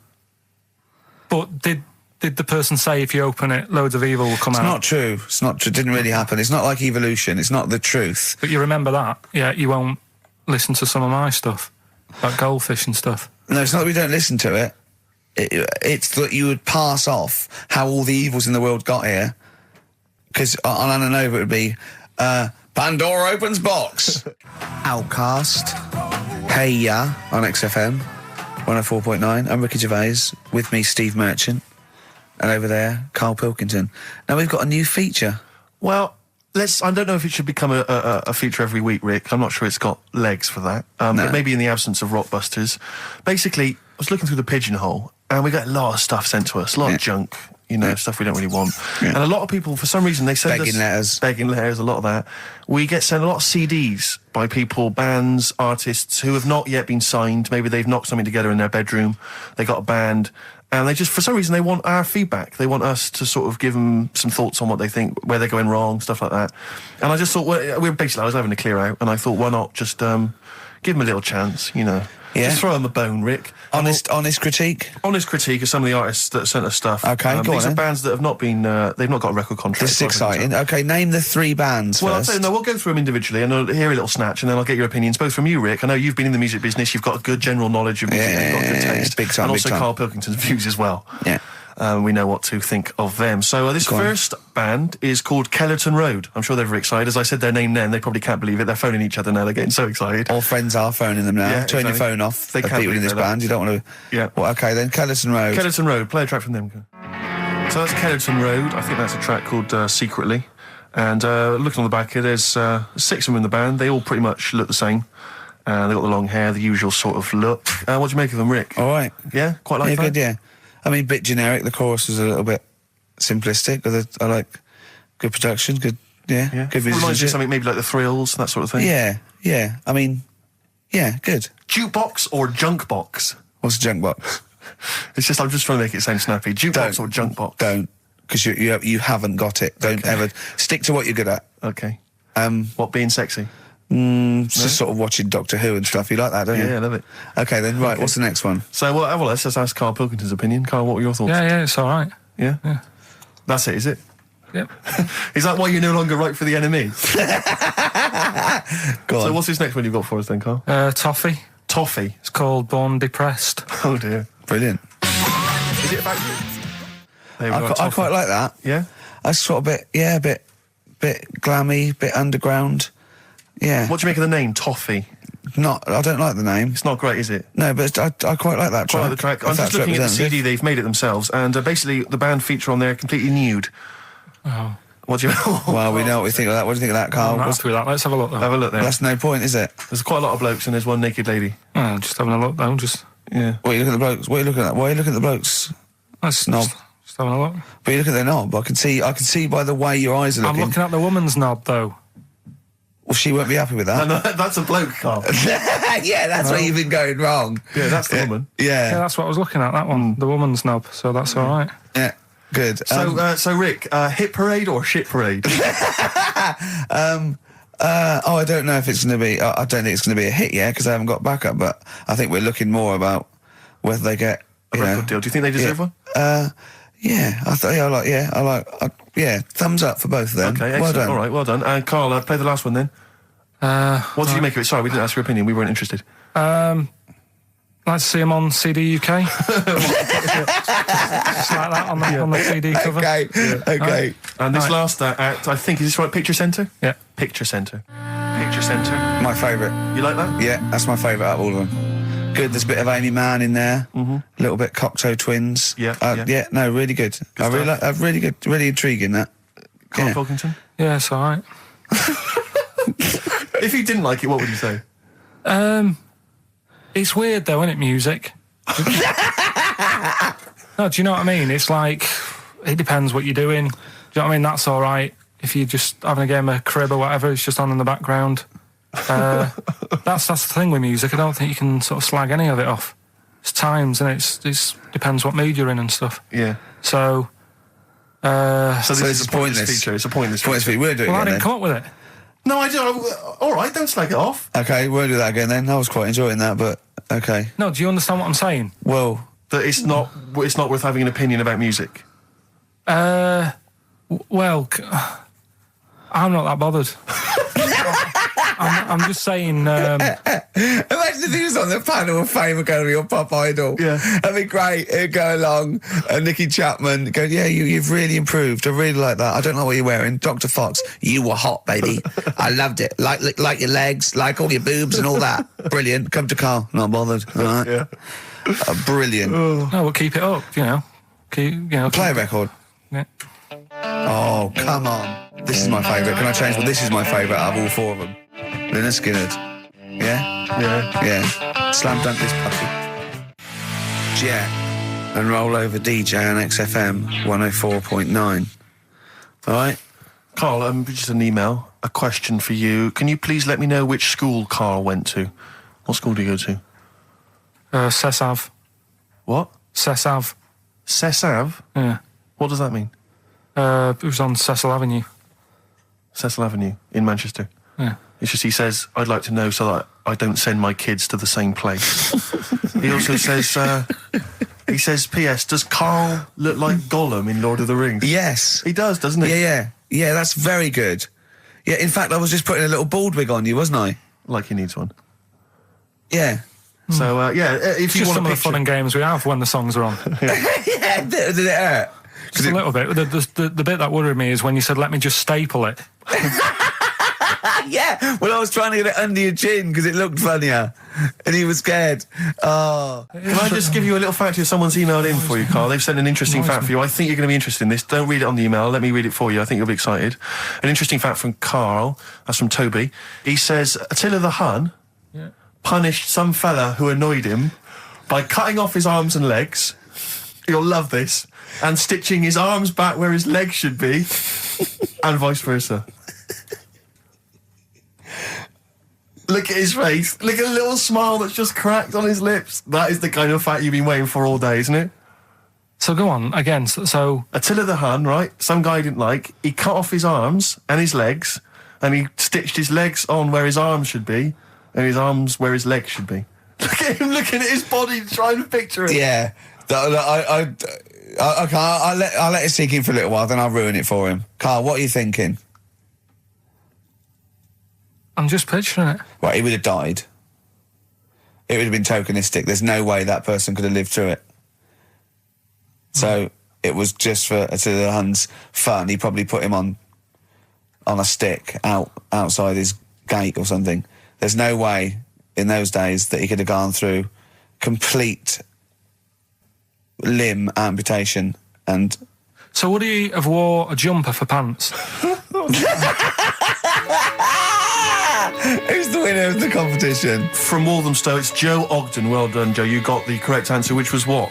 The fella with two heads at number 50. Number 50. Is that it? Are we off? Yeah, that's it. Yeah. All right. Cheers. More of the same drivel next week. Bye. Bye. Placebo, Special Needs on XFM 104.9. Email in where Lanzarote is. I don't know if it's Italy or Spain or Europe or maybe Africa. You know, these are the sort of things, these are the reasons I come into it, to at least learn something, innit, Karl? We've stopped educating Ricky, so I've stopped learning, you know, about things like the woman who ate mud all her life. We've had a lot of emails, Karl. I don't want to sort of put a dampener on your Christmas, but a lot of people have been slagging off Lanzarote. One of them just said, well, one of them, I don't know if I can find it. It is Canaria, isn't it? It is one of the Canaries, isn't it? It's a volcanic island covered in volcanic dust. It's very windy, so you have to dig a hole to sit in on the beach, and there's hardly anything to do. That's from Mike Godham, he says, unless you like quad biking, well, you know, you've seen what happened to no, Ozzy don't Osbourne go this week, quad so don't do biking. that. Not with your little head. There's no protection at all, is there?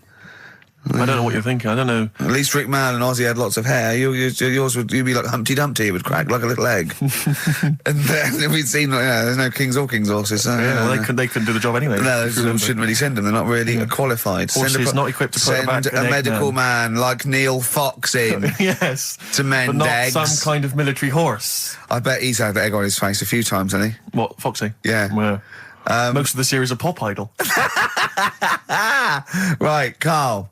Lanzarote, good or bad? Well, you got to give it a go, haven't you? Yeah, well done. Give everywhere a go. Exactly. That's what I was saying. You know, don't just take the word for it. I mean, if it had said an Ananova, Lanzarote shit, he'd have believed it. Sure. You know, if he'd have overheard it in a pub, Lanzarote a crap, he'd have believed it. He'd have seen it on a website that was mainly concerned with monkeys and witches, he'd have believed it. Yeah. As it is. Everybody raves about New York, and when I went there, I thought it was rubbish. Well, you're an idiot then, because that is possibly the greatest city in the world, along with London. Subjective, though. That's why they have holiday programmes and that, innit? So you see it and you decide for yourself and that. Yeah, but you saw Venice on a holiday programme, as you put it. You went there and you went, it was rubbish, full of black bin liners. Well, it is. Right. Didn't they show that? It stunk. Didn't Judith Chalmers say that? Oh, it stinks here and there's loads of rubbish everywhere. No, she didn't. Did she mention that? Oh, that's what I mean. So it depends what you want from holiday, doesn't it? Well, yeah. So... You're an idiot if you don't like New York, so next. Anyway, go on, break up, guys. Kiss and make up. Yeah. Karl, we've had an email, some old Rockbusters. Someone's emailed in, they wonder if you can get some of your old Rockbusters clues, your old genuine Rockbusters clues. I know Rockbusters has come back Well, of course today he can, it's the way his brain works. Well, indeed, but I think you'll maybe you can also enjoy the challenge, Rick. Yeah. And you at home. I remember them as well, because I remember how angry they made me. Here's some old Rockbusters. That army's got some nice trenches. DW. That army's got some nice trenches. DW. No? Dandy Warhols. That one works. It's not bad, is it? That's why I didn't get that one, because it worked. Yeah. Yeah. Okay. She's only got one sticker left. It was actually he's only got one sticker left. Oh, okay. He's only got one sticker left. Oh, the band His Last Sticker. Exactly. With Justine Fishman, yeah, His Last Sticker. They were brilliant, weren't they? What happened to His Last Sticker? Are they still going? He'll strap some chocolate to your feet. That's A. A band or artist. A. He'll strap some chocolate to your feet. Go on. Aerosmith. I don't know really what that means, but... And finally, you'll have to... Aero Cobbler. Yeah. The well-known Aero Cobbler. And you'll have to stick her in the oven. AB. You'll have to stick her in the oven. See, he thinks blacksmith means, like, just shoes. Like, it's not the smith. It's the smith part. A smith is just a right, isn't it? So it doesn't... I don't know... Aerosmith. What does that mean, Carl? What does that mean? Come on, you'll have to stick her in the oven. AB. Yeah, I know that one. Yeah? Yeah. What is it? But it doesn't work. Apparently it does. You'll have to stick her in the oven. AB. Single or artist. What, Anita Baker? Anita Baker. Why you have to stick her in the oven? I need to bake her. Oh, I need to.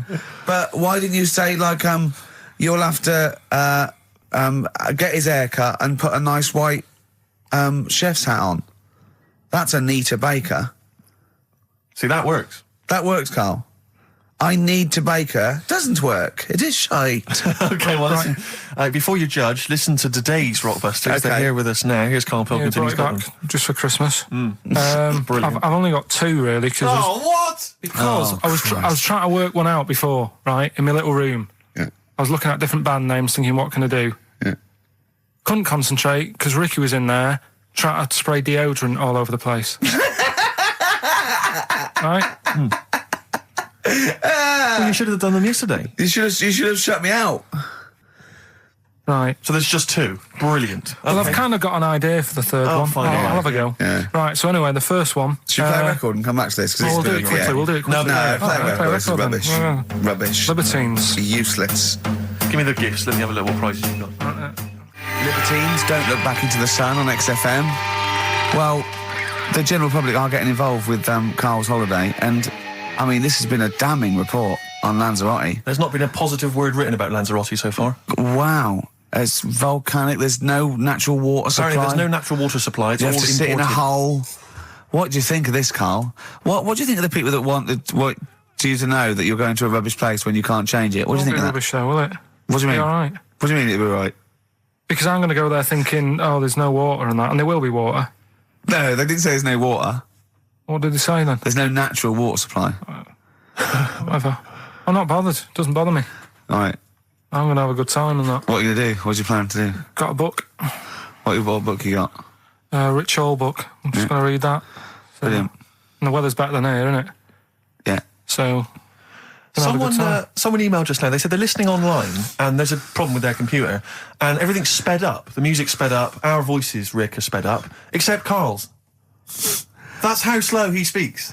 So when everything's sped up, he sounds a normal. No Blue Sky, The Thorns. That's beautiful, isn't it? On XFM 104.9. Carl, you're losing your rag a little bit. What's the matter? Nothing, go on. See? What's the matter? No, what's the matter with I've Carl? got something to cheer him up. Someone's emailed in, Emma's emailed in, she said that for those that know, those in the know, they referred to Lanzarote as Lanzagrotte. Brilliant.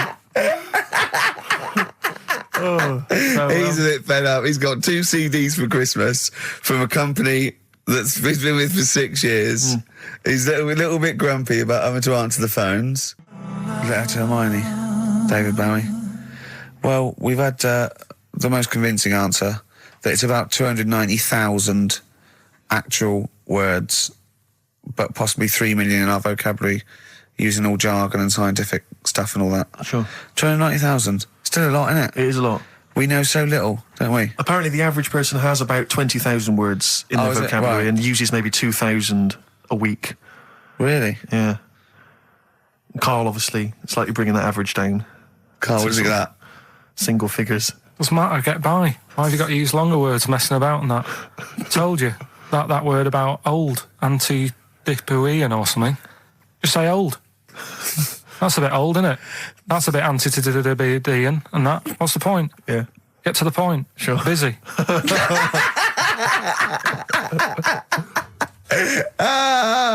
Right, okay. Are you in a film this week, Carl? We're doing that now. Yeah, go on. Get it over with. Hang on a minute then. Get it over with. Let's get this show over with. We can go home. You can go off to Lanzarote and sit on some ash. Some charcoal. He's not happy about that. That's annoyed him. The listeners have all ganged up on him. Yeah. XFM giving him 2 CDs. We've had more calls for his resignation this week than ever before. What do you think of that, Carl? What do you mean? There's another reason. Do you know what I mean, though? Because he's grumpy. He's not just giving it. He goes, well, I can't help it, can I? I don't want it. You're being paid well to do a job. People have tuned in to be entertained, to have good songs. Me and Steve are working I'm pressing here. the buttons. I'm paid to press the buttons. That's what I'm doing. Has every CD started on time? Then Yeah. why would they give you Monday off if you just paid to press the buttons? Don't get every other Monday off, do I? So have you stopped doing that now, have you? Well, yeah. Why? Because there's work to do in that. I'm not moaning about it. Let's get on with it. Blur on XFM 104.9. I forget the name of that track, but it's good. Good song. Thanks very much. Oh, good song. Yeah. Oh, right. I just thought you were complimenting giving his opinion. Right, Yeah. go on. The what? Are we still on the air? Yeah. What are we doing? Merry Christmas. We got someone on the line. Oh, right. He's here. Who's that? Ricky, It's, yeah, go on. it's Jonathan. How are you? Good. It's only TV's Jonathan Ross. Ross, turn your radio down, you idiot. I'm here. I like to. I haven't got a radio on. What are you talking about? We can hear the feedback. Well, I haven't got it. It's not my fault. It's your incompetent radio station. And also, didn't you hear we said don't call in, we don't want to speak to the listeners? What's I'm not a listener. I'm a visitor to your shores. I'm special. You know that full well. I know you're special, right. Yeah, exactly. What, you got a name for the band? Yeah, you ready? Yeah. Blump. B-L-U-M-P. I tell you for what, you can't have a normal word. If it's the monolith band of all time, if it's the big, you can't have a regular word. It doesn't make sense. How can you have a regular word? All these ideas you've come up with are rubbish. You need a word which only stands for that one thing. No one's heard it before. No one will use it again. Blump. I can't help but feel that that's a more appropriate name for maybe one of Ricky's bands. I love seeing that picture of him in that band. You see it everywhere these days. He was like a girl. He was like a little girl in a suit. It's like a girl, a little dyke at a wedding. What was that? That's got to be the kettle calling the pot black, surely. I've always got nothing but 100% heterosexual. We're not sure about. There's not anything wrong with it. I know that, but look at you. I actually had to get that in. There's not anything wrong with it. I'm Jonathan Ross. Oh, dear. I was thinking the other day, right? Oh, yeah? The Comedy Awards. Yes, sir. You didn't have to say some awful things about poor celebrities, poor has-been celebrities with coke addictions and fat lips and faces that where surgery's gone wrong and everything. And when they're on the show, they're going, "Oh, you look lovely." Yeah, I'm nice so to them. good. Well, I'm nice to them to their face, but obviously when I'm not with them, I like to let my true feelings be known. What's wrong with that? That's how everyone Well, I'll tell you what, you can get anything off your chest you want on this show. Any celebrities you want to talk about? There's no one listening. Yeah, it's just between me and you. A lot of people listen. They listen to my show, and after they've had a few hours of, good laughs, they like something bland to just cool them down afterwards. So they flip over. We know this happens. Did you mention my DVD on your radio show? You know what? today? I forgot to. I forgot to mention it. Christ! I forgot to mention it. I meant to mention by the office, but I forgot to mention it. And then I thought afterwards, it's not like he needs the cash, is it? It's not like he needs it. It's not like it is, but he's probably earned more money in a shorter space. You're like a lottery winner, and you've got about as much taste. You're like one of those burglars who's won the lottery. I am. I'm dressed like an Albanian window cleaner at the moment. Burglar from Reading who won the lottery, and now he's fritting it away on what? I do feel sorry for my neighbours. I've moved into a really nice place. Now, I feel like it's the hillbillies. No, it's nice he's moved in though, because it's nice. He's given them something to sort of talk about behind your back. You've united the whole block. Right, go and play with some Japanese wind-up toys now. I'm Ross. going home to play Mario Double Dash with my son. It's going to be a good afternoon. I phoned you once after I'd finished my show. It's about 5 minutes past 3. Yeah. And I don't mind if I said, how you doing? You went, it's brilliant. You said, this is what you said. You went, everyone's out. Jane's taking the kids out. I've already masturbated twice, and I'm playing with a new Japanese toy. I'm masturbating now. Play record! Yeah, Kings of Leon, Wasted Time on XFM 104.9. Sorry, I was sidetracked there by just some of the band names. And now listen, I want to put in 2 of my own. I want to win that pile of tat out there, right? I've got 2 names here, okay? We should just remind people in case they've just tuned in. Oh yeah, Ian Canfield has chosen his mega band of all time. He's got Keith Moon on drums, he's got Lemmy on bass, he's got Keith Richard on guitar, he's got, who have you got singing? Robert Plant. Robert Plant. And their manager is Vance. But he needs to announce them at Wembley Arena. They're already sold out. They're at number 1 in the album charts. They're the greatest rock band of all time. And I've got 2 suggestions. Okay. What about this? Please welcome to the stage. Tungsten lung hemorrhage. Yeah, good. Yeah? Please welcome to the stage. God dildo. God dildo, interesting. Nice juxtaposition there of God, the almighty creator, and a dildo. Nice use of some contrasting imagery there. Yeah. Powerful and topical. Tungsten lung hemorrhage. Yeah. We've had a couple also on the email. People didn't really include their names, but who cares? Please welcome to the stage, Balls of Steel. Balls of Steel, yeah. And we've had like Brain Hammer. Yeah. Brain Hammer's good. I Lots like of Brain Hammer. brain-related stuff. Quite liking the idea of tumour fish. Tuna fish, I like. Tuna fish is very good. I like tuna fish. I just wonder if there's one more contender. I don't know who this was, Ian, that phoned in with it, but possibly it's topical. Yeah. Deathly Hem. Yeah. Deathly Hem. It's brilliant. Oh, it's Deathly Hem. Please welcome to the stage, Deathly It's Hem. Deathly Hem. Who's that? We've got to give it to I don't know who that was. Oh, but, well, if you came up with Deathly Hem, email again. Deathly Hem. It's the greatest name for the greatest rock band of all time. Will you please welcome to the stage, Deathly Hem. Cheering breaks, mind over money, XFM 104.9. I'm Ricky Gervais, Stephen Merchant, little Karl Pilkington. Yeah. A couple of emails. Different people have visited various tourist attractions. Oh, yeah. Let me see who's this from. Not quite sure. But thanks very much indeed for it. So, there's a link here. It's apparently in Devon. Barometer World. Brilliant. It's the world of barometers. It was established in 1979. And By one bloke who had a lot and thought, I can charge a quid for this, definitely. Here's the out of his own house, probably converted back scuttle. Exactly. Yeah, that's not a euphemism for a sexual act. But look at the webpage here, Rick. There's a picture of a beautiful barometer being held by a beautiful lady. Lovely. Who's definitely his daughter. Yes, definitely. Come on, Kathy. Oh, that. Dad, no. Come on. Undo your top a little bit. Dad, definitely made to do that. Yeah. Oh, that slight look of I hope no one I know sees. Just check out Barometer World. Barometer World. Yeah, that's available. If you want to check that out, www.barometerworld.com. That's now, all the barometers. Now, do they work? They're to do with checking, is it the air pressure? Well, everything. Air. But I think that's what it's based on, isn't it? Sort of low and high pressure, so it's going to rain, it's not going to rain. Yeah. Or going to be windy, but I wonder how accurate they are. I think in the days before satellite sort of weather surveillance systems, probably essential. Yeah. Nowadays. As essential as hanging some seaweed out by the back door? Probably. I think it's probably similar. I think it's the same one as holding a needle and thread over a pregnant woman. If it goes clockwise, it'd be a boy. Yeah. Yeah. The thing about a barometer is how far into the future can it predict? Exactly. How do you know? If it's a case of you may as well stick your head out the window to see if it's raining. Exactly. This barometer goes, oh, it'll be windy and rainy. When? The barometer goes, soonish. Yeah. So I can't say, but it will, well, within the 7 days. I don't want to be specific because you'll have me.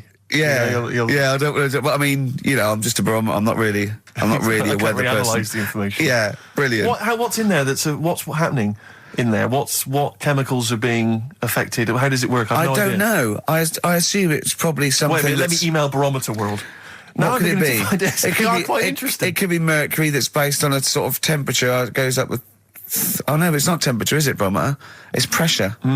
So it's probably just very fine. It's like a fine, very, very fine needle, isn't it? This is almost as embarrassing as last time we were on. We couldn't figure out what the name of the leader of China was. Was it the King of China? The Prince of China? Oh, this is where we were trying to imagine what it'd be like if all the Chinese people at once jumped up and down and made a big tidal wave. Tidal wave. But if you do know what the name of the leader of China is, we don't mean the name of the particular person in charge, but if it's a king of China, the emperor of China, the chancellor of China, the prime minister of China, didn't it? No, that was Japan. Yeah, this is it. I don't know what's the big guy in charge. Is he still the chairman? I know Chairman Mao was important. I think he was just the chairman. I think he just governed all the big meetings. Yeah, I don't know. He just kept the minutes. Head Chinaman? Head Chinaman. The major Chinaman. The top Chinaman. Number one Chinaman. Do you know what? We're going to be honest here. We know so little about China. It's true. We know so little about China. Yeah. It's embarrassing. But if you've got any interesting facts about China, then email in ricky.gervais@xfm.co.uk. Also, I imagine the email address to use if you're going to take part in this week's Rockbusters. I did read an interesting fact. I'm researching. I'm doing a show called Politics, and I was researching. And there's a thing about sweatshops. Yeah, no, sweatshops. Like Nike. There's these facts, right? And that these people get like a few cents an hour, and the CEO, I forget his name, for a Chinese woman to earn his 5.2 billion, she'd have to work 8 hours a day, 7 days a week for 10,000 years. But Steve, they don't. They don't. They don't. They obviously don't want to. Exactly. They don't want to. They don't want to. Lazy, Rick. Blur. Out of time on XFM. Well, we're not out of time. We've still got an hour left, boys. Hey! Luckily. Brilliant. A lot of emails, obviously, about the Chinese. People as fascinated as we are. I don't want to discuss it, interminably, Rick, because there's so much to say, and we've said most of it in the past. Yeah. Get a couple of emails. In fact, I think, Carl, you told us this information. Remind me of it again. If all the Chinese people in the world were... We're in a line on that, because there's loads of them, you'd never get to the end of it. Right. No, it's not that. It's no, if all the Chinese people formed a line and started walking out of China, you'd never get to the end of it. That's what I just said. No, it's because, though... they'd be having babies. You know what I mean? Still, it'd be adding to it all the time, wouldn't you? But would they be walking and shagging and having babies as they're walking out? Yeah, that is. I'd love to see someone organise that. Maybe the Record Breakers team. I tell you what, I'd love to see Ross McWhirter or Norris, who is it? Who's the one that's alive? I forget Norris. I think Norris, right? I'd love to see him to coordinate that. Yeah. 1.2 billion little Chinese fellas. Boy, girl, boy, girl, boy, girl. Yeah. And where are they walking out of China? Which exit are they taking? They're taking the... Through Tibet? Or? I think it's the Gate 9 Slip Road, the M43, right. to St. Petersburg. Right.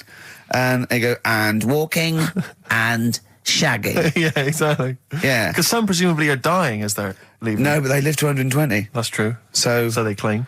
So, well, we know Carl's theory on that. Do you want to just tell new listeners your theory about when all these Chinese people get the records for oldest people in the world? Come on, what's your theory, Carl? Leave it. Carl, just that they're probably lying. Why? That's all. Because a lot of them don't age that well. Some of them do. A lot of them don't, and they always look older than they are. I read the other day, right? Do you know the one who was the oldest woman in the world, right? Chinese woman, right? The way she did it, it was... She didn't die. That was her secret. Yeah. What she did, she got up every day and didn't die. No, she was like awake and that, and then she'd have 2 days just sleeping. Right. So she wasn't really that old. What do you mean? Well, she'd only sort of lived half of her life in a way. Well, we all live 2/3 of our life, don't we?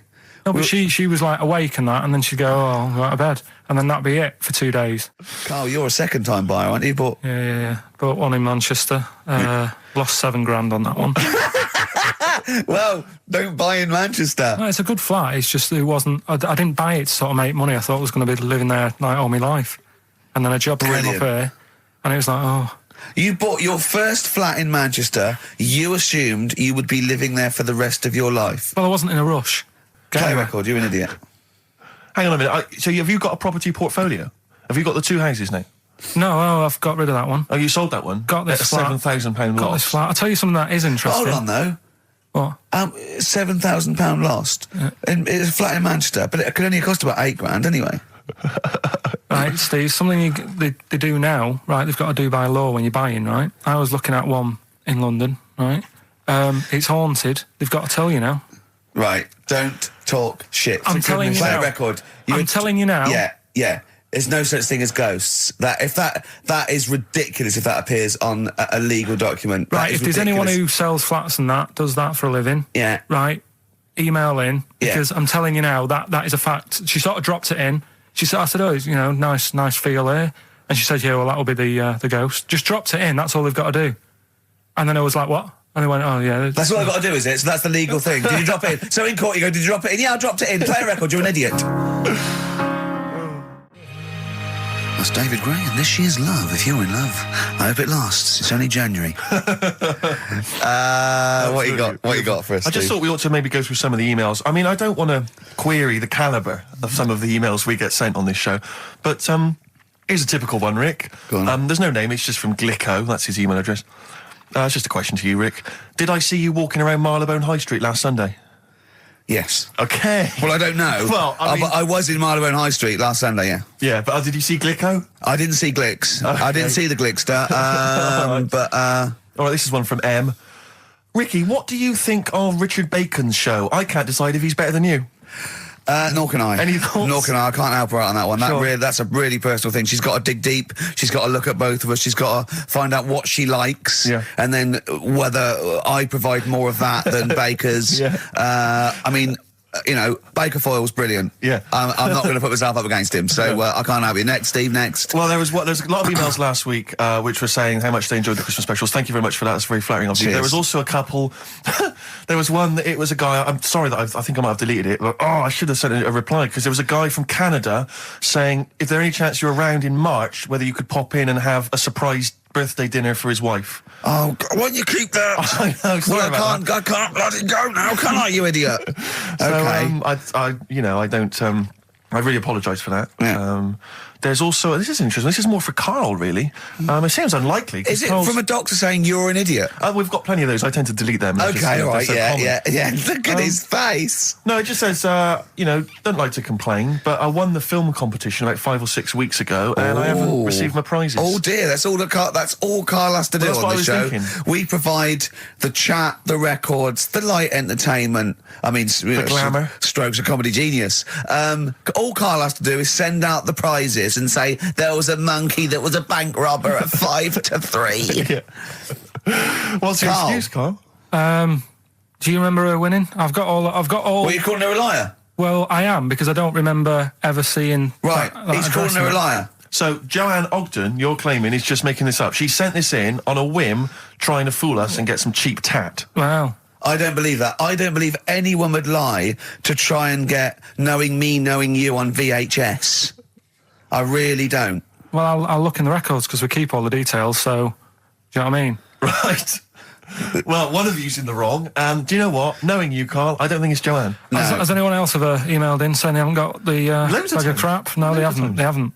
Well, Well, yeah, so- one mistake's one too far, because that's one person. So, you might send out 30, but that one person, that's the first time they've won a competition. They want the history of Wind narrated by Donald McIntyre on VHS. Yes. And, Stephen King's It on Betamax. yeah. No, they sometimes they want the best of Primal Scream on a cassette. Exactly. So, You've got to make sure you're sending these prizes out. Final email from Andy. He says, the webcam is pointing at the ceiling.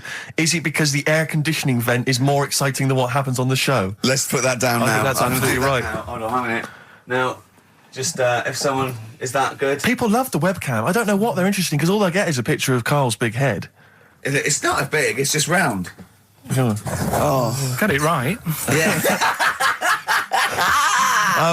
Carl, I'd like you to play the next tune. I got sent a little cheeky primer for The Cure's Join the Dots. It's B-sides and rarities, lots of stuff from them, from all over the ages. And it's amazing how good their B-sides are. Here's one of them playing. Yeah. Oh, proper rock band. Best band since Thin Lizzy. The Darkness. Well, big words. Growing on me. XFM 104.9. Bit rash, I think. R. Gervais, S. Merchant, K. Pilkington. With a little bit of... I know for a fact that Steve is getting a little bit sick of Carl's attitude. Oh, his attitude's appalling. I quite like it, though, because it's straight away friction, and he's sort of like, you know. To be fair, I genuinely don't think I'm the culprit in this. I think I come in and I just ask him a simple request. Yeah. And immediately on my back. Whinging, moaning, whining. I don't know if there's any evidence. Well, it's funny you say that, actually, because in a survey, it came up this week, it's quite extensive. Mancunians take more sick days than anyone else. Mancunians take more sick days than workers in any other city in Britain and Ireland, according to Manchester-based employment firm. Survey by Peninsula found employees in Manchester take 11 sick days per year, whereas closest rivals Edinburgh and Dublin take an average of 9. Liverpool, Newcastle, Birmingham and Cardiff, only 8. Is Reading mentioned there, or no? Bristol? It's not even in there. They don't take days off. London is only 7. So the point is, I mean, I don't know you can take anything from it, but if you were an employer and you had a Mancunian and a Liverpudlian and they were equal on everything else, but you really couldn't afford them to be away, Liverpudlian's going to probably be away for 8 days. Sure. The Manc's going to be away for 11, phoning in sick. And so what can you? I mean, just analysing the data there. What would you extrapolate from that? I really don't know. I mean, call in if you've got any clues, or email us in if you've got any. I don't know why I think maybe. I don't know. Mancunians. I don't really know many people from Manchester. Well, I only know one, but I know he was off sick because he put on wet trousers and he got a cold, I think. Yeah. Well, he just said he was didn't come in for. Yeah. He left early as well once. Yeah. But I don't know. I mean, that's the survey. I don't know. I mean, it's evidence because it's statistics. So there you go. It's guaranteed evidence that's proof. Any thoughts on that, Ricky.Gervais at xfm.co.uk? I mean, oddly enough, you're from Manchester, Carl. Yeah, I am, yeah. What are your thoughts on that? On what, sorry? No, on the survey. Wasn't really listening. Sure. Well, Mancunians take off more sick days. They call in sick. I mean, presumably spuriously. Yeah. I mean, because they've got the same body. They're biologically the same, so... they're obviously making up. They're lying. Yeah, some of the days. Maybe there's just the 3 extra they're making up. Yeah, they're moaning. Probably because we work a lot harder than the others, so we're tired, so you're sick, so you need time off. Probably. Seems unlikely. I mean, the Scousers, to be honest, take them on, let them work in your office. But you know how many computers are going to go missing? Right, that... So offensive. Is offensive. Right. This is a survey that proved. You just made that up. You just carried on the myth that Liverpudlians thieve. Now that's not true. That is not true. Well, it's not. Well, some of them do. There's been no survey that you're more likely to thieve if you're from Liverpool than if you're a Manchester. So that hasn't been proven yet. So all I've got is the evidence from a survey of, I think, 3,500 people. It's proof that Mancunians take off more sick days. XFM 104.9. This is April Come She Will by Simon and Garfunkel. Simon and Garfunkel, April Come She Will. A lovely love song there. The X-List was all about sort of like sexy songs because of death of Barry White, of course. And Carl and Steve having a little argument. Steve said, well, there are such thing as sexy songs, of course. Carl said, I can't understand it. How can something be sexy? How can you woo a woman with a song? Steve went, well, you don't woo a woman with it, you just put it on the background. Carl said, stick the telly on. Stick the telly on. I love that. You don't believe there's any such thing as a sexy song, is that right? I don't think it can get you in the mood. You know what I mean? Right. You're either in with a chance or you're not. I don't think it matters what song you put on. Well, I don't think it ups your chances. I don't think if it does. If you put Channel 5 on a Friday night, right, see a little bit of that action, gets anyone going. It's worked for me, and that's all. What's that, when pets go mad? No, you know, like, I don't know the titles of them, I don't look at the titles, but... What about the show with Chris Moyles? Do you mean the kind of erotic thrillers? Yeah, put one of them on, that gets you going a bit. I might be tired and that, but... What does the woman go, oh, that's an idea. Hey, that's an idea. They're normally called something like illegal briefs, and they're normally about some kind of female solicitor who's defending a guy who may or may not be a killer, but maybe in a former life they were lovers. It's always some nonsense like that, and presumably there's normally some gruesome murders. So how is that getting you in the mood? It's plot development. Yes, the narrative. I love narrative. Yeah, I'll tell you what, that's a lovely twist. I've got the horn. Yeah. Brilliant. So, if you're from Manchester, sorry about that. I mean, it is true. We weren't making that up. We weren't doing a stupid stereotype like Carl did with Liverpudlians. It's just a survey that Mancunians take off more sick days. But they might be genuine. They might be sort of an iller people, or it might just be people who are in Manchester go, oh, I can't be bothered to go to work, it's rubbish. Whereas if you're in London, you go, I can't wait to go to work. What a lovely What a lovely place this is. Some great jobs, don't you? Great jobs, don't they? Rick, I know you're always looking just to keep you abreast of new developments in music, what's happening. Yeah. I don't know if you've got any plans this evening. You might want to pop along to the Hope and Anchor in Islington. Why? Where playing tonight, Restless Diesel. Please welcome to the stage. Restless Diesel. I mean, we've talked about it before. Band names where you just have to imagine you're supporting U2, Wembley Stadium. It can never happen. Please welcome to the stage, And Restless he comes on, and after Diesel. the first song, he goes, thanks, because great band before us, Restless Diesel. You hear a lot more of them. Exactly. Yeah, it won't happen, will it? Sure, they're a great band. I think. What's the tax on that? £5 in, is it? It's not telling us actually. But to pop down to the Hope and Anchor. Maybe tell us how Restless Diesel was tonight. Yeah, just call in. Maybe call in on Christian show Monday. Just tell us how Restless Diesel were. We can make that a regular feature. Now, what's coming up on today's show? Well, listen, we got all the usual favourites. We got and some new ones. We got Monkey News. That's sorted. Carl told me. People are guaranteed Monkey News. He called in. He said, "I've got some Monkey News." Brilliant. He's done that. I have to make sure. Then we got that. We've got some great tunes. I've got a great song from Tupac, some Cat Stevens, some Jimmy Webb, some Thin Lizzy. Can I surprise you with something from Aerosmith? And a little treat from Evan Danberg. We're quite rocky today, aren't we? There's a threat there won't be Rockbusters. Good. That's no threat. But we can bring back Educating Ricky. Oh. I mean, because it's sort of like seasonal, isn't it, our show? We don't want it's not like Ant and Dec's takeaways on all through the year. Yeah. They go away for a few weeks and we get something else like Ian Wright's, Friends Like These or something. You know what I mean? And so maybe Rockbusters, maybe not. Rockbusters on hiatus, but Educating Ricky always fun. If you've not heard that before. And I'll tell you what, Jane's Addiction, just because they rock as well, don't they? Oh, brilliant. XFM 104.9. Excellent, Ricky Gervais. Jane's Addiction, just because on XFM 104.9, broadcasting from London, where people prefer to only be off sick when they actually are ill. Sure. I don't think I've ever taken a day off sick. Except when I had that terrible tonsillitis. Is that when you went home, stayed with your mum and dad? Yeah. Why is that a problem? No, it's bad for health. No, I'm not saying it's a problem. It's bad for health. Yeah, I've got a loving family. So sue me. What do you make of that? The antagonism and piss taking is just like, oh God, 3 blokes in a pub. There's people listening. I can't go. Are there? Carl, what do you make of London? Because you often say you'd much rather be up north. Well, he wouldn't, or he'd go. Well, this is why he constantly says you've chosen to live here. You've lived here for years. You've got a flat here. No. I chose to come here because I was offered a job that was good money. Yeah. I wouldn't have come here if there was no job. So you prefer to be somewhere where there's a good job, so you've chosen to live here. I don't like being here, though. Well, no, but you can leave. To what? Well, exactly! So you've chosen to stay somewhere that's better for you. It's not better for me. Well, it's making me ill. I'm not sleeping. Well, so you say you're ill, after you call in ill, but I don't think you are. But I mean... Are there any stats to prove that? Well, yeah, because, of the 11 days that he calls in sick, I reckon probably 7 of them are genuine. I'd love it if I drop down dead tonight. Honestly, I'd love it. If you drop down dead tonight, you know it. Why aren't you sleeping? What, you're feeling ill now, are you? That's funny. You weren't feeling ill earlier, but you read that, and you're suddenly ill. I'm run down.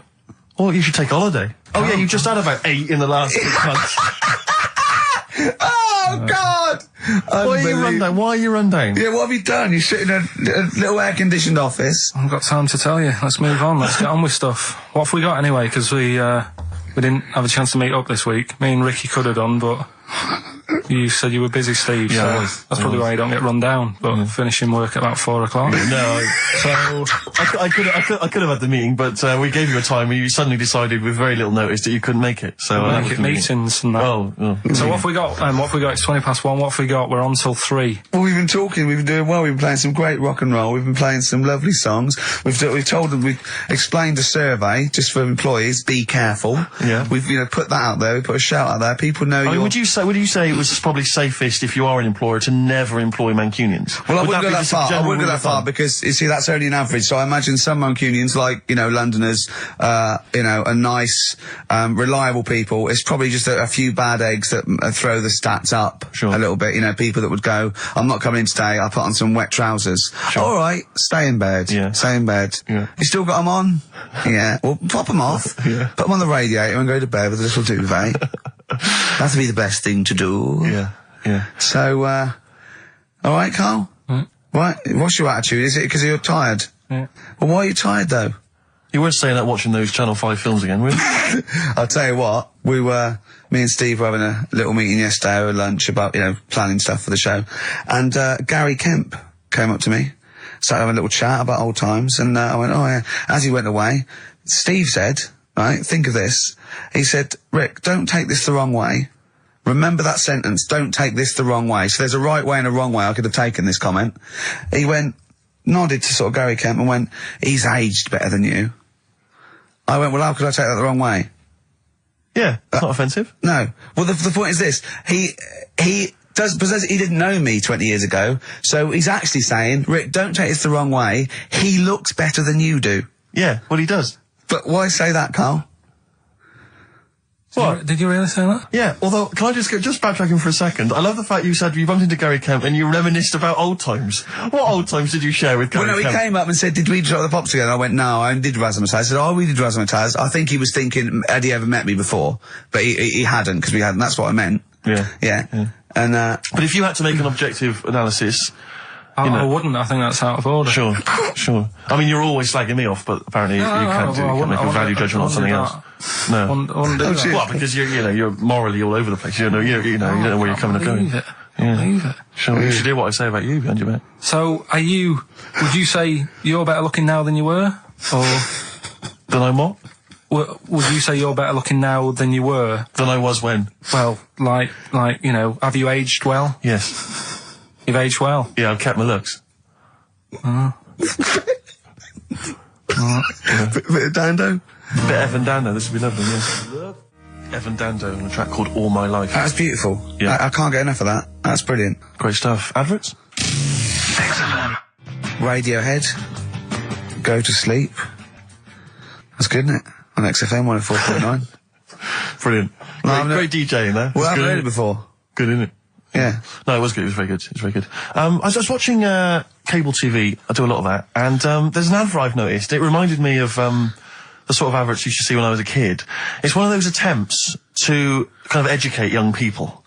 But doing it in... Yeah. Yeah. It's on MTV, but it's one of those things where it's clearly been made by people who are in their mid-40s. Who have never been cool. Yeah. Who've been working really hard to get into TV all their lives. And now are trying to appeal to, funky and possibly wayward young people. Yeah. And it's kind of... Nerdy wows. Yeah, exactly.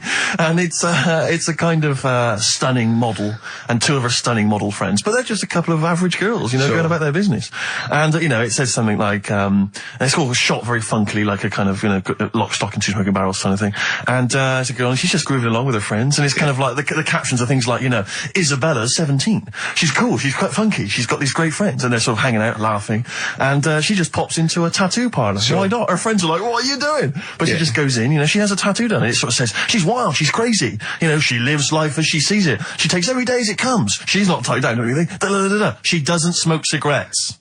Yeah. So if you think she's cool, if you think she's cool, if you think all this is cool, then you probably won't want to smoke cigarettes. Exactly. If you want to be cool, then like don't. Isabella or whatever. Except the thing with that is that people watching that, the youth watching that will go, well, Bill at my school, he smokes and he's cool. Exactly. Yeah. Well, this is the problem with it. Yeah. It's not that the impulse is wrong. The message is fine. It's just this thing I can't imagine those things ever working with young people. No. With youths. It's like when what was it? What it will do is that you'll get a lot of 13 and 14-year-olds sneaking out and getting a tattoo. Exactly. So the parents be going, I'd rather she smoked. Exactly. She might give that up sometimes. That's for life. She's got a spider's web on her face now for the rest of her life. Yeah, exactly. Yeah. But it's like, you remember that thing when they tried to get young people to vote?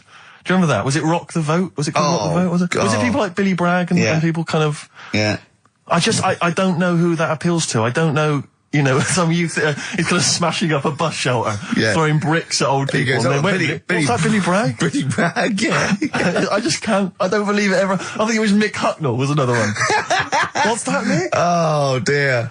Well, I remember the ones where you just, if you were going to go off with a stranger, your cat went, well, don't. Yeah. Ask mummy first. Yeah. And I remember I was trying to jump in cars left, right and centre, but my cat, when I was like 5 or 6, would go, and I go, good point. Yeah. You're right, he could be a nutter. But I seem to remember the Charlies the Charlie Says. It was Charlie Says, wasn't it? Yeah. Charlie Says. Charlie Says. I always find them really unnerving. He lived in that really eerie kind of world where you never really saw cartoon. anyone. Yeah, but it was very kind of, it was very eerie. It wasn't a very kind of comforting No, world. they hadn't spent a lot of money on the cartoon. No. But it was, I always got the sense with him that he was probably really quite lonely. But I like the fact is that... And he had a cat, Mummy and the was cat so could talk. pleased, but by the time I came out, they'd gone off and I missed the picnic, but so Mummy was so pleased that I'd asked her, she gave me an apple. No, I think and she said- Charlie got something he liked. He gets a fish, right? I was thinking, an apple? No, I seem to remember it being that... I'll get an apple anyway, get me some sweets. Yeah, or a tattoo. I always thought there was a con when your parents got you some clothes you needed for Christmas. I'm not falling for that. Exactly. I'd go, look, I'm getting the clothes anyway. I want battling tops. But the Charlie Says, I seem to remember when they asked him to go off for the picnic, by the time he'd asked Mum, because she was on the phone, I don't know who she was chatting to in the middle of the day, the kids had gone, and I seem to remember one of her clients. Exactly. I seem to remember that he said, don't worry, he was fine, because Mum took him and Charlie on a picnic. Not as good. Who'd rather go with your mates, or with your mum on a and picnic? your cat. And your cat. Yeah. I mean, I think they were friends. Mum, the Scotch egg sinks a fish. Well, I had to bring it for Charlie. Don't bring raw fish in the picnic basket. I think they weren't friends with us. They were just local kids who go, let's go and ask that weirdo with the cat if he wants to come down the park. Let's go and ask the weirdo who thinks the cat can talk, yeah. and then run away when he goes to ask his mum. When he goes off to ask his mum, they're just going, ask your mum, ask your mum. Yeah. Hello, hiya. All right, we're the local lads, the cool local lads. We smoke, we got tattoos. Do you want to come and play with some puppies in the disused mine? Ask your mum first. Quick, run. Exactly. Look, he's talking to the cat. Look, he's talking to the cat. They were just round the corner spying on him. They were just laughing. There was no picnic. Did you ever go on a picnic, Carl? Was there places to go in Manchester, or was it like Quarryland mostly? The problem with those adverts, like when I was growing up, they'd sort of give you ideas, because remember the Charlie's one, right? And we were on holiday, right? And I met these two lads who are knocking about with like mates and that. And that advert came on, and we thought it'd be a good idea to wind his mum up, because this advert had just been on saying, you know, kids are going missing in Wales, right? Yeah. So we said, oh, this will be a good laugh. We put the kid in the wardrobe. His mum came back from shopping. We said, oh, he's gone missing. We haven't seen him for hours. That's terrifying. I know. That's appalling. How old were you? About 13. And what was his mum? She must have been. Yeah, she was going mad, and that's when we thought, oh God, we've gone. Will we say anything? Will we pretend we don't know where he is? Open the wardrobe, he'd suffocated. Yeah, that's horrible, Carl. I know, but Such it's a just cruel what you thing. do, isn't it? It's just what you do. Well, no, you do. What do you mean? It's just what you do. What was it? Was he in the wardrobe? Was he listening to this? Why didn't he go, Mum, it's all right, when he heard her crying? No, she wasn't crying. She was just panicking and like screaming a little bit and that. Screaming a little bit. Okay, we'll tell her when the screaming starts. Exactly. Yeah. And then what's the other thing? Like on the same, like, you know, all this was going on when I was growing up. And one time we're on holiday, and my mum says, right, if you're going on the beach, it's a big beach. But, you know, if you're going to go out and play there, I need to know where you are. So where are these bells? Where this cowbell around your neck? She gave me a balloon. Good idea. A balloon, and it just, you know, sort of attached to my arm, so wherever I was playing in the sea and that, you can see the balloon and that. Brilliant. But then the problem was, everyone else thought that's a good idea. And it was just like loads of kids with balloons and that. Oh, I ruined it. So that didn't work. Yeah. I had to bin that idea. Weren't you in a car park once? Oh, no, it was New Year. And we were all gathering up, you know, like in Trafalgar Square at New Year, everyone gathers and they have a big kind of party and stuff. Well, in Bristol, they do something very similar on a smaller scale. And I was there one New Year, I was with my friends, and I for some reason I picked up a balloon during the evening. You know, I don't know where I got it from, but I was holding this balloon, and these girls came up to me, and I thought, yeah, nice, you know, maybe a little New Year kiss. They came up, they said, hey, are you going to be here for a while? And I said, well, yeah, I probably will. They said, it's just that we've arranged to meet back at you at midnight. What do you mean? Because I was so tall and had a balloon, I was towering above everyone else. I said, what? I said, we're going to meet back at you at midnight. This is. They said, don't worry, you can go about your business because we can see you wherever you are. This is where Nelson's column is. No. No, this is in Bristol. Oh, right, okay, yeah. And so I'm sort of wandering around, and then at midnight these two girls turn up again, and some of these lads come and meet them, and they're sort of laughing and joking. I'm thinking, they're probably going to invite me back to a party. I watched them gain a cab. They went off. They had a wild night. But then I did have a balloon, so it was a great New Year for me. I did have a balloon. Oh, should we have a little bit of Tupac? Yeah, if you want. Yeah. A little bit of that. There's a great lyric in this. It's picture me rolling, right? But at the end, he's saying about, look at me now. I'm, drinking Remy and I'm in a Rolls Royce. And he goes, oh yeah, I forgot the DA. Can she see me from here? Can you see me, ho? And I think this is like District Attorney turning on the radio and Tupac going around going, can that ho see me? She's going, yeah, I can see you. Yeah. It's brilliant. Tupac. I'll tell you what, we should get rolling. Rockbusters. No. All right. No. Well, he has done it. He just said that he was worried about it because we said it's the last one. What do you think, Carl? I just don't think... can I just say now, Carl, seriously, I'm only responding to what we're getting on the email, which is people do not want Rockbusters. They really... There's one guy here who he says, it's James Pooley, he says he's preempted Carl by giving my answers to this week's quiz. I don't know what the clue would be, but his answer is no van ear. Nirvana. Yeah, good. Nirvana, yeah. That sounds like one. Number 2, he's just guessed. I don't know again what the clue would be, but the answer is Kid Creosote. Yeah, that's good. That's a typical Rockbuster. That is brilliant. That's a better game. And the last one is Harry Seacombe. Yeah. Yeah, that'd be good. So, maybe we should reverse it so people and we have to come up with the clue for them. And we win the prizes. Yeah. Have you got prizes ready as well? It's all there, but... Oh, I feel sorry for him now. I mean, what the prizes would have been. I'd rather just give them away to the first person to email in, frankly, than have to go through the torrent of Rockbusters. God! Look at Carl's face! I wish you could... Oh, can't we get this on telly just for Carl's face? Hey, I'll tell you what we could do, Steve. You know, like Smiley Miley and that used to take the Radio 1 Roadshow out? Oh, man, that would be amazing. Come on. Should we take it out? Hello, Bournemouth. Yeah, how many miles have I done? Don't care. No, should we do this? How many miles have we done? Well, XFM's down the road. Yeah. 1. Yeah. Should we take it out the road just so they can see Karl Pilkington? To be fair, though, you're not really keen to leave W1, are you? Oh, we wouldn't. Right. So where exactly would we take the roadshow? We'd do it outside. Outside the building? Yeah. Right. Okay. And what would we do? It's called a roadshow because it's in the road, I imagine, isn't it? And we'd give away T-shirts? Throw in T-shirts, and then we'd have a band. Hat. We'd have band playing. What was that band playing tonight? I forget, something Diesel, was it? Yeah. See, instantly forgettable. That was my point, really. we could have them on. Yeah. Great. Yeah. Get a couple of celebrity pals down. Someone from Big Brother 2. That would be ideal. Well, Josh, the other little gay fella. Yeah. He'd come on, just wave. Yeah. I'm beginning to like the idea. Yeah. Brilliant, yeah. So we'll have Josh, something Diesel, we're playing the Bull and Gates tonight, whatever it is. Yeah. Right, I'll throw out some T-shirts. Yeah. And then, Carl will do a live Rockbusters. Yeah? Well, I don't know. Do you want it? I just think that ruins it slightly. It would just bring the whole afternoon down, Rick, I think. We'd get it sponsored by someone. Yeah? No? Well, I'm just trying to inject a bit of... Read the prizes, what they would have done. There's a PlayStation game here. I guess it's maybe not been released yet. It's a little demo of that. What's this? The American Song Poem Anthology. I don't exactly know what that is again, but lots of songs on there and a couple of compilations, arbitrary compilations, the Club Anthems compilation, the best summer holiday album ever. Wow. There it is again. You've certainly sold it to me, Steve. The best air guitar album again. Brilliant. And an old edition of Only Fools and Horses. So, you really haven't put the effort into the prizes, Carl. So if that's the prizes, if that's the whole point of the competition, and they're the best prizes you could conjure up, in God's name, how bad are the clues this week? That's why he doesn't want you to do it, Carl. Oh, we won't bother. Forget it. Doesn't matter. Good. Excellent. Well, that's resolved. Brilliant. That's excellent. What we have got, though, is Educating Ricky, haven't we? Well, another one of my little things. Oh, it's brilliant, then. So how long's this going to last before you want to get ditched this? Well, we'll see. A couple of weeks. Not like that, Carl. It's all one. It's one love, man. We're on the same team, man. Yeah, we're just one voice, man. One true voice. Like those lads. Yeah. They could play. Right, well, the Educating Ricky, They could play. Well, why don't we play a record and come back with Educating Ricky? The Wind, Cat Stevens, we need to get the jingle queued up as well. Yeah, I'll get the jingle queued up, No, yeah. I haven't got Neil Young lined up yet. No, not Neil Young, Cat Stevens. I gave it to you. I know, we're not playing that yet. Can we just play a record?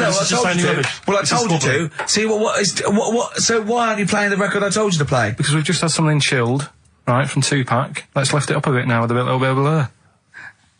Right? Come on, play it. Oh, I'm not sure. I just am. Crazy beat there on XFM 104.9. Right, we're gonna do Educating Ricky instead of Rockbusters.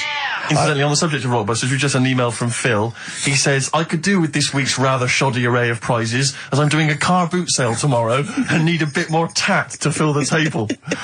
We'll probably send it we might as well do it anyway. Yeah. But Educating Ricky, it was a feature. Well, actually, about a year ago, I started a feature called Educating Karl, because we found out he had 1 E at O level at history. And I'd educate him on things like Rasputin, things that I thought he'd be interested in, Winston Churchill, some of the greats, some scientific facts. And then I said, it's your turn, and he started telling me about people born without legs.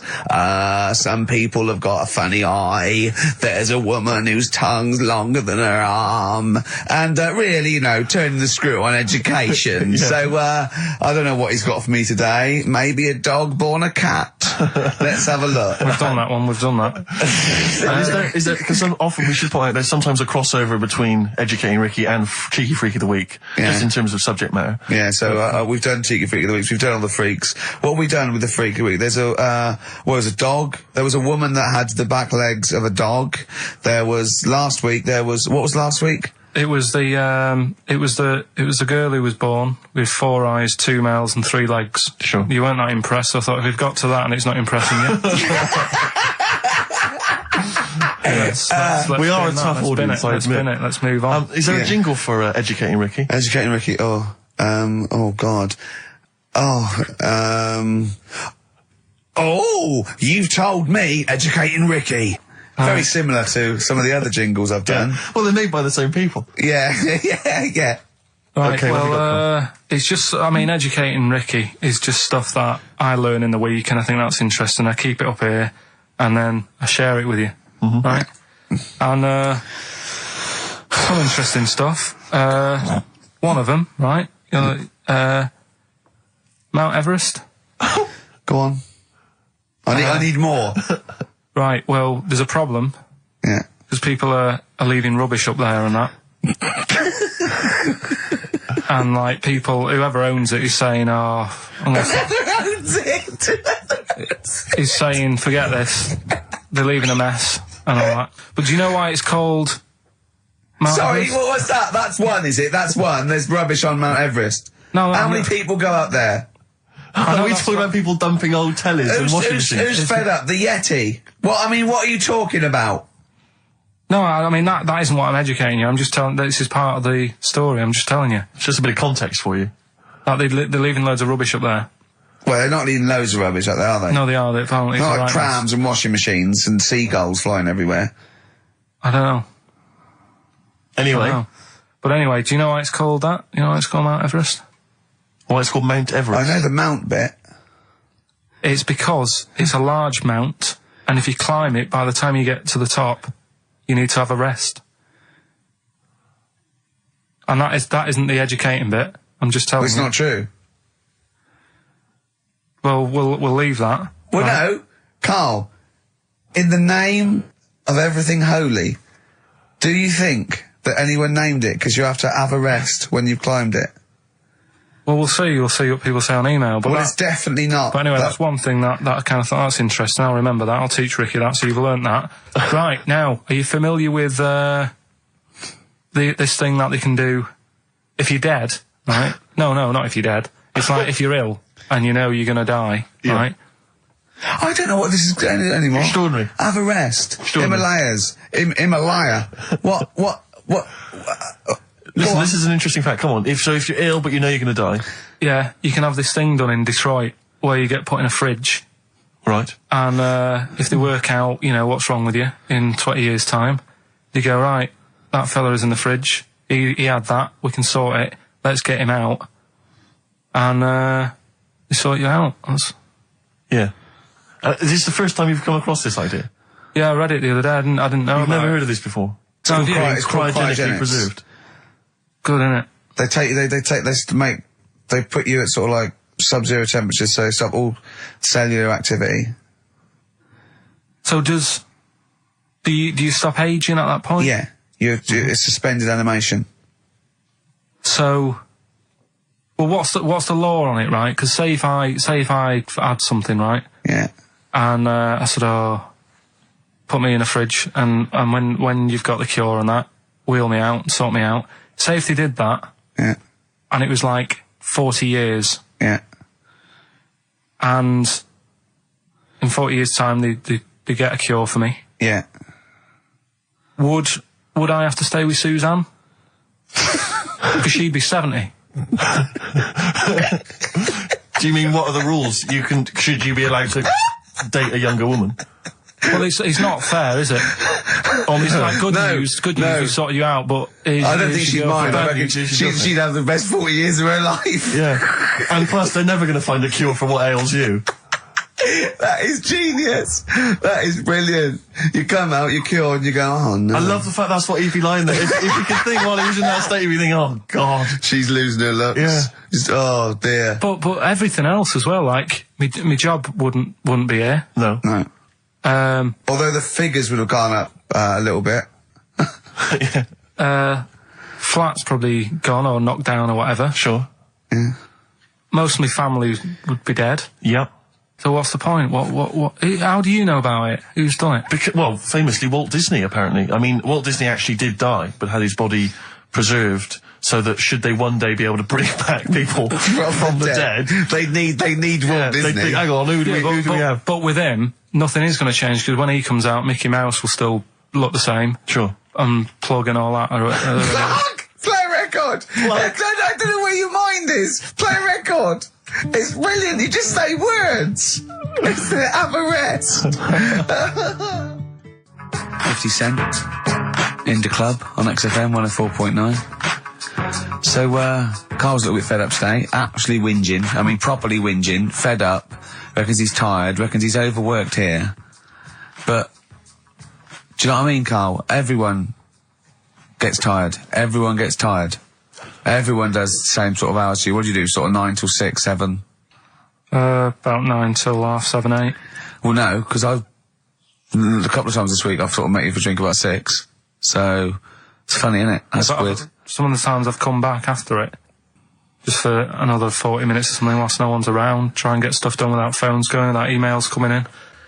Yeah, we got to do it. Can I tell you what I think's a disappointment? You're in the department. You got to do it. I just think it's a disappointment that Carl hasn't been able to put that aside and rise to the occasion. He's only got to do this show once a week. It's I know. Hours. It's, I mean, no you and one's I, doing it. we're tired. We've got you've got one job. We've got about 6, and we're still doing it. Do you know what I mean? We still do it. We still. Well, come you're a here. professional, Rick. I mean, that's why you've won multiple awards. Is because you're willing to get up there, even if you're feeling a little bit under the weather, even if you hurt yourself, or you've got an injury of some kind. You're up there. You're doing it. Yeah. You're entertaining. You're providing a service. Yeah. So. It's disappointment. Yeah, but I've pressed all the right buttons at the right time. Indeed. Right? That's what I get paid for, yeah.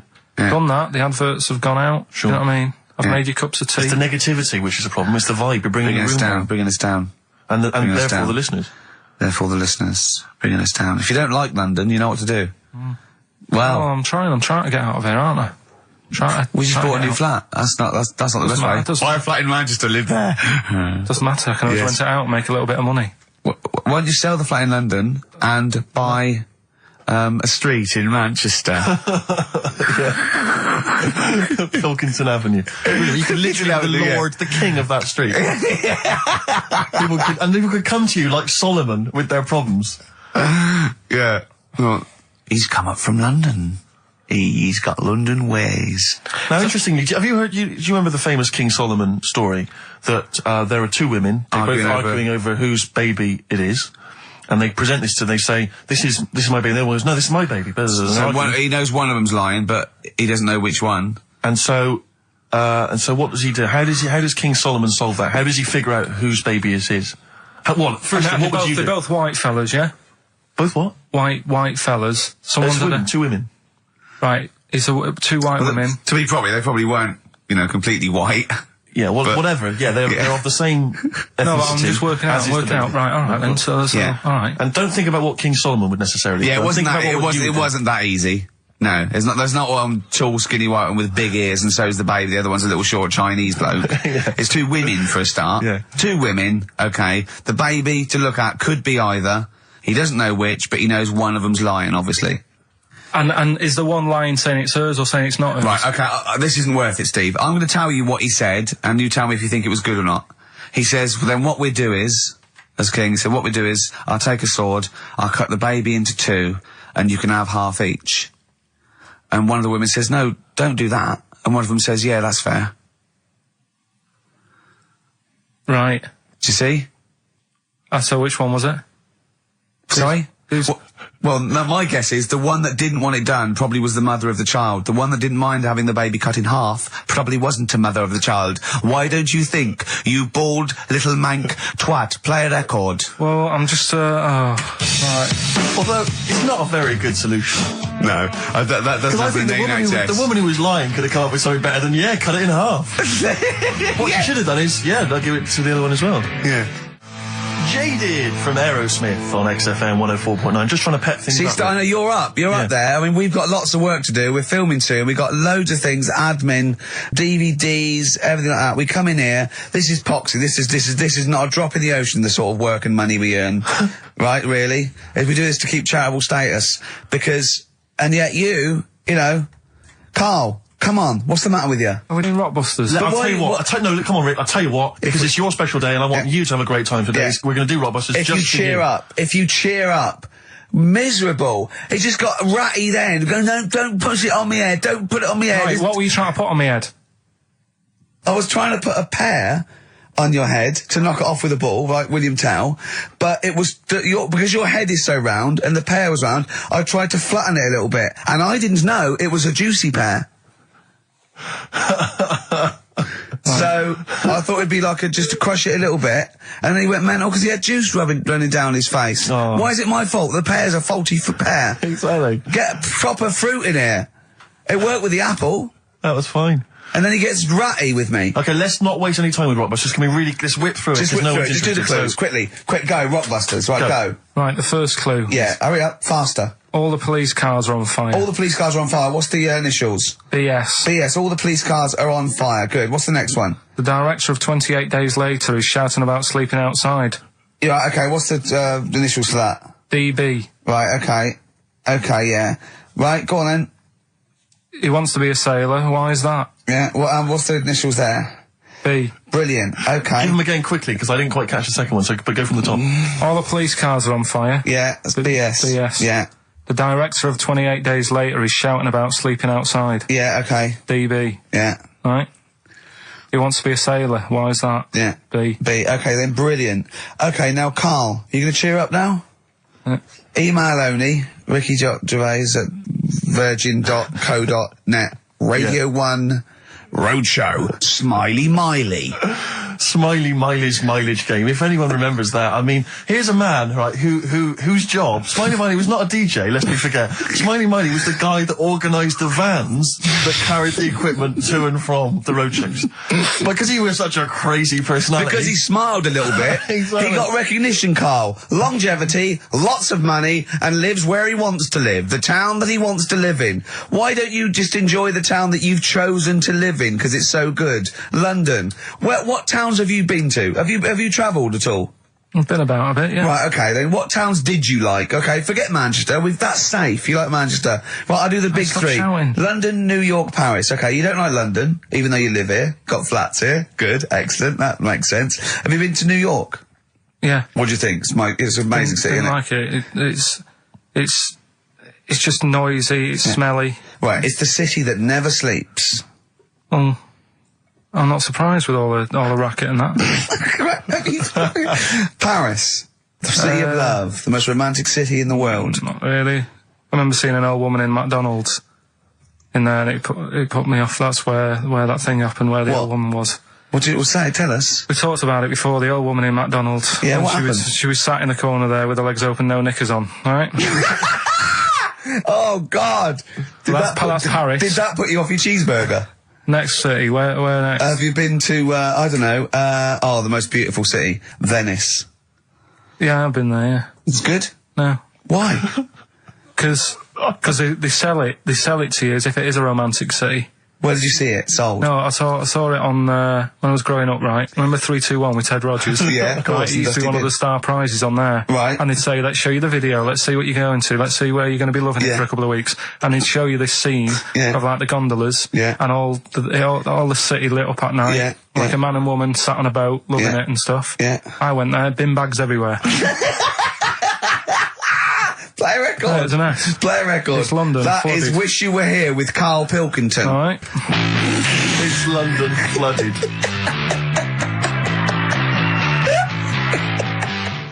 Black Rebel Motorcycle Club. Stop. On XFM. Carl's back. He's cheering up a little bit. Because I think he's vented his spleen a little bit on cities around the world that aren't as good as Manchester. So, is any of your family left in Manchester? Because they all moved away, didn't they? You came here. Your dad's moved to Wales, for Christ's sake. Well, your family are all around brother joined the army. Get anywhere. Just take me anywhere. We don't know where he is. His sister's moved away, so no Ireland. one... Yeah, there you go, you see? So, that's just one family. That's one family who love Manchester. Exactly. Alright? Tell you what, Steve. Go on. Look what I did find out in the week. Yeah. World record, right? Person with the longest trump. With the longest what? Wind. Fart. Right. Right? 2 minutes 42 is the world record. Okay. Right? Well, I'm immediately thinking about a relative of yours who I'm sure did longer than Who that. still lives in Manchester. Auntie Nora. Now, Auntie Nora did it for how long? 5 Reportedly, minutes, wasn't it? Starfighter for 5 minutes. But, unfortunately, she was the only person in the room. Whereas I think, which one's alive, Ross or Norris McWhirter? I don't know, actually. He has to be there. Yeah, I think he actually has to He'd be have present. to be there. Would you want to be there? Well, he'd have sort of equipment, looking at his watch, going, finish? He goes, yeah. He goes, well, that was 4 minutes, Did she go 59 from like a seconds. size 10 to a size 6? She just, Did she show some old dresses? like a hovercraft. Exactly. In a big dress. Yeah, Just yeah. slightly off. Yeah. So, it has to be invigilated. But again, you know, how was the Guinness Book of World Records one invigilated? I mean, who was supervising that? Who was He said, monitoring that? I can fart for 2 minutes. They went, well, we've got to see this. Went round. And, he just probably let it rip.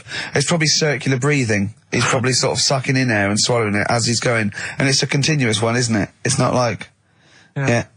I mean, I said, you know, that's how Nora's happened. Me Auntie Nora. She had a little bit of wind. It went on for like 2.5 minutes. Sure. That's when she called me mum. As it was still going on. And said, there's something not right here. I'm And, leaking. She said, oh, can you send your dad round? You know, my dad. Yeah. Sent to me mum. With a cork. And, With a lighter. I think this would be the best one I ever. want to show the kids something. he said, I'll be there in a bit, get the windows open. But what it was down to, because I was talking to Is my she mum the and one dad with the about split it. tennis ball? Yeah. We're not talking about that again. I was talking to my mum and dad about it, saying, you know, why do you think it happened and that? And it's because she never chucks food away, right? And she'll sort of mash it all up. And she's got all these ice cream tubs in the fridge that are just full Cabbage of like water. old mashed up food. Really? And she prepares everything. Right, she doesn't work, she's retired now, she's got nothing to do all day, but everything's got to be ready Still for her. calls in sick. Do you know what I mean? Everything's got to be done. Even though, if you're going round to her house and you're going there for tea, it's like, what time are you coming? And it's like, well, I don't know, maybe 5, maybe 6. Yeah, you're Well, no, late, I need because to you're late know, when I you need have to to meet know. us at 5 or 6. Do you know what I mean? That's what... So, sorry, when you say she mashes up food, she literally takes the remnants of a dinner, could be sort of some... Anything. And just smashes it all up into a... Yeah. And then what does she do with it? Put it in the fridge, and she's got in the fridge, it's like January, February, March, she's got all these ice cream boxes that are just full of... But she doesn't... She reheats it and eats it. Oh, then she, puts I it in thought the she was pan. just keeping it as a No, souvenir no. of each meal she'd had. No, put it in a pan, warm it up. Oh, And that's what it grotesque. is, it's just... A lot of vegetation, is it? Yeah. Why has it only happened once, or does she save it up once a year, just let it go? I don't know. But she is mad, Yeah, she sounds potty. She doesn't answer the phone anymore in case there's a burglar. Checking if she's in. It's like, well, answer it and then they'll know you are in and they won't come round. Yeah. Mental. Well, they can't be sure then, can they? What do you mean? Well, if there's no, well, I go, well, maybe it's someone just, they are in, but they're hiding. Whereas if Auntie Nora goes, it's Auntie Nora, we can she'll be farting. We can sneak in when she does a loud one. Because we'll be aware of the telly, what's stopping it? It's got a valance round it. It's got caught on the cap. So have we got a recap on Rockbusters? No, just do has anyone got the right answers? Has anyone got the right answers? Let me just check here. Here's one from someone who just says, he's given an answer, answer to number 1, I, number 2, don't, number 3, care. Right, okay, is he close? Has anyone got 3 answers? I can't find one with 3 answers. So, again, you've done something wrong, Carl. No, no. This isn't radio, play a record. There you go, someone's got it. Give it to them. Fine, okay, give us the clues again, we'll give the answers straight away. No fanning around. Yeah, Right. it's really pointless. Number 1, Yeah. all the police cars are on fire. BS. Yeah, what was that? I can think of something. Go on. Blazing Squad. Brilliant. Okay. The director of 28 Days Later is shouting about sleeping outside. Yeah. That's Dan Yell Bedingfield. Right? Danielle Bedingfield. Right, we'll never let him do this again. I told you I washed my hands of it. I know, but I Why just did you thought... let him? Why do you... Because he was grumpy. But this is what happens. Look what's happened. Danielle Bedingfield. That's what happened. The director of... So Danny Boyle, so Dan, right, all that for Dan, but shouting about being... Dan Yell Bedingfield, right? What's the last one? He wants to be a sailor, why is that? Yeah? Beyonce. What does that mean? Beyonce. He wants to be on the sea. Play record. You're never doing it again. You just signed your death warrant. What have we done? You're never doing Rockbusters again. And if Monkey News is back, they would ban that as well. And we're serious this time. So Joe in Catford, stuff off to you. Oh, I can't believe what we've done. He's even doing the shout out. There you won. Well done on that. What have we done, Ray? What have we done? World Party, is it like today? Still to come. We've got Monkey News, is that right? Yeah, we're guaranteed Monkey News. But I tell you what, I know, I can look, the look in your eye. You know what tells I me want? everything. Just play some. Adverts. There's a little sailor fella. He wants to, join the Navy. Why? Beyonce. Knowles. Is his surname? Yeah. Midshipman Knowles. Now, Carl, we're going to do another edition, I think, of Wish You Were Here, because that really cheered you up, didn't it? So where else you been? Have you been? You've been around Europe, haven't you? You've been to any hot country? You've been to Greece? Turkey? Done Turkey, yeah. Yeah. Been to Turkey. Little fellas. Little midgets working in the canteen in the hotel I was in. Okay. Astley Suzanne as well. Okay. Have you been to Scotland? Once for the Edinburgh Festival. Go on. That's where I looked out of my hotel room, saw a traffic warden putting a ticket on some bin bags. Brilliant. Because they'd gone into the road. So that's Turkey, Scotland. What about places here? Have you been to the West Country where Have you been to my neck of the woods, Bristol? I haven't been. What else is around there? Bath? Been to Bath. Yeah. Yeah, what do you make of it? Once you've been, probably don't need to go again. Because it's sort of old and they don't change anything. Okay. Do you know what I mean? That'll be the Once you've Roman been- spa he's talking about, Right. I think. What about Brighton? Not gay people. Right, okay, thank you. Next week on Wish You Were Here, we'll go to some other places where there are gay people. Fascinating. And Brilliant. Another extraordinary insight there. Carl, can we have some Monkey News? Well, just before we do Monkey News, right, can I do a little psychological test on you? On me? Yeah. Okay. It's brilliant, this. Someone emailed it in. Brilliant. Right. Little story with a question at the end. Okay. Right? Right. This is going to be so annoying. No, it's not, honestly. Well, it is, because you're going to think it's science and it's going to be trite. Alright, well... Go on. Right, little story first, right? There's this funeral, right? And this girl was at a funeral. Same funeral? Yeah. Right. It was a mother's funeral. Oh, yeah. Right? She met this fella who she didn't know, right? But she thought this fellow who she met was amazing. She didn't know him, right? But she thought he was brilliant, right? Like a dream fella. Right. And she fell in love with him, right? But never asked for his number, his phone number, right? And she couldn't find him. Now, a few days later, the girl killed her own sister, right? Yes. Question is, why did she do that? Okay, well, it's one of those stupid things then, isn't it? So it's not logic, it's what am I thinking? No, it's not. Seriously, it's a proper, it's proper real mental logic. test. It's a proper mental test. A mental test. It is a bit mental. So, So you understand the story, yeah? Kind of. Let me just get it right. So there's a funeral. A girl goes to the funeral of her mother. Yeah. She meets the guy, or she meets the guy at the funeral. She meets the bloke. He looks all right. I fancy a bit of that. Right. Has a chat with him. Yeah. But doesn't get his name, doesn't get a phone number or anything. So to cut a long story short, the things are answered, right? So the reason she kills her own sister, is this something to do with finding out something about the man she met? Well, just answer the thing. Just, why do okay then. I'll answer it then. She went mental. He was a spy called Derek. What do you mean, just answer it? Anyway, I'm testing Steve. Right, well, she killed her own sister because, her sister, had stolen some money from her. And was sleeping with her husband. Is that it? Well, I don't know. It's an answer. It's an answer. What's the answer on the paper? So, well, come on, what is... Come on! Well, the answer is... No, an answer is... that she was hoping that the guy would appear at the funeral again. He'd go to the funeral. Right, that's not a proper psychological test. It is. It's one of those stupid little shitty things. It's like a man goes into a field and dies. Why? His parachute didn't open. That's what I'm thinking. I'm surprised you learn anything. Honest to God. I love that. I'm surprised you Romeo learn and anything. Juliet. Oh, Juliet's a fish. It said she was hoping that the guy would appear again at the funeral. If you answered this correctly, you think like a psychopath. This was a test by a famous fella, right, who used it on killers, and most of the killers got the answer right. Did you also think that? Was that the answer that you gave when you first read it? No, I didn't know. But I wondered what you would have got. Good, so that's proof I'm not a psychopath. Yeah, but that's the point, but it's a psychological test for looking at something very, very specific. What's up with that?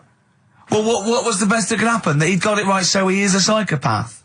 What annoys me is you're not happy with that test, but before you wasted 3 minutes trying to balance a pear on my head. What were you getting out of that? Let's play a song and have some monkey yourself again.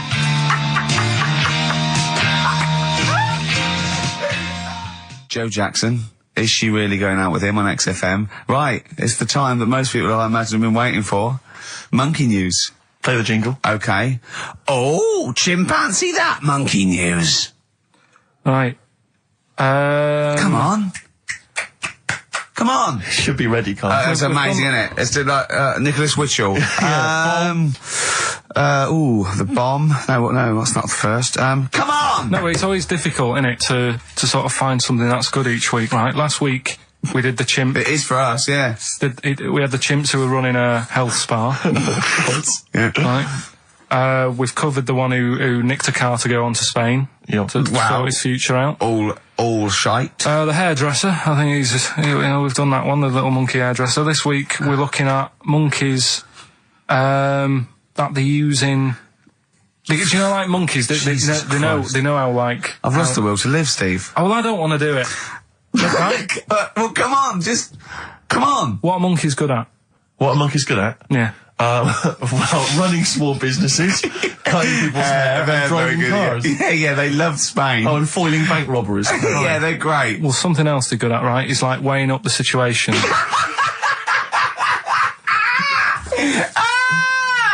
Oh, God! If you stick them in a field with loads of, like, obstacles on it, right, they're good at sort of, I can get over that, and I climb over that, I'll swing from there to there, that sort of thing, right? Okay. So the people in charge of somewhere, I've thought... somewhere! Come on. I've thought we can use that skill, right? And what they've done is they've got a load of little monkeys, right? They've given an IQ test. Yeah. And the ones that score above 80, right? Get to produce this show next week. Join the army. Right. How do they join the army and what do they do? They just, what they do is they set little obstacle courses up for them. They do that. They do a cross-country run. They do, the IQ cross-country test. run? Yeah. Okay. And then once they've done all that, they make them a little uniform. Made to measure little uniform. Slightly longer arms, shorter legs than usual, yeah. Yeah. And, basically then they taught how to use a gun and that sort of thing. Yeah, of course they are. You're talking rubbish again. This came through literally, pretty late on, so... So you've not had a chance to incorporate all the facts, as usual? Just have a look. Right, it's the bit I'm looking for is, well, A, why are they doing it? Why are they doing it? Yeah. Why do we need monkeys in the army? And secondly, why are we giving them guns? I'll just check to see if any of that... I love that we only let gays in recently. Yeah. Talk amongst yourselves. Yeah. I can't read it. There's too much pressure. Well, it's rubbish. But it's rubbish. They don't get. It's the way that there are things. There are animal cores, right? There are horses. There are dolphins, sea lions. You know, there are lots and lots of animals in the army, but they don't have to pass an obstacle test as such, and they're not taught to fire guns. You've straight away assumed that there's going to be loads of squads of men and then just one little monkey in the middle. Like, you know, he came second on the test. He's in, boys. What do you think, Steve? You've read it? Well, as ever, Carl, this is an arbitrary email sent by one of our listeners. You know what Ricky and I think of them. and so we're not really basing this on hard evidence. We're basing it on the ramblings of one of our listeners. Rubbish. Once again, lazy, rubbish, uncorroborated, nonsense. The stupid test that you got wrong. Rick, that sounds like monkey news to me. I wanted to play those adverts for you on XFM 104.9. Well, that's about it. We've had some tears and laughter. I mean, the only real thing that we learned from today's show that's corroborated and is absolutely true is that, remember, Mancunians take off more sick days than any other area, 11 days per year, compared to sort of like 8 Liverpool. And from that we extrapolate, do not trust Mancunians. Well, I'm not saying that. I think that's a bit harsh. I'm saying, you know, make sure you get in writing that they're not going to have more than sort of like the average number of days off per year. Yeah. Or if they start taking loads off, fire them. Yeah, do you know what I mean? Right, Carl, we've had a good day?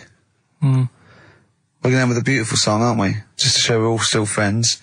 To Jimmy Webb and his version of Galveston. See you next week, I guess. Bye. He said I was away when I came up with Rockbusters. Yeah, indeed. Absolutely. I was buzzing about writing 40 minutes of brand new stand-up. Yeah. He equated that to coming up with Rockbusters. Should I be insulted, Steve, or is Rockbusters as good as everyone's saying it is? Is it the one good idea? Is it like EMC equals MC squared was to Einstein is to, you know, Rockbusters is to Carl? What if I do this, Rick? What if I played you some adverts right now? Yeah, and then we came talk back about with some Rockbusters. Yeah. You could make the jump yourself. Maybe I'll do Rockbusters and show people how easy it is to do it wrong. Adverts, then Rockbusters. And a cup of lovely coffee. Cup of coffee in the cup. I want a cup of coffee. Placebo, this picture, XFM. What's Carl doing? What's he rooting I around don't know, at? but listen, while he's doing that, can I just say happy birthday from all of us to Shan. Her friend Terry said play some Placebo for Shan, so happy birthday to her. That's done. That's done. Cross that off the list. Yeah, that's another thing we've got through Ding, today. Rockbusters, please. Do you want to look at the prizes? I'll have a look at the prizes, see what people can win. It's an email-only competition, please remember that. All right, we've got the Later with Jules Holland Louder DVD. There's stuff on there from the Cardigans, Rollins is on there, Mercury Rev, Sonic Youth, the Datsuns, Queens of the Stone Age. No, wait a minute. They're all great bands, but I think they need a boogie-woogie piano over the top of everything they do. Well, hopefully Jules Holland would have Okay, helped. good, because that was something missing there on most of those tunes. Yeah, current album from Goldfrapp, that's there as well. What have we got this on DVD? The Life of Mammals, the complete series of that. A couple of we've got the Inspiral Carpets, again a 3 CD set of the best of the Inspiral Carpets. I don't know how they strung it over 3 CDs. And the best one-hit wonders in the world ever. And let me see. Oh dear, a 3 CD set. A 3 CD the set. best to inspire. I'm struggling. I'm assuming CD3 is just the Corals album. Anyway, there's some good treats there. You've sourced some good stuff this week. All right. Well, all right. Yeah. Here's your clues, here's your Rockbusters. Yeah. All right. Cryptic clue, a couple of initials, and you sort that out. Right. First what one. was Dr. Fox on about that we don't sound like proper presenters? It's mad. Go on, Carl. Right. The first one. A customer wanted some paint to darken up a room. Shop assistant knew what to do. Right. Customer wanted some paint to darken up a room. The shop assistant knew what to do. The initials there, CB. Right? CB for the first one there. Right? Second one, it'd be alright if their heads weren't that big. Right? And again? It would be alright if their heads weren't that big. And that's SF. Right. SF? Yeah. And the last one... I know that. I know that one. Yeah, go on. And the last one, Chanel have got another perfume out. N-O. Right? Chanel have got another perfume out. N-O. You email in ricky.gervais@xfm.co.uk. That's that done. And those prizes can be yours. Yeah. More music, please. Bit of Bob Marley. Any of these going to annoy me? Oh, I've got to stir it up. Yeah. Brilliant. Are any of these clues going to annoy me this week? Oh, they're all good. Are they really? Yeah. Right. Alright. Yeah, we'll be the judge of that. Alright. ricky.gervais@xfm.co.uk. Brilliant. Yeah, brilliant. My favourite Suede track. Stay Together. XFM. Well, nearly time to go. But before we do, a little bit of Rockbuster results. Just checking some of the answers, Rick, and it seems that an awful lot of people have got it right. Go on then. Tell us them again then. Remind us of them before you give us the answers. Alright, Rockbusters number 1 was like this. It was a customer... We're stopping Monkey News, by the way, until you start getting some credible ones. Because that's it's ridiculous. It's not true. No, it seems mad. But no, but it's from the internet again. So anyone can go online, download that story. It's insubstantial. It's get ones from journals or where the source is quoted. Okay, or we're not interested. Or we're not. Well, you don't. Okay. So same with on thin ice. We've pulled this once. We've pulled Rockbuster. We suspended it once, and you came back again. So it's. Do you know what I mean? So go on then. Right, so Rockbusters number 1 was about a customer who wanted some paint, wanted to darken up a room. The shop assistant knew what to do. What did she do? The initials were CB, Cellar Black, right? Cellar Black. Cellar some black. You see, I paint. thought Cilla Black, because it's CB, and I thought, well, it can't be, because it's not Cellar. It's not Sell Her Black. Cryptic, it's cryptic though, isn't it? No, cryptic doesn't mean it's wrong. Yeah. They all got it. They all got it anyway, so... It's a bit weird, isn't it? Second one, it would be alright if their heads weren't that big. Right? Right. The initials are SF. Well, one of my favourite bands, yeah. Yeah. The Smaller Faces, isn't it? Small Faces. Well, no, that doesn't make sense. Okay, go on then. And the final one, Chanel have got another perfume out. Right. I'll just say we've had an email from one of our listeners who said if this turns out to be New Order, he's never listening to XFM again. What's the clue again? Chanel I've got another perfume out. New Odour. Right, well that's another listener gone.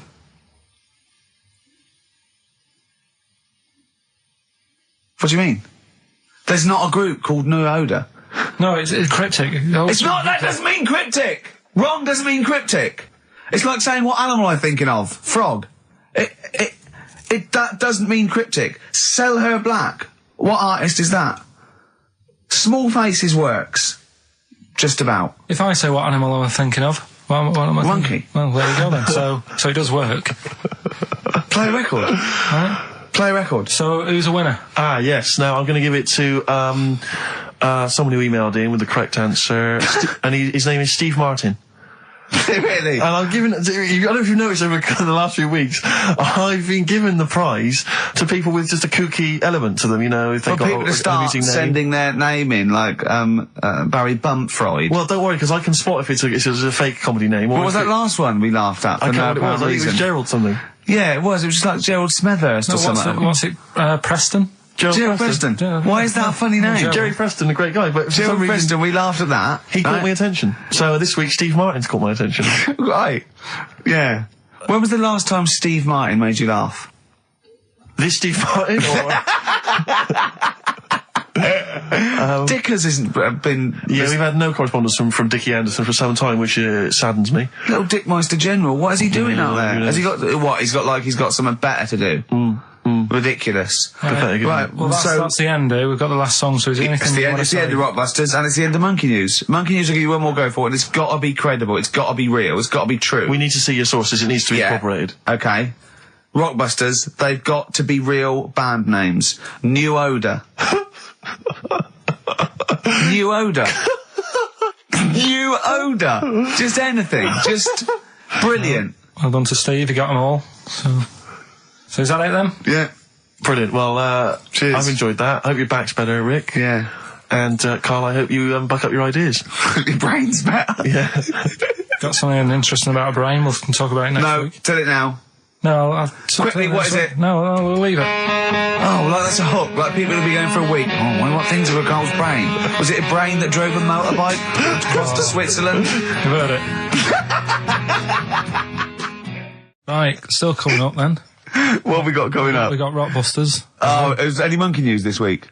It's been a problem. Why? It's not much has been going on this week. What, in the monkey world? In the monkey world. I don't know if they've caught on to the fact that they're getting coverage. They're keeping their behaviour hush-hush. Be a bit careful, but I found something. Have you got Rockbusters? It's your last chance, don't forget. Is it good, these? Got Rockbusters, got some good prizes. Steve will look at them in a bit. Rockbusters. Oh, brilliant. Is there a jingle for Rockbusters? I don't think there's ever been one, is there? No. Could you come up with one quickly? Oh, Rockbusters. Brilliant. All right. Well, the prizes this week, there's not many. I have to say, Carl's not sourced many, but what he's got are actually good quality. Well, I'm trying to instill in him that it's, quality, not quantity. Absolutely. As opposed to, 15 copies of, Fools and Horses Christmas Special with a giveaway three-wheeler Yeah. car and Primal Scream's greatest hits on 11 CDs. Yeah.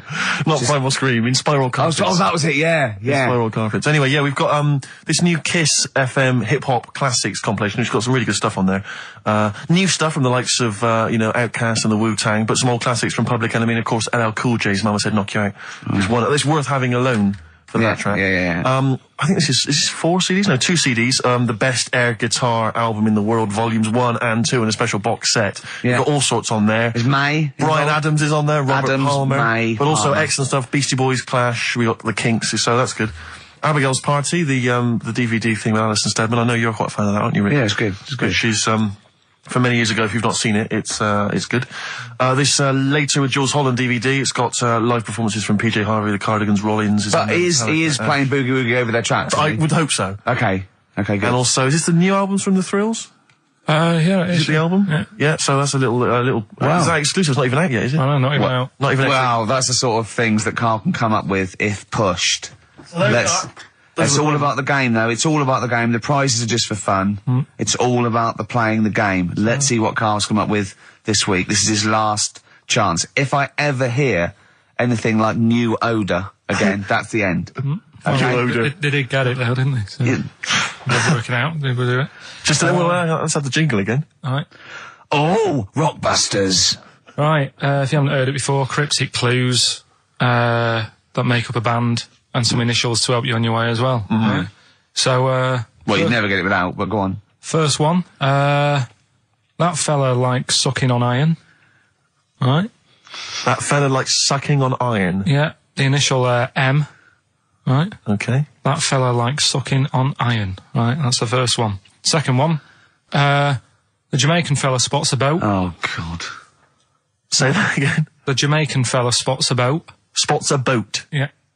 Right. The Jamaican fella spots a boat. Yeah, that's right, yeah. All right. Initial D. D. D. Okay.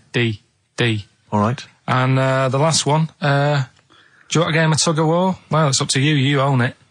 Right? Interesting. I've just got number 2. Right. Do you want... Oh, God.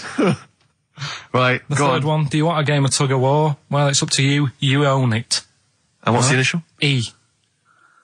All of them again, quickly. Right, so the first one, that fella likes sucking on iron. That's M. Second one, Jamaican fella spots a boat. Right, that's D. And the last one, do you want a game of tug of war? Well, it's up to you. It's, you own it. Right? He embellishes it like it's a whole story by the end. That's E. Ricky.gervais@xfm.co.uk. Please don't phone Email only. Email, and we cannot be bothered to answer the phone. Ricky.gervais@xfm.co.uk. Brilliant. White Striped. Excellent. Karl Pilkington with the answers to Rockbusters, the biggest quiz on radio, probably. Do you want to remind us the clue? No, you mean the crappiest quiz on radio? Yeah. Right. First one was, that fella likes sucking on iron. Yeah. Right. The initial was M. Yeah. What was the band? It was Metal Liquor. Alright. What's Metal Liquor? No, wait, I've never heard of a band, Metal Liquor. Metallica. Metal Liquor. You said Metal Liquor, I don't understand. Yeah, Metal Liquor. Metallica. What? No, say it again. Say it again and try and make Metallica sound like Metallica. Metallica. Metallica. Metallica. Is he having a fit? Say it again. Make Metallica sound like Metal Liquor. Metallica. Metallica. Okay, next one. Right. Yeah. Second one, the Jamaican fella spots a boat. That was easy. That was D. That was Debage.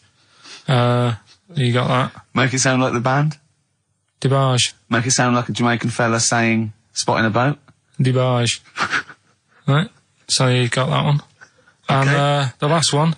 Do you want a game of tug of war? Well, it's up to you. You own it. Yeah. Right. That was E. That was your rope. Right. Europe. Europe? Right. Who did the final countdown? Yeah. So that's the... No, what? We've let that go? That's the 3 answers for this week. Who's the winner, Steve? Well, again, I mean, there are lots and lots of people who got it right, Rick. So I don't know if it's just us that think this is rubbish. Right. But, who's the winner? Well, you know, I'm always a fan of people with just something, a name, I don't know, that maybe tickles me. Yeah. And sadly, I did want to give it to, I wanted to give it to Daniel Jowett. Because I just, for some reason, Danny Jowett. We're going to start. But sadly, I just realised he got it wrong, so I'm going to give it to a different Dan. So not only did you ridicule his name, he's not even getting the prizes. But better luck next time, Danny Jowett. Instead, I'm giving it to Dan Mason of Ilford. So he got them right, and he wins those prizes. All right. Well. Okay. More of that next week. I mean, what do we think? We'll do it next week then. Yeah. Again. Okay. What are you doing now? Got a record or what's that? Hoople. But I'm not the Hoople. Oh, it's a Hoople. Yeah. The Hoopsters. Monkey News? Next. Right. Rockbusters. Yeah. Well, last chance. Definitely your last chance this time. You actually improved a little bit last week. You did a couple of good ones. Yeah. Same again this week. Wow. Up to the modern day, the newest game show around, Rockbusters. Whee! Isn't there a jingle? It'd probably be something like, oh, Rockbusters. It would be very, along those lines. I've got to work it out, but I mean, let's go with that for now, and then we'll be ready next week. Excellent. The prizes, once again, sourced by Karl Pilkington. I think it's been in the prize bag before, Karl, but good to see it back. The best air guitar album in the world ever. Do they keep sending it back? Is that just one? It comes through the window, tied to a brick. Actually, there's a lot of good stuff on there. There's the Kinks. Knopfler? Is there Knopfler? Knopfler, I believe, is on there. Is Clapton anywhere to be seen? Definitely Clapton, I would have thought, a Deep Purple. We got Quo, Skinnerd, Mac, Snake is there, Straits, excellent, and there's all sorts on there, obviously. Yeah. This is always an odd choice, but fair enough. This is the current album by the Yardbirds, their first studio album in 35 years. So the new music station XFM giving away that. Excellent. I suppose it's new music in some ways. A smash hits compilation. We got stuff on there. It's Aha, it's Curiosity Killed the Cat. It's all the old favourites. Plus 2 DVDs. Columbo. What Columbo? It's got a couple of classic Columbo episodes there. Suitable for framing. One of the best TV programmes of all time. Why do I get... You can always tell immediately who the villains are. Suitable for framing. I'm assuming that's some kind of art dealer. Yeah. Maybe an artist. Candidate for crime. Presumably some kind of presidential or political candidate. That'd be good, I'm sure. Columbo. I mean... Stab Woman. That was my favourite episode. Stab Lady Wife. I mean, to be fair, I'm not sure why... Who would buy a Columbo DVD? Like, you can't find it on TV. It's on now. It's on now. I guarantee, because someone could maybe email in, is there an episode of Columbo on now anywhere that got cable or digital? I think it will be. Almost certainly. But it is great. And the other DVD here is Cruise of the Gods, which was the one-off TV kind of film, comedy film that was on at Christmas, featuring Rob Brydon and Steve Coogan. It's good. Williams. So, there's a few gifts there. Not bad. Not bad. Right, now we get to the real deal. Okay, this is what everyone tunes in for. This is Monkey News, I think. Not the music. Go on. Well, here we go then. Yeah.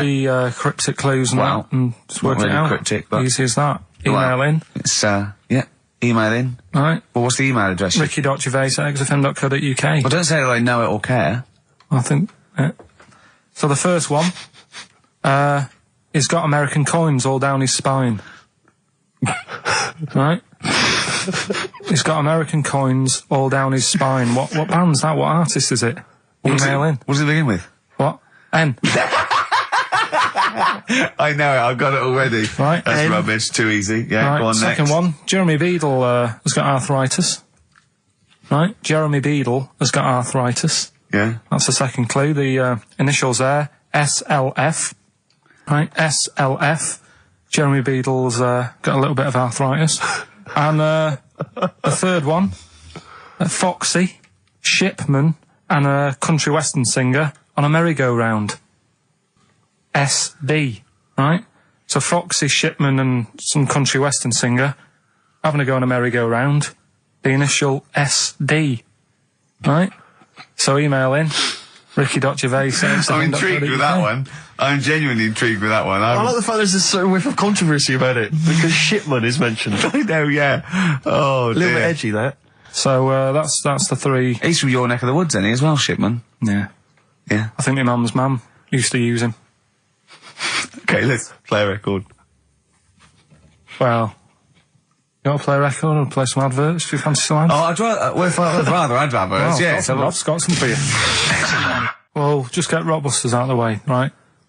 Because I've got to put these prizes in the post bag now, so I'm shooting off. Yeah, because you got to go early. So, I don't know how you do your job. You went to Manchester, you went to Madeira, you had a day off because your trousers were wet and you had a cold, and now you're shooting down to Cornwall, you're leaving early.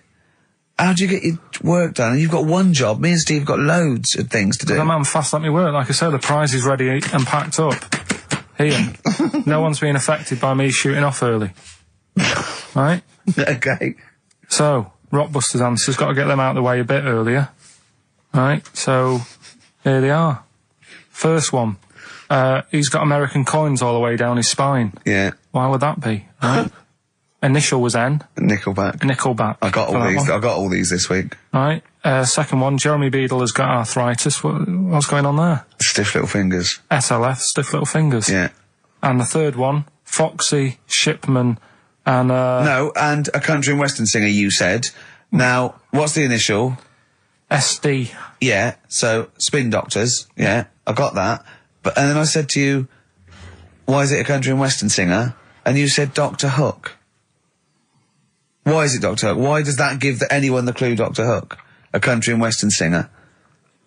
It's just what was in my mind. When Well, there we are. There you go. So we'll change this to Rockbusters, or what am I thinking? You could have had Dre. What's in my mind? You could have had And the Medics. All right? Just think it through. Who's the winner? The winner, very lucky, Sandra Cassidy of Leon C. She gets all those great prizes. You know, we've actually had people emailing in saying, this is the worst Rockbusters ever, because it was too easy, it was boring. Oh. This is just, don't shoot the messenger. Oh, Other dear. people saying, it really has run its course. Some people genuinely agree with Ricky. Oh, Carl, this must hurt, mate. Stinging attacks on you. Some people just slagging you off generally, saying that you whinge all the time. It looks like Steve was right when he sort of like poo-poos your ideas. So when he wheezed on your bonfire. Someone else, I swear to God, someone else emailed in and said, don't bother sending me the prizes, take them to a charity shop, or pawn them, give me the money, I'd rather have it. So I don't know what to say, Carl. I just wonder if it really has run its course now.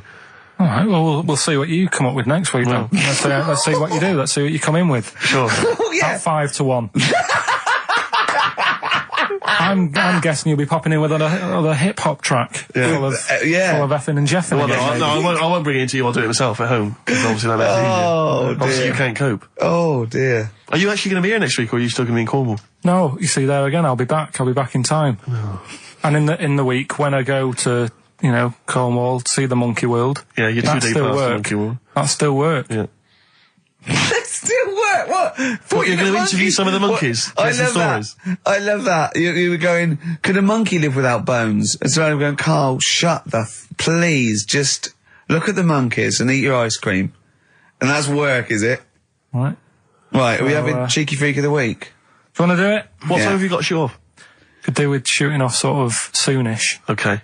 to be honest. This is not radio. Have you ever heard that on a radio show? Chris Tarrant going, I can't shoot off on radio. I couldn't get a later train. I know! Why did you get a later train? There isn't a later train. So I couldn't get to Cornwall tonight if I had to. If I had to finish this show, I couldn't possibly get to Cornwall. Rubbish. Of course there's a later train. Oh, I've booked it now anyway. Right, well, that's the point, isn't it? Yeah. You're not thought it through. Whatever. I don't think the show's lost anything. I think we've still had the, Freak of the Week's coming up now. Anyway, Rockbusters, Carl. Yeah, should we get the ball rolling? Let me just find the gifts here, the little treats. We've got the album from the Coral, you know what I think about that. We've got Comfort in Sound Feeder. Well, it's just a novelty record, isn't it? Yeah. We've got, on DVD, more great comedy moments, favourite clips from the best of contemporary BBC comedy. We've got Partridge on the front there. We've got one of the guys from Red Dwarf and, Brilliant. good stuff on there. Smash Hits, the reunion, more great 80s tunes. Catch a Goo Goo's on there, plus some stuff. Too Shy? It is Too Shy. Yeah. Actually, let me see if you can guess which one's from Tiffany. Well, yeah, I know it. The only one. I think we're alone now. Yeah, I think we're alone, yeah. Mel and Kim? Respectable? Mm-hmm. Human League? That'd be, oh wow, what would they have got, Don't You Want Me? Of course. Yeah. Yeah. Lies Take On Me? Yep, Yeah. well done. Madness? Baggy Trousers. Of course. Kim Wilde? Kids in America? Yeah, so there's just all those treats. If you like a song from an 80s band, it's probably on there. Yeah, okay. Plus we've also got on VHS, Graham Norton, some kind of best of compilation from his TV show. So, there are the, Hold on, is it the one where he talks to sort of female gay icons and looks at the internet? Because that's my favourite one. Right, there you go, let's do Rockbusters. Right, email only, of course. Yeah. You email in ricky.gervais@xfm.co.uk if you know the answer. Right, first one. Bit of a cryptic clue, if you haven't heard it before. Wow, not cryptic, we're on. What is Carl thinking? If you go into France by boat, I'd get your fags on there, because it's a lot cheaper. Imagine Bob Holness. Sorry, we're out of time. Sorry, your minute's up. You've won nothing. I was reading that question out. Sorry, right. So what's the... Right, let's do it again, and I want it to be exactly the same, word perfect. I bet you it will change all over the place. It'll be different. He's lost it. Go to France, buy yourself a boat, yeah. fags are cheaper. Okay, fingers on the buzzers. You've only got 10 seconds to win the gold run. Okay, first up. Here, I'll tell you what, no, seriously, if you're thinking of going to France, well don't, because go on the ferry, get the fags there, because it's cheaper. Go on. Right, so that one again. If you want to buy some fags, you're going over to France on a boat, get them on there, because you'll save a few quid. BF. BF. BF. Okay. Right, the second one. This little foreign cafe's growing its own steak. This little foreign cafe is growing its own steak. Yeah. This little foreign cafe's growing its own steak. Go on. D. All right. Right. Okay. And the last one. Is that part of it? Hang on. He's the best, isn't he? He's the best. The Jamaican fella might have screamed this on the Titanic. What? The Jamaican fella might have screamed this on the Titanic. Yeah. What's it start with? It's CD, that one. Jamaican fella might have screamed this on the Titanic. Ricky.gervais@xfm.co.uk. Please don't phone in. If you can get those, we just don't want to talk to you. Is that an Ellie? Yeah, It's a summer tune. It's a summer favourite. We ought to give those Rockbusters clues again. Yeah, go on. We've had very few contributions so far, Carl. I think you've really started. This might be it. I've told you, you're on thin ice. If this goes wrong, if it's rubbish, and if everyone doesn't get them all, that's the end of Rockbusters. Right, well, the first one again, right? Yeah. If you go out to France, right, by boat, you might as well get your fags whilst you're on that, because you'll save a few quid. Right? Different every time. BF is the initials of the artist that little cryptic clue makes up. The second one, little foreign cafe, it's growing its own steak. Right? That's D. Little foreign cafe, it's growing its own steak. D. And the last one, if there was a Jamaican fella on the Titanic when it went down, he'd probably scream this. CD. Right?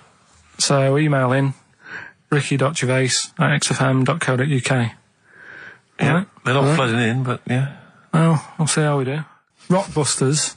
Yes. I don't want you to have monkey news right now, because we've just had a little story there. Sure. You don't want to, don't want to go too far. Yeah, go on. So we'll get Rockbusters out of the way. Have we got a winner? Come on then. See, it worries me that we've had very few entries. I think that even your mental fans aren't getting these, which is really worrying. They must be terrible clues this week. All right, well...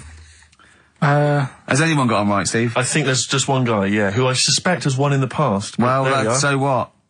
Right, the first one. If you go out of France by boat, you might as well buy your fags when you're on that, because you'll get them a lot cheaper. Brilliant.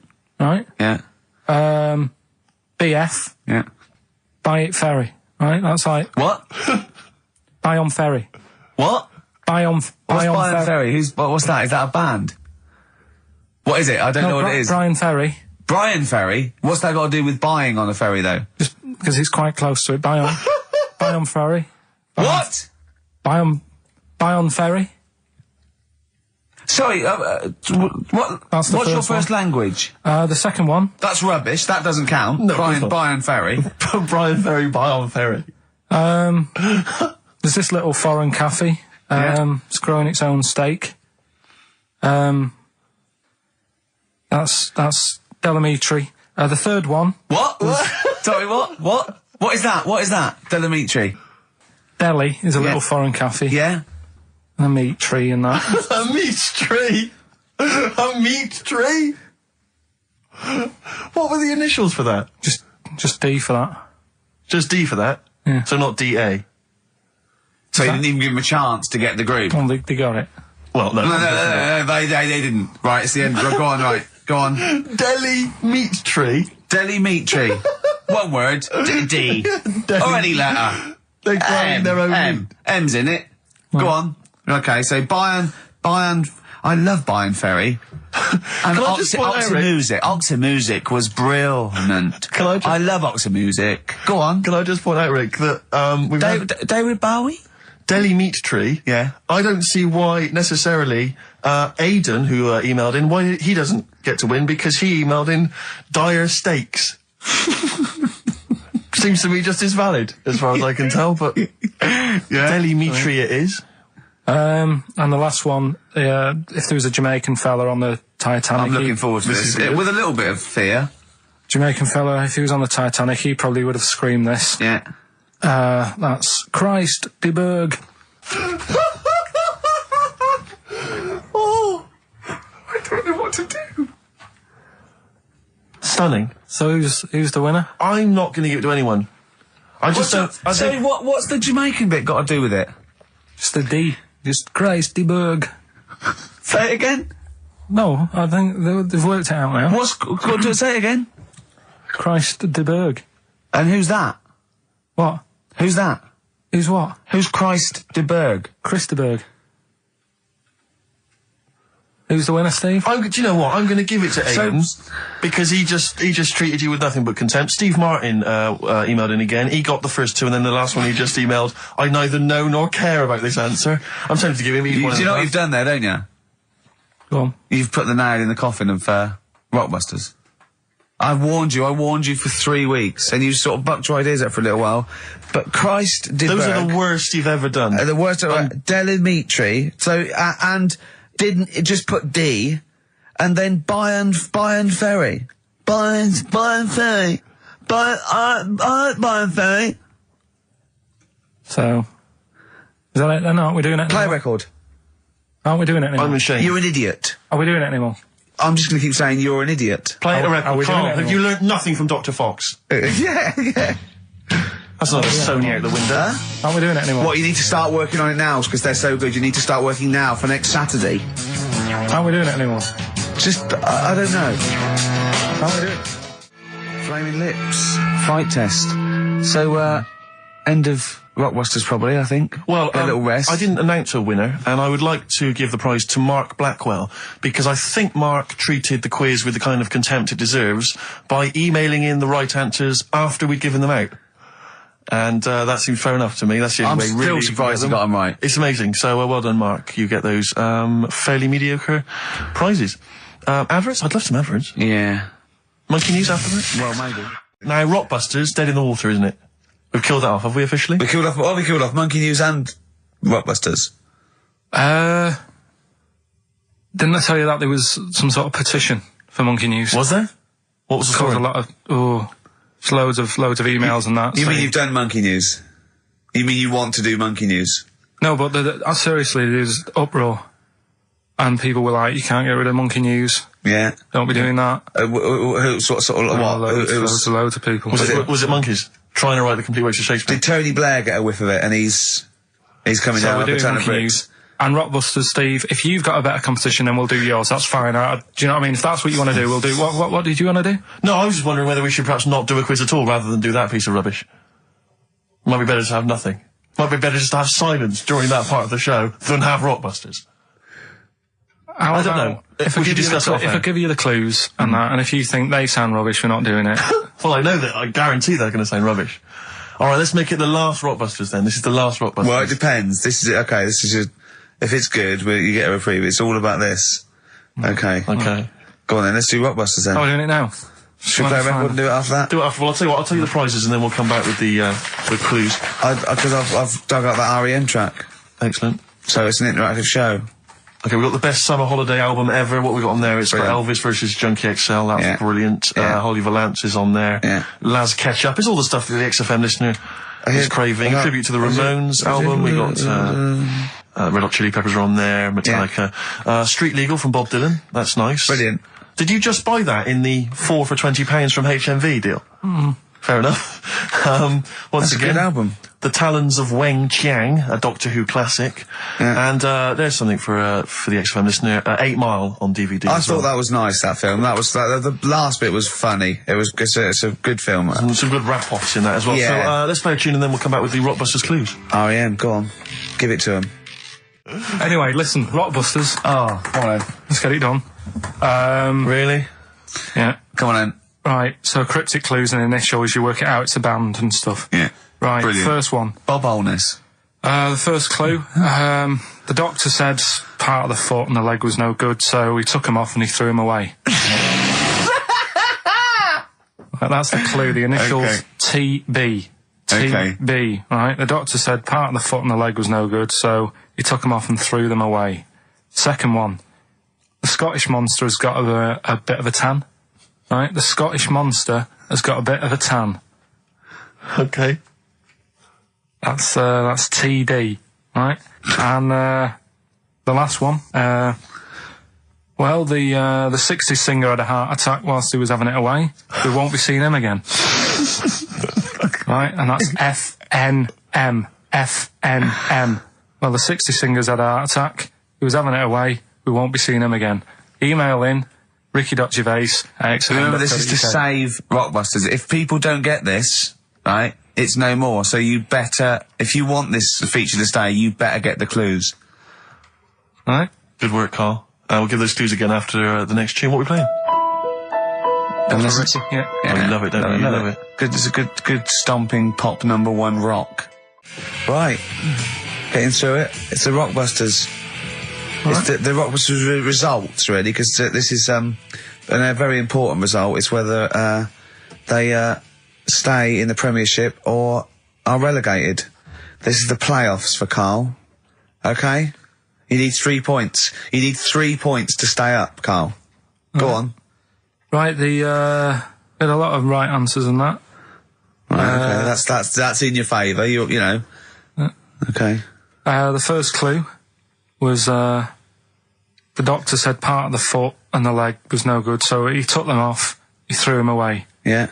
The initials TB. Yeah. Right? Go on. Tony Bennett. Alright, that's Tony Bennett. Tony Bennett. Tony Bennett. Yeah. Okay, that's a warning. That's a yellow card. That is a yellow card, but you can still get the points. Right. Because his name's not Bennett. Tony, brilliant. Tony, perfect. A pun. Knee, his name's Tony. Perfect. Bennett, no, his name's Bennett. See? Well, he's in London this week as well, so I don't know if it's sold out. I won't mind. Are you on drugs? Or did I actually crack your head? Did I actually give you some brain damage? Because you're worse than usual now. It's like, go on. Right, the second one. That Scottish fella. We've got to speed this show up. Hang on a minute, hang on. I've just got to make sure it's right. We don't want to look stupid. Right? That Scottish monster has got a bit of a tan. I don't think we can look stupid with material like this. TD, that Scottish monster's got a bit of a tan. The answer there, the darkness. I'll give you that. Right. Well done. And the last one. Goal. The 60s singer, he had a heart attack the other way whilst having it away. You won't be seeing him again. The initials FNM. That's Faith No More. Adam Faith. Right? No! Doesn't count! Why not? Adam Faith No More. Right? Adam Faith No More. So, sorry, what is the clue? Is the clue Adam Faith, or is it Faith No More? Just Faith, I suppose. Just Faith No More. He's a 60s singer. So we got that. That's that. Safe for next week. Who's the winner? What do you make of it? You've got the deciding vote, Rick. Well, come on. I mean, you know my feelings. I mean, it works, Faith No More, but he's mixed up what cryptic is and that, because the fella, I mean, Adam Faith did actually die having it away, didn't he? Yeah. So it's all about him. It's all right. All the facts are right. Anyway. Okay, I think he's got a reprieve. I think I'll give it to him. I think I've got to give it to him, Steve. I think I have. He actually pulled that out of the bag, that one. There's no Jamaican fellas seeing icebergs or, Whitney Houston. The closest he came to is Bennett, and I'll let him off that. I've got to be a fair ref here. Well, fair enough, and well done to, I'm always a fan of names that for some reason just strike me or tickle me. Yeah. And this week the lucky winner is, Dave Suckling. There's nothing amusing about that. Oh dear. So well done to Dave Suckling. Okay. Suckling wins it. Suckling takes the prize. He takes the prizes, and well done to him. I guess there's more of that next week, and we're fast approaching the end of the show, Rick. I know you are excited about that, as am I. Well, I know, but the best to come, because we've still got Bruce Springsteen coming up now, followed by Monkey News. All right, Monkey News. It's amazing. What an amazing show this is. I'll tell you what, we should get rolling. Rockbusters. No. All right? No. Well, he has done it. He just said that he was worried about it because we said it's the last one. What do you think, Carl? I just don't think... can I just say now, Carl, seriously, I'm only responding to what we're getting on the email, which is people do not want Rockbusters. They really... There's one guy here he says, it's James Pooley, he says he's preempted Carl by giving my answers to this week's quiz. I don't know what the clue would be, but his answer is No Van Ear.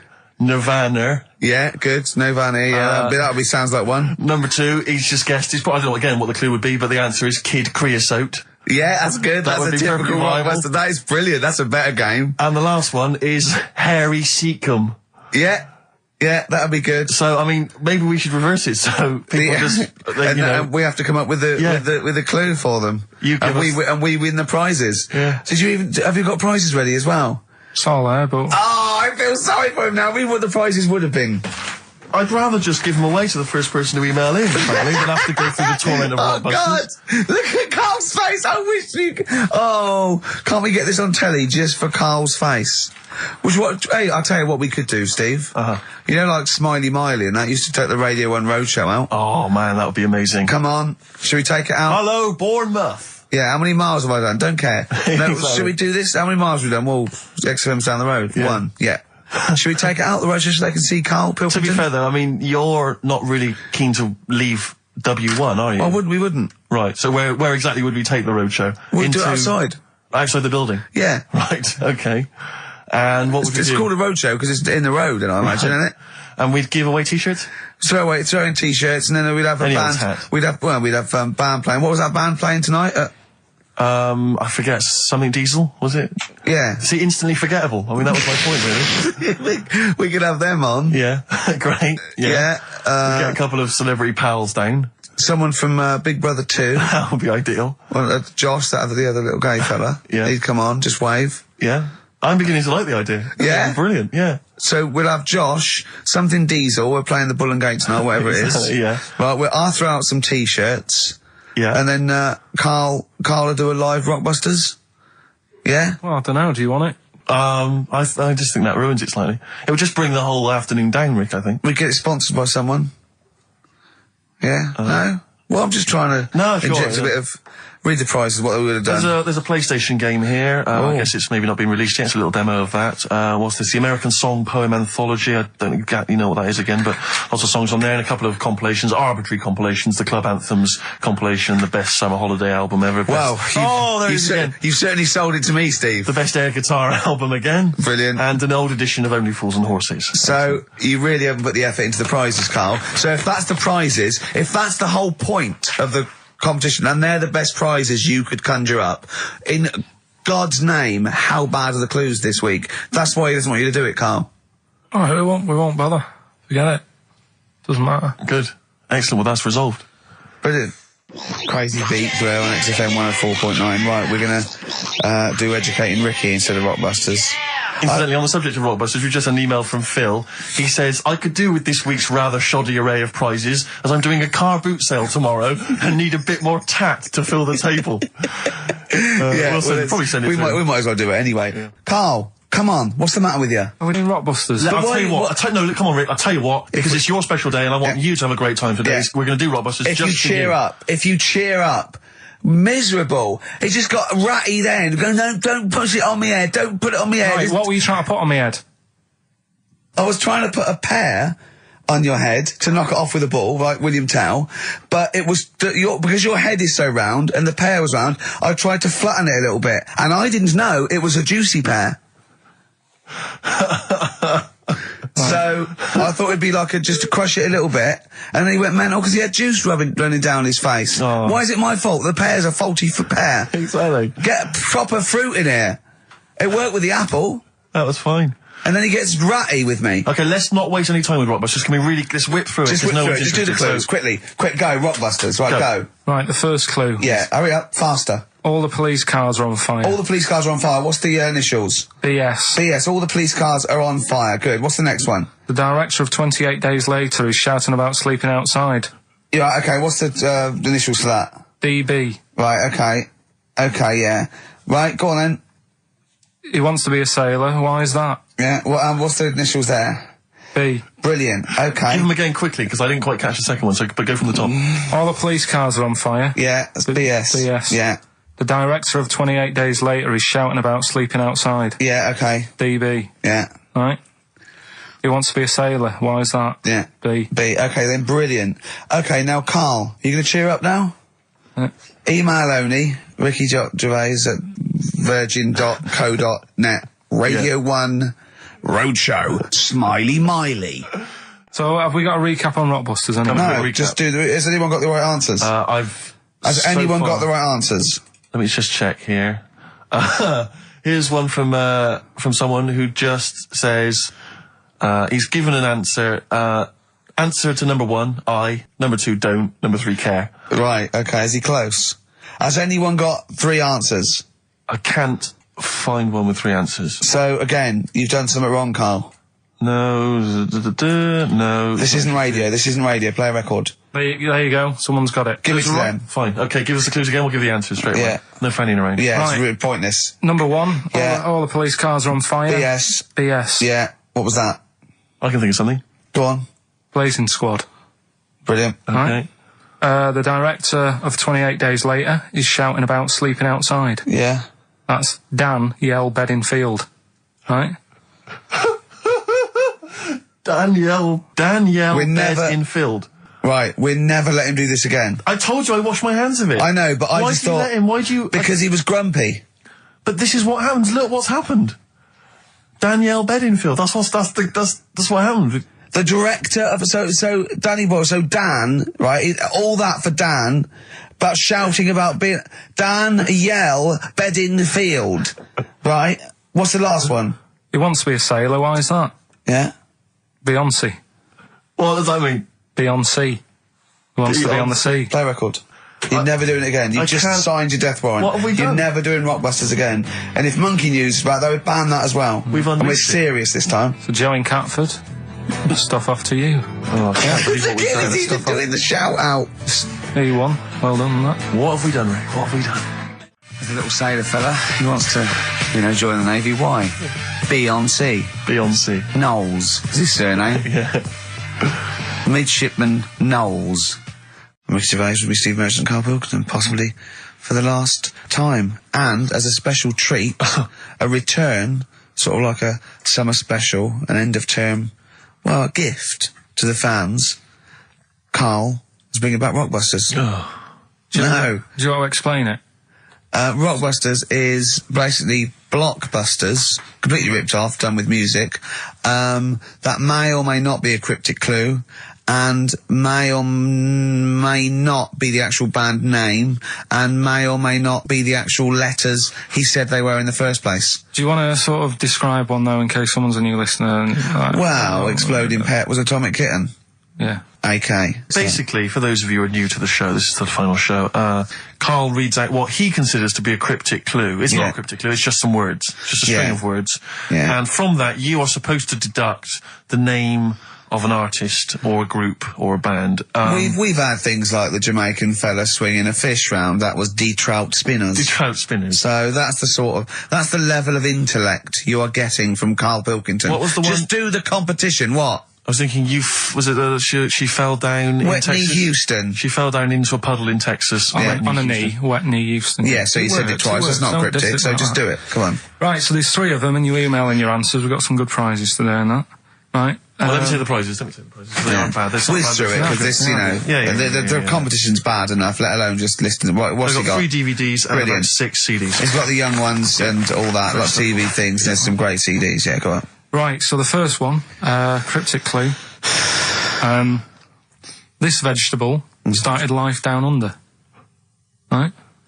This vegetable started life down under. The initials K-O. Right? K-O. This vegetable started life down under.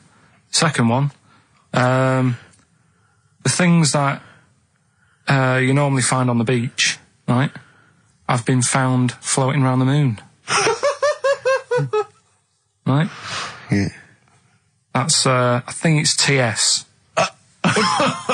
You think it's TS? Yeah. You set the questions, but you're not sure. So, the things you normally find on the beach have been found floating around the moon, right? And the last one, well, if you put that many in the post, I'm surprised I didn't receive one. Right? He thinks they're great! Well, he thinks he's brilliant! Well, if you put that many in the post, I'm surprised I didn't receive one. Is it acting? He did all the... yeah. The initials there, FC. FC. FC, right? So you email in the answers, ricky.gervais@xfm.co.uk. Win that stuff. Let's slam dunk in some sounds. Well, slam dunk some ads first. Okay. Coming up, Telegraph, just keep listening, because Monkey News is coming up, and we do the results of Rockbusters, the worst quiz. The best quiz. Best quiz. On radio. Do that shortly, although, Are we doing Rockbusters? Or Yeah. Oh, she sent you in there to read up on Einstein. She comes in and finds that. Oh, brilliant! Wait a minute, can I just get a final question? What did the woman across the way... What happened? What was her I reaction? didn't look again, I just thought you've seen a bit of action as well. We're both happy. Let's leave it. Brilliant. So were you waddling around like a penguin with your trousers around your ankles? I just was walking about, and Suzanne said, "What are you doing?" I said, "I'll explain to you in a bit, but don't look out the window, because then it's obvious." Then he sees, she calls her husband to look at Karl going naked. He goes, "Oh, she's got a... Quick, Suzanne, get him out. There's only one we can do. Get some more friends. They've gone one more." Anyway. Brilliant. Right, play a record and come back to Rockbusters. And Monkey News. We haven't got enough time. Do Rockbusters. Oh, God almighty. Hanging around off Transformer. A little bit of Lou Reed. Nearly finished. 12 minutes until We Are No More. But don't forget, Monkey News still to come. Well, yeah, don't forget that. Monkey News still to come. But now the answers to Rockbusters. Right, do the clues. Alright, the first clue was this vegetable started its life down under. The initials were KO. That was Collie Osborne. Alright? Collie Osborne. The second one was... No, what are we letting that go? Yep, we haven't got time, Rick. Well, it's just not the word. We haven't got time, Rick. Oh, so cauliflowers don't start down under. They're on top. It's not like carrots. No, down under is in Osborne. Osborne, It was born in Oz. Osborne. Right. Collie. I thought you meant started. Her name's not Collie. Right, the second one was the things that you normally find on the beach. Right, they've been found floating around the moon. That's the space shells Right, specials. We're going to just tweak it a bit. This is rubbish. I mean, I tell you, no, this isn't even funny though. I mean, they're no good at all. Cryptic. It's not cryptic, it's wrong. It's not cryptic. The last one was, well, if you put that many in the post, I'm surprised I didn't receive one. Go on. That's FC 50 cent. Right? What? 50 cent. It was 50 cent. I didn't receive any, so who's... Collie Osborne. Collie. Her name's not Collie. Her name is not Collie. Doesn't matter. It doesn't matter. Well done to Gina Ferry, who has emailed in. She's got all those answers right. Yeah, just emailing your address and that. Yeah, email that. You're such an idiot, Carl. As are you, Gina. All right.